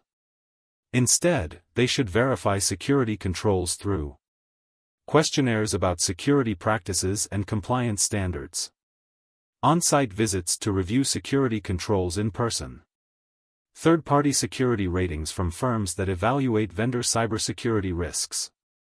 For example, an organization outsourcing customer service operations should verify that the vendor follows strict data access policies and does not store customer information in unencrypted databases. The next thing which required is the contract negotiation and ensuring that the security and compliance are legally defined. Once a vendor passes the security assessment, it is time to formalize expectations in a contract. Contracts should clearly define security requirements, compliance obligations, incident response processes. For the contract negotiation process, the step 1 is to define security expectations. Contracts should specify security requirements, such as encryption standards for data storage and transmission, access controls for vendor employees, regular security audits and compliance reviews. For example, a contract with an IT support vendor might require that all employees use multi-factor authentication before accessing company systems. Step 2 is to outline data ownership and protection. Organizations should always define who owns the data and how it must be protected. For example, a contract with a cloud storage provider should state that the hiring organization owns all customer data and that the vendor cannot share or use the data for any purpose other than providing services. Step 3 is to include breach notification requirements. If a vendor suffers a data breach, they should be required to notify the organization immediately. Contracts should define that. How quickly the vendor must report a breach. What information the vendor must provide. Who is responsible for breach response costs? For example, a contract might require vendors to notify the organization within 24 hours of discovering a security breach. And the step 4 is to mandate the compliance with regulations. Contracts should specify that vendors must comply with industry regulations such as GDPR for handling European customer data, HIPAA for handling healthcare information, PCI DSS for handling payment card data. For example, if a vendor stores medical records, the contract must require full HIPAA compliance. Step 5 is to define the termination and exit strategies. If the vendor relationship ends, data must be securely deleted or transferred to prevent unauthorized access. For example, a contract might require a vendor to permanently delete customer data within 30 days of contract termination and provide a certificate of data destruction. Vendor relationships introduce security risks, but with proper selection, assessment, and contract negotiation, organizations can reduce these risks while benefiting from third-party services. We will now discuss about the business continuity and disaster recovery, and critical strategies to ensure an organization can continue operating and recover quickly from unexpected disruptions. While BC focuses on maintaining operations during a crisis, the DR emphasizes restoring systems and data after an incident. In today's world, organizations face a wide range of disruptions, from cyber attacks and system failures to natural disasters and global pandemics. Without a solid BC/DR plan, these events can cause financial losses, reputational damage, compliance violations, and even business failure. Why business continuity and disaster recovery are critical. Every organization, no matter the size or industry, needs a plan for dealing with unexpected disruptions. Without a proper BC/DR strategy, a business risks extended downtime, data loss, regulatory penalties, and loss of customer trust. Let's break down the key reasons of why BC/DR is essential. Minimizing downtime. A prolonged disruption can bring business operations to a standstill, leading to lost revenue, frustrated customers, and operational chaos. The longer it takes to restore services, the greater the impact. For example, an e-commerce company that experiences a server failure during peak shopping season can lose millions in revenue within hours. A strong BC/DR plan ensures backup systems activate immediately, keeping the business running smoothly. Protecting stakeholder interests. A disruption doesn't just affect an organization, it impacts employees, customers, partners, and investors. A well-prepared business ensures that services continue without major disruptions. For example, a healthcare provider needs uninterrupted access to electronic medical records to ensure patient care is not compromised. A BC/DR plan ensures that even during a cyber attack or power outage, critical systems remain available. Regulatory compliance. Many industries have strict regulations that require organizations to have BC/DR plans in place. Failing to comply can result in legal action, fines, and loss of business licenses. For example, financial institutions must meet SOX and PCI DSS regulations to ensure operational resilience. If a bank loses customer transaction data due to poor disaster recovery planning, it could face serious penalties and lawsuits. Mitigating financial impact. Business disruptions come with huge financial costs, including lost sales, regulatory fines, legal fees, and recovery expenses. A well-planned BC/DR strategy can minimize these losses by ensuring quick recovery. For example, a company hit by a ransomware attack may avoid paying millions in ransom if they have secure backups and a tested recovery plan in place. Enhancing organizational resilience. Organizations with strong BC/DR plans can adapt and recover quickly from disruptions, making them more resilient. This not only protects the business but also gives it a competitive edge. For example, companies that quickly transitioned to remote work during the COVID-19 pandemic were able to continue operations smoothly, while those without a plan struggled to keep up. Next, we will discuss the components of a business continuity plan, BCP. A business continuity plan is a detailed roadmap that outlines how an organization will maintain critical operations during and after a disruption. Let's explore the core components of a strong BCP. Risk assessment. The first step in any BC/DR plan is identifying potential risks that could disrupt business operations. Organizations must assess both internal and external threats. For example, a manufacturing plant may identify risks such as flooding, cyber attacks, or equipment failures, and develop plans to mitigate those risks. Business impact analysis. A business impact analysis helps organizations determine the critical processes that must continue during a disruption. Recovery time objectives, RTOs, which define how quickly a system or process needs to be restored. And the recovery point objectives, RPOs, which define how much data loss is acceptable before it causes significant harm. For example, a bank's RTO for online banking services might be 1 hour, meaning any outage must be resolved within 60 minutes. Crisis Management Team, CMT. A crisis management team is responsible for coordinating the response during a disruption. This team includes roles such as Crisis Manager, oversees the entire response. IT Lead, manages system recovery. Communications Lead, ensures stakeholders receive updates. HR Lead, handles employee-related concerns. Incident Response and Communication Plans. A communication strategy is essential for keeping employees, customers, and stakeholders informed. Organizations should establish the internal communication methods, such as emails or emergency messaging systems. And the external communication strategies, such as customer alerts or press releases. For example, if a company suffers a data breach, it must quickly inform affected customers and regulators to maintain trust and compliance. Alternate locations and workflows. Organizations must have contingency plans in case their primary facilities become unavailable.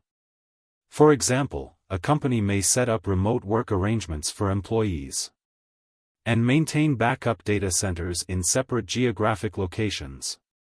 Technology and data backup. A strong backup strategy ensures that data and systems can be restored quickly after a failure. For example, companies should use cloud-based backups for storing critical data and configure secondary servers to take over in case of failure. Supply chain continuity. Organizations must ensure that their vendors and suppliers also have BC plans in place. For example, a logistics company should verify that third-party warehouses can handle overflow shipments during a disruption. Testing and training. Regular testing ensures that employees know what to do during a crisis. This includes running disaster recovery drills to test IT recovery procedures and conducting cyber attack simulations to train employees. For example, a company may simulate a network outage to test how quickly IT staff can restore systems. Testing and updating BCDR plans. BCDR plans must be regularly tested and updated to remain effective. Testing methods include tabletop exercises, simulating a disruption through a discussion-based scenario.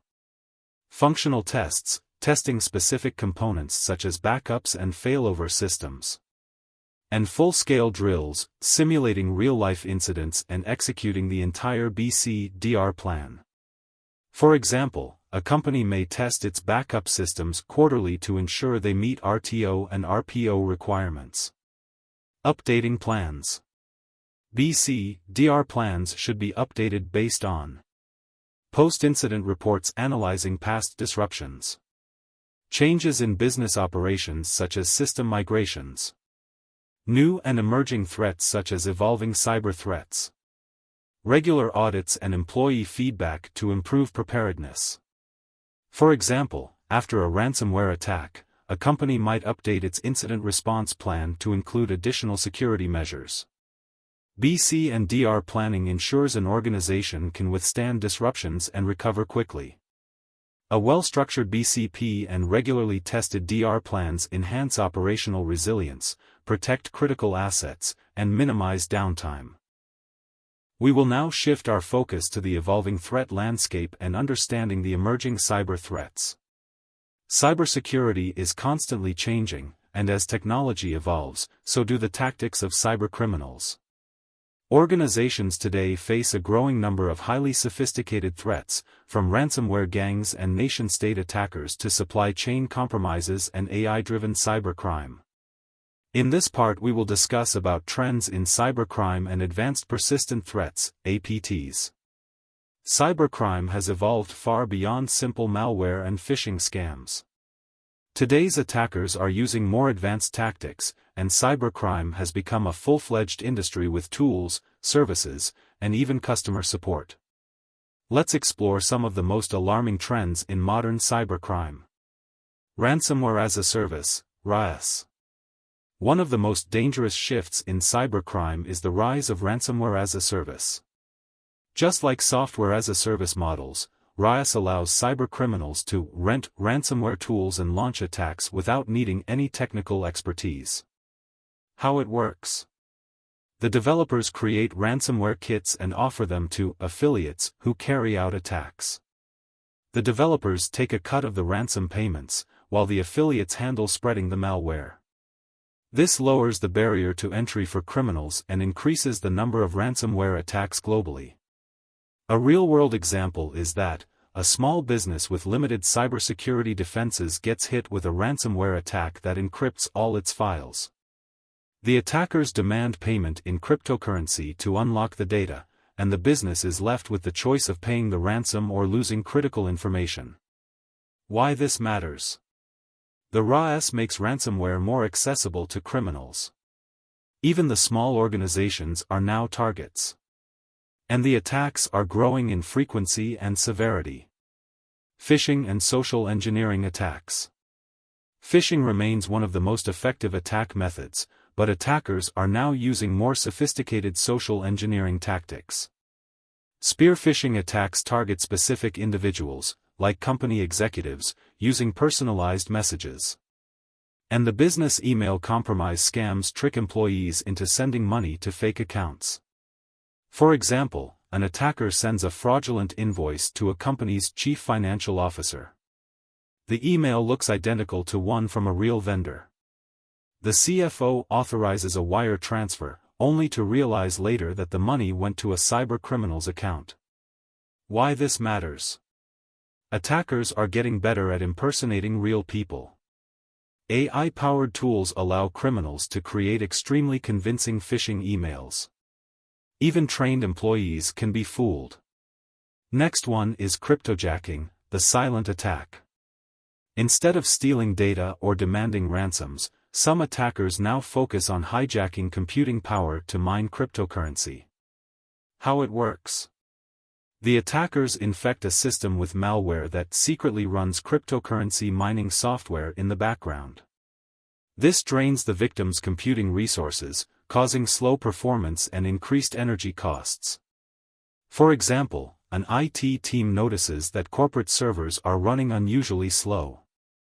Upon investigation, they discover malware that has been using their infrastructure to mine cryptocurrency for months. Why this matters? Cryptojacking is difficult to detect because it doesn't cause immediate damage. It reduces system performance and increases electricity costs. Attackers profit without the victim even realizing what's happening. Next is supply chain attacks. A supply chain attack occurs when cybercriminals compromise a third-party vendor to gain access to multiple organizations at once. Instead of hacking a company directly, attackers insert malicious code into trusted software updates or exploit third-party service providers. Real-world examples are the SolarWinds attack. Attackers compromised SolarWinds, a software company providing IT management tools. They inserted malware into a routine software update. Thousands of organizations, including U.S. government agencies and Fortune 500 companies, unknowingly installed the infected update. This allowed attackers to steal sensitive data and monitor systems for months. Why this matters? Attackers can bypass strong defenses by infiltrating trusted partners. Even organizations with excellent security can be affected. Supply chain attacks are difficult to detect and prevent. The double extortion ransomware. Traditional ransomware attacks encrypt data and demand a ransom. But now, attackers use double extortion for threatening to leak stolen data if the ransom isn't paid. For example, a hospital is hit with a ransomware attack. Not only do the attackers encrypt patient records, but they also threaten to release confidential medical data unless the ransom is paid. Why this matters? Even organizations with backups are forced to pay. Attackers can blackmail victims even after they recover their data. The risk of public exposure increases compliance penalties and reputational damage. The Advanced Persistent Threats, APTs. The APTs are long-term, stealthy cyber attacks that target governments, corporations, and critical infrastructure. Unlike traditional cyber criminals, APT groups are often state-sponsored and aim to steal sensitive information or disrupt operations. The characteristics of APTs are that it uses multi-phase attacks in which attackers infiltrate systems, move laterally, steal data, and maintain long-term access. Highly targeted, the APTs focus on government agencies, defense contractors, and financial institutions. Use of zero-day vulnerabilities. The attackers exploit unknown software flaws that have no existing patches. The real-world examples of APTs are Stuxnet, a highly sophisticated cyber weapon designed to sabotage Iran's nuclear program. It infiltrated industrial control systems, causing physical damage to nuclear centrifuges. This was one of the first known cyber attacks to cause real-world destruction. APT-29, Cozy Bear, a Russian state-sponsored hacking group. Targeted Western governments, intelligence agencies, and COVID-19 vaccine research labs. Uses advanced social engineering and zero-day exploits. Hafnium, a China-backed cyber espionage group. Exploited Microsoft Exchange vulnerabilities to gain access to businesses worldwide. Stole intellectual property, emails, and sensitive corporate data. Cyber threats will continue to evolve, and organizations must stay ahead by investing in proactive security, regular updates, monitoring, and employee training. Using AI-powered threat detection to identify suspicious behavior before an attack occurs. Strengthening supply chain security by evaluating vendor risks. The key takeaway is simple: cybercriminals are getting smarter, but so can we. By understanding these threats, organizations can improve defenses and stay resilient. Let's now discuss about the impact of emerging technologies on cybersecurity. As technology is advancing faster than ever before, bringing new opportunities for innovation but also introducing new risks. Cybersecurity is no longer just about protecting traditional IT systems only. The organizations now need to defend against AI-driven cyber attacks, vulnerabilities in IoT devices, and the future risks posed by quantum computing. Role of artificial intelligence in cybersecurity. The artificial intelligence is transforming cybersecurity in two major ways. The attackers are using AI to automate and enhance cyber threats. And security teams are leveraging AI to improve threat detection, automate responses, and predict attacks. Like the AI-powered cyber threats, the AI is making cyber attacks more sophisticated and scalable, allowing cyber criminals to carry out highly targeted, automated attacks with minimal effort. Before AI-powered attacks, traditionally the cyber criminals had to manually craft phishing emails, analyze vulnerabilities, and execute attacks. But now, AI automates these processes, making attacks faster, more accurate, and harder to detect. For example, a hacker uses AI-driven tools to analyze social media data and generate highly convincing phishing emails tailored to an individual's interests, job role, and writing style. The victim is far more likely to click the malicious link, believing it is a legitimate email from a trusted source. Why this matters: the AI-generated attacks are harder to distinguish from real communications. The attackers can scale operations, targeting millions of people simultaneously. And traditional anti-phishing tools may not detect AI-generated emails. The deepfake technology and fraud. The deepfake technology uses AI to manipulate audio and video, creating convincing fake recordings that can be used for fraud, blackmail, or misinformation. For example, an attacker creates a deepfake voice recording of a company's CEO and calls the finance department, instructing them to transfer funds to an overseas account. Because the voice sounds exactly like the CEO, the employee believes the request is legitimate and approves the transaction. Why this matters: the deepfakes make social engineering attacks more effective. Fake videos and audio can be used to manipulate people and spread misinformation. The companies need strong verification processes beyond just voice authentication. AI for cyber defense. While attackers are using AI to launch smarter attacks, cybersecurity teams are also leveraging AI to defend against evolving threats. AI for threat detection. AI can analyze vast amounts of security data in real time, identifying suspicious patterns and anomalies that indicate potential attacks. For example, an AI-driven security information and event management (SIEM) system detects unusual login patterns, such as a user accessing the network from two different countries within minutes. The AI flags this as potential credential theft and alerts security teams before a breach occurs. Why this matters: AI can process millions of security events per second, detecting threats faster than humans. AI improves threat hunting, reducing the time attackers stay hidden inside networks. AI-driven incident response automation. AI not only detects threats but can also automatically respond to incidents, reducing the time needed to contain and mitigate attacks. For example, if a ransomware attack is detected, an AI-driven endpoint detection and response tool can automatically isolate the infected device, preventing the ransomware from spreading to other systems.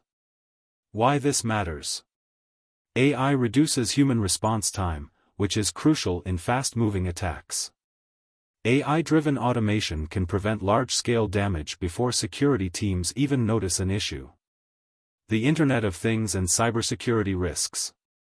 The Internet of Things refers to connected devices like smart thermostats, security cameras, medical devices, and industrial sensors. While IoT enhances efficiency, it also introduces major security risks. IoT-related cyber threats such as IoT device vulnerabilities. Many IoT devices have weak security controls, making them easy targets for hackers. Some IoT devices lack firmware updates, leaving them vulnerable to old attacks. Have default passwords that users fail to change. Connect to networks without proper encryption, exposing data. For example, a hacker gains access to an organization's internal network by exploiting a poorly secured smart thermostat. Once inside, the attacker moves laterally, accessing sensitive business systems. Why this matters? IoT devices expand the attack surface, making it harder to secure networks. Many IoT devices lack security updates, leaving them vulnerable for years. IoT botnets and DDoS attacks. The hackers often hijack IoT devices and turn them into botnets, using it as large networks of infected devices used to launch attacks. For example, the Mirai botnet infected hundreds of thousands of IoT devices, using them to launch massive distributed denial-of-service attacks that took down major websites like Twitter and Netflix. Why this matters? IoT botnets can cause large-scale internet outages. Many IoT devices remain infected for long periods because users don't update or secure them. IoT security measures. To reduce IoT risks, organizations should enforce strong authentications for all connected devices. Regularly update firmware to patch vulnerabilities. Segment IoT networks to prevent compromised devices from accessing critical systems. The quantum computing is an emerging technology with the potential to revolutionize cybersecurity both positively and negatively. Quantum threats are like breaking encryption. Today's encryption methods rely on mathematical problems that take classical computers years to solve. However, quantum computers could break encryption in minutes, rendering current security systems obsolete. For example, a quantum computer could break RSA encryption, which is used to secure banking transactions, emails, and internet traffic. Why this matters? Sensitive data encrypted today could be decrypted in the future when quantum computers become more advanced. Organizations need to start planning for quantum-resistant encryption now. Quantum computing for cyber defense. Post-quantum cryptography. The researchers are developing new encryption algorithms that quantum computers cannot break. For example, organizations are beginning to adopt NIST-recommended post-quantum algorithms to ensure long-term data security. Why this matters? The companies that prepare now will be more secure in the quantum era. The emerging technologies offer both risks and opportunities. AI, IoT, and quantum computing will continue to reshape the cybersecurity landscape, requiring proactive strategies to stay ahead of evolving threats. Key takeaways are like: AI-powered attacks are making cybercrime more sophisticated, but AI-driven security tools can improve threat detection and response. IoT devices introduce security risks, and organizations must adopt strong authentication and network segmentation to protect against attacks. Quantum computing will eventually break current encryption methods, making the transition to post-quantum cryptography is critical. Let us now understand the future of security management. The cybersecurity is evolving rapidly, and the traditional approach of manual threat detection and response is no longer enough. Automation and AI are now essential tools in the fight against cyber threats, allowing organizations to detect, analyze, and respond to threats faster and more efficiently than ever before. However, with these advancements come new challenges, including adversarial AI, false positives, and the complexities of integration. Organizations that adapt and leverage AI-driven security solutions will be better equipped to handle the next generation of cyber threats. The role of automation in security management. Today, cybersecurity teams are overwhelmed with alerts, logs, and manual processes. Automation helps eliminate repetitive tasks, reduce human error, and improve response times. Instead of analysts manually reviewing every security alert, automated systems can detect anomalies, prioritize threats, and even take initial response actions. The key roles of automation in security are: the incident detection and response. Automated security tools can detect and respond to threats in real time, significantly reducing the time needed to address security incidents. For example, a security information and event management system continuously monitors network activity. If it detects multiple failed login attempts from an unusual location, it automatically flags the activity as suspicious. Escalates the incident to a security analyst. Temporarily locks the account to prevent a potential breach. Why automation matters: as it speeds up detection and response, preventing unauthorized access, and reduces manual workload for security teams. Vulnerability management. The organizations must regularly scan their systems for vulnerabilities to prevent exploitation.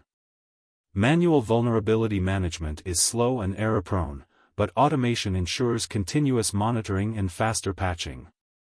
For example, a vulnerability management tool scans an organization's network, servers, and applications to detect missing security updates. The system then can prioritize vulnerabilities based on severity, and automatically schedules patches for high-risk systems. Why vulnerability management matters: as it reduces the window of opportunity for attackers, and helps organizations stay ahead of zero-day vulnerabilities. Threat hunting. The threat hunting involves proactively searching for hidden threats within an organization's network. Automated tools analyze logs, detect patterns, and identify potential attacks that might go unnoticed. For example, a threat hunting platform detects a previously unknown malware variant by scanning network traffic for unusual behavior. Why threat hunting matters: uncovers hidden threats before they cause damage. It reduces the reliance on manual analysis, making security operations more efficient. Automated access control. Managing user access manually can lead to delays, security gaps, and insider threats. Automated identity and access management solutions ensure that access is granted and revoked automatically based on user roles. For example, a new employee is automatically assigned appropriate access rights based on their department. And when an employee leaves the company, their access is automatically revoked to prevent unauthorized access. Why this matters: as it prevents data breaches caused by outdated access permissions, and ensures real-time access control enforcement. Compliance monitoring. The regulatory requirements such as GDPR, HIPAA, and PCI DSS require organizations to maintain strict security controls. Automated compliance tools continuously monitor systems to detect any violations. For example, a compliance monitoring tool scans databases and storage systems to ensure that all sensitive data is encrypted. If a compliance gap is detected, it automatically alerts administrators to fix the issue. Why this matters: as it reduces the risk of non-compliance penalties, and ensures organizations maintain strong security policies at all times. Now, we will discuss about the challenges of AI and automation in security. While AI and automation offer significant advantages, they also introduce new challenges that organizations must address, such as the false positives and false negatives. AI may mistakenly flag legitimate activity as suspicious, or attackers can bypass AI detection by mimicking normal behavior. The adversarial AI, using which the hackers can train AI models to misinterpret data, tricking security tools into ignoring real threats. For example, attackers use poisoned AI datasets to bypass malware detection. Integration with legacy systems. Many organizations still rely on outdated security tools that do not support AI-driven automation. Integrating modern AI security solutions with older infrastructure can be complex and expensive. Cost and expertise. AI-driven security tools require significant investment, and organizations need highly skilled personnel to deploy and manage AI systems effectively. AI and automation are no longer optional, they are critical to the future of cybersecurity. As cyber threats continue to evolve, organizations must adopt AI-driven security solutions, automate response processes, and stay ahead of attackers. The future of security management belongs to those who embrace AI and automation. We will now look into some of the case studies from leading organizations. As the successful security management requires a mix of strong policies, employee awareness, automation, and proactive threat mitigation. Let's take a deep dive into some real-world examples. The first case study is of Microsoft's transition to a zero-trust architecture. The scenario was that Microsoft, one of the largest technology companies in the world, faced an increasing number of sophisticated cyber threats. Traditional perimeter-based security models were no longer effective, especially with the rise of remote work and cloud-based services. To enhance security, Microsoft adopted a zero-trust model, a security approach where no entity, whether inside or outside the network, is trusted by default. The key security practices Microsoft had taken was: to implement zero trust, Microsoft focused on 3 core principles. 1. Enforcing multi-factor authentication across all accounts. Every employee, contractor, and administrator had to use MFA to access Microsoft systems. This significantly reduced the risk of credential-based attacks, such as phishing and password theft. 2. Implementing conditional access policies. Access decisions were made based on user role, device security status, and location. For example, if an employee logged in from an unrecognized device, they had to pass additional authentication checks before accessing sensitive systems. 3. Utilizing endpoint detection and response for continuous monitoring. Microsoft deployed advanced threat detection tools to monitor endpoint activities in real time. If any device exhibited suspicious behavior such as unusual file downloads, privilege escalation, security teams were alerted immediately. And the outcome was that by implementing a zero-trust model, Microsoft prevented unauthorized access by ensuring that every login attempt was verified and secure. Reduced the risk of insider threats, as even internal users had to continuously prove their identity and authorization. Minimized phishing-related attacks, as compromised passwords alone were no longer enough to gain access. The key lesson from this is that the trust must always be verified. Organizations should implement zero-trust principles to prevent unauthorized access and insider threats. The second case study we will discuss is the Procter & Gamble's Phishing Awareness Program. Procter & Gamble, a global consumer goods company, faced a growing number of phishing attacks targeting employees. Cybercriminals were attempting to trick employees into clicking on malicious links, downloading malware, or revealing login credentials. Instead of relying solely on technical controls, P&G decided to focus on employee training and engagement to reduce phishing risks. Key security practices they took were: 1. Conducting phishing simulations. P&G sent fake phishing emails to employees to test their ability to recognize phishing attempts. Employees who clicked on the fake phishing links were automatically directed to a training module explaining what they missed. 2. Launching an awareness campaign with gamification. Employees were rewarded for identifying and reporting phishing emails. Leaderboards and incentive programs encouraged healthy competition, making security awareness more engaging. 3. Establishing a clear reporting mechanism. Employees were given a single-click "Report Phishing" button in their email clients. IT teams could quickly analyze and block phishing attempts reported by employees. The outcome was that, within the first year, P&G saw a 75% reduction in successful phishing attempts. Employees became more proactive in identifying and reporting suspicious emails. Faster detection and response to phishing campaigns targeting the company. Key lesson to take is that employees are the first line of defense against phishing. Security awareness training, when done creatively, significantly reduces human risk factors.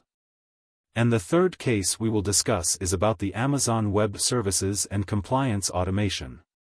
Amazon Web Services, one of the largest cloud service providers in the world, needed to ensure that its massive global cloud infrastructure remained compliant with strict regulations such as GDPR, ISO 27001, and HIPAA. Given the scale and complexity of AWS, managing compliance manually was not feasible. The key security practices implemented was 1. Deploying compliance automation tools. AWS developed automated monitoring tools to track compliance across thousands of cloud environments.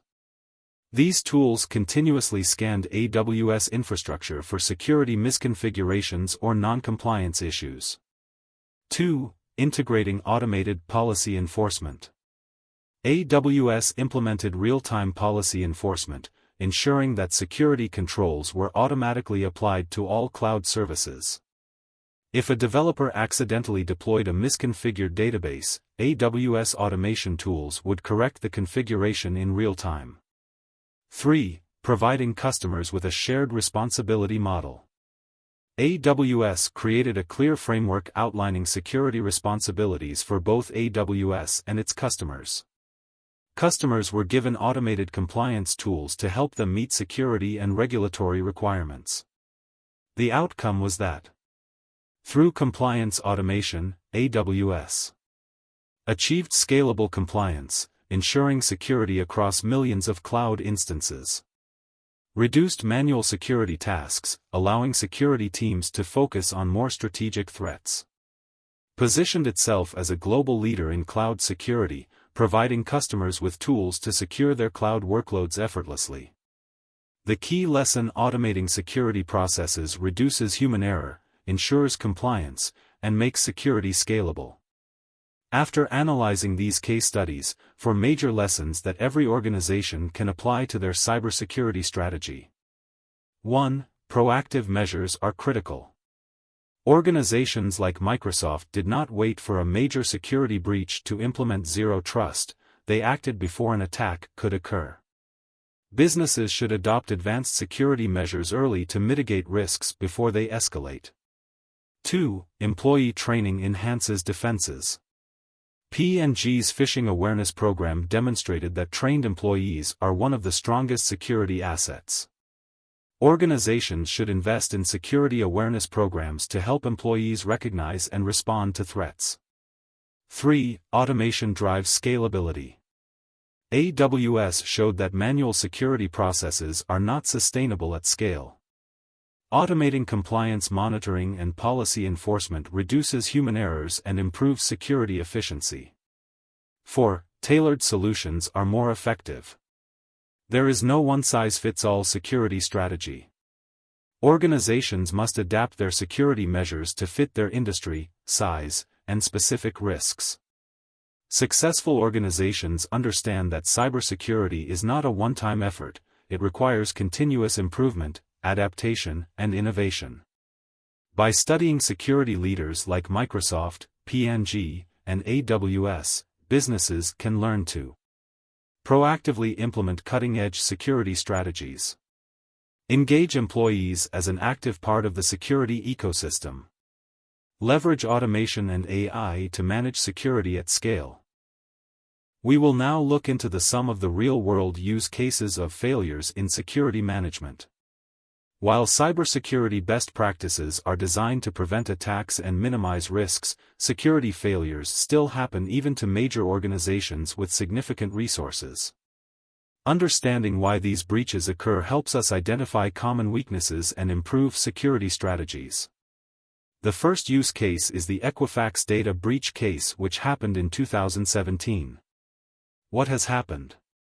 The Equifax, one of the largest credit reporting agencies, suffered a massive data breach due to a known software vulnerability in an Apache Struts web application. The company failed to patch the vulnerability in time, allowing attackers to exploit it and gain access to sensitive consumer data. The impact was that the personal data of 147 million individuals was exposed, including names, social security numbers, birth dates, and addresses. Equifax faced regulatory fines exceeding $700 million. The breach damaged public trust in data protection practices. The root cause was the Delayed patch management left a known vulnerability unaddressed for months. Lack of proper network segmentation allowed attackers to move freely within the network after gaining access. How it could have been prevented. Implementing robust patch management. Organizations must regularly update and patch software vulnerabilities as soon as security updates are released. Automated patch management tools can help ensure no critical updates are missed. Second, by network segmentation, the sensitive data should be stored in separate network segments to limit unauthorized access. Even if attackers gain access to one system, they should not be able to move freely across the network. The key lesson from this is that failing to apply security patches in time can expose organizations to preventable cyber attacks. The second use case we will look into is the Colonial Pipeline ransomware attack, which happened in 2021. What has happened? Colonial Pipeline, the largest fuel pipeline operator in the United States, was forced to shut down operations due to a ransomware attack. Attackers gained access through a compromised VPN password, encrypting critical systems and demanding ransom for decryption. The impact was that the pipeline shut down for nearly a week, causing fuel shortages across the East Coast. The company paid a ransom of $4.4 million to restore operations. The attack highlighted the vulnerability of critical infrastructure to cyber threats. The root cause was that the lack of multi-factor authentication allowed attackers to gain access using stolen credentials. Weak incident response planning delayed containment efforts, increasing the damage. How it could have been prevented? By enforcing multi-factor authentication.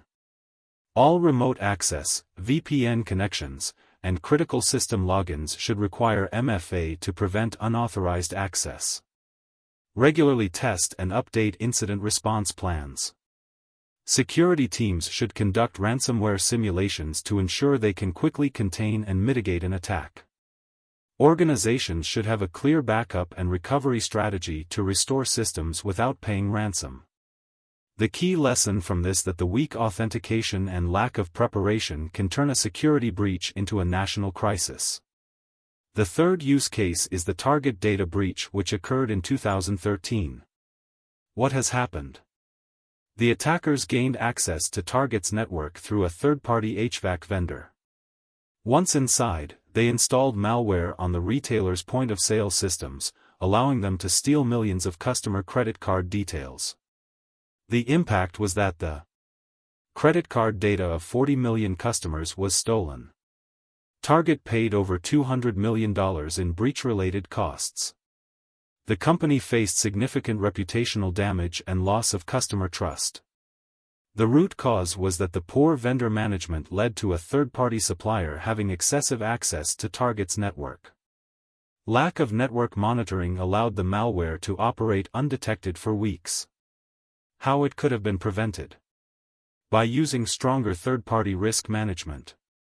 The organizations must evaluate vendor security controls before granting them network access. Limit third-party access to only the systems they need, using the principle of least privilege.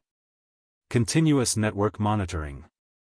Deploy real-time security monitoring tools to detect unusual activity on the network. Implement intrusion detection systems, IDS, that can flag unauthorized access attempts. The key lesson learned from this is that the third-party vendors can introduce security risks if not properly managed. Organizations must enforce strict access controls and continuously monitor for suspicious activity. After analyzing these major security breaches, here are the key takeaways that organizations must apply to strengthen their cybersecurity posture. Proactive security measures prevent breaches. In the Equifax case, patching vulnerabilities on time could have prevented the attack. Companies must stay ahead of threats by regularly updating software, applying patches, and conducting vulnerability assessments. Strong authentication is essential. The Colonial Pipeline breach happened because MFA was not enforced. All organizations should implement multi-factor authentication for VPNs, cloud applications, and critical systems to prevent unauthorized access. Incident response plans must be tested regularly. Colonial Pipeline did not have an effective ransomware response plan, causing delays in recovery. Companies should simulate cyber attacks and test their incident response plans regularly. Third-party risk cannot be ignored. Target's breach shows how a single compromised vendor can bring down an entire organization. Businesses must assess vendor security, enforce strict access controls, and monitor third-party activity. Continuous monitoring is critical. Many breaches go undetected for weeks or months, allowing attackers to steal massive amounts of data. Deploying AI-powered security monitoring tools can help detect and respond to threats in real time. Every security breach teaches us something valuable. Organizations that learn from past mistakes and proactively strengthen their defenses are better equipped to prevent cyber attacks.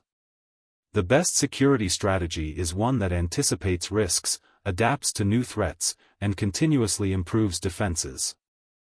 In this session, we explored the critical role of security management in protecting an organization's assets, including information, digital infrastructure, and personnel.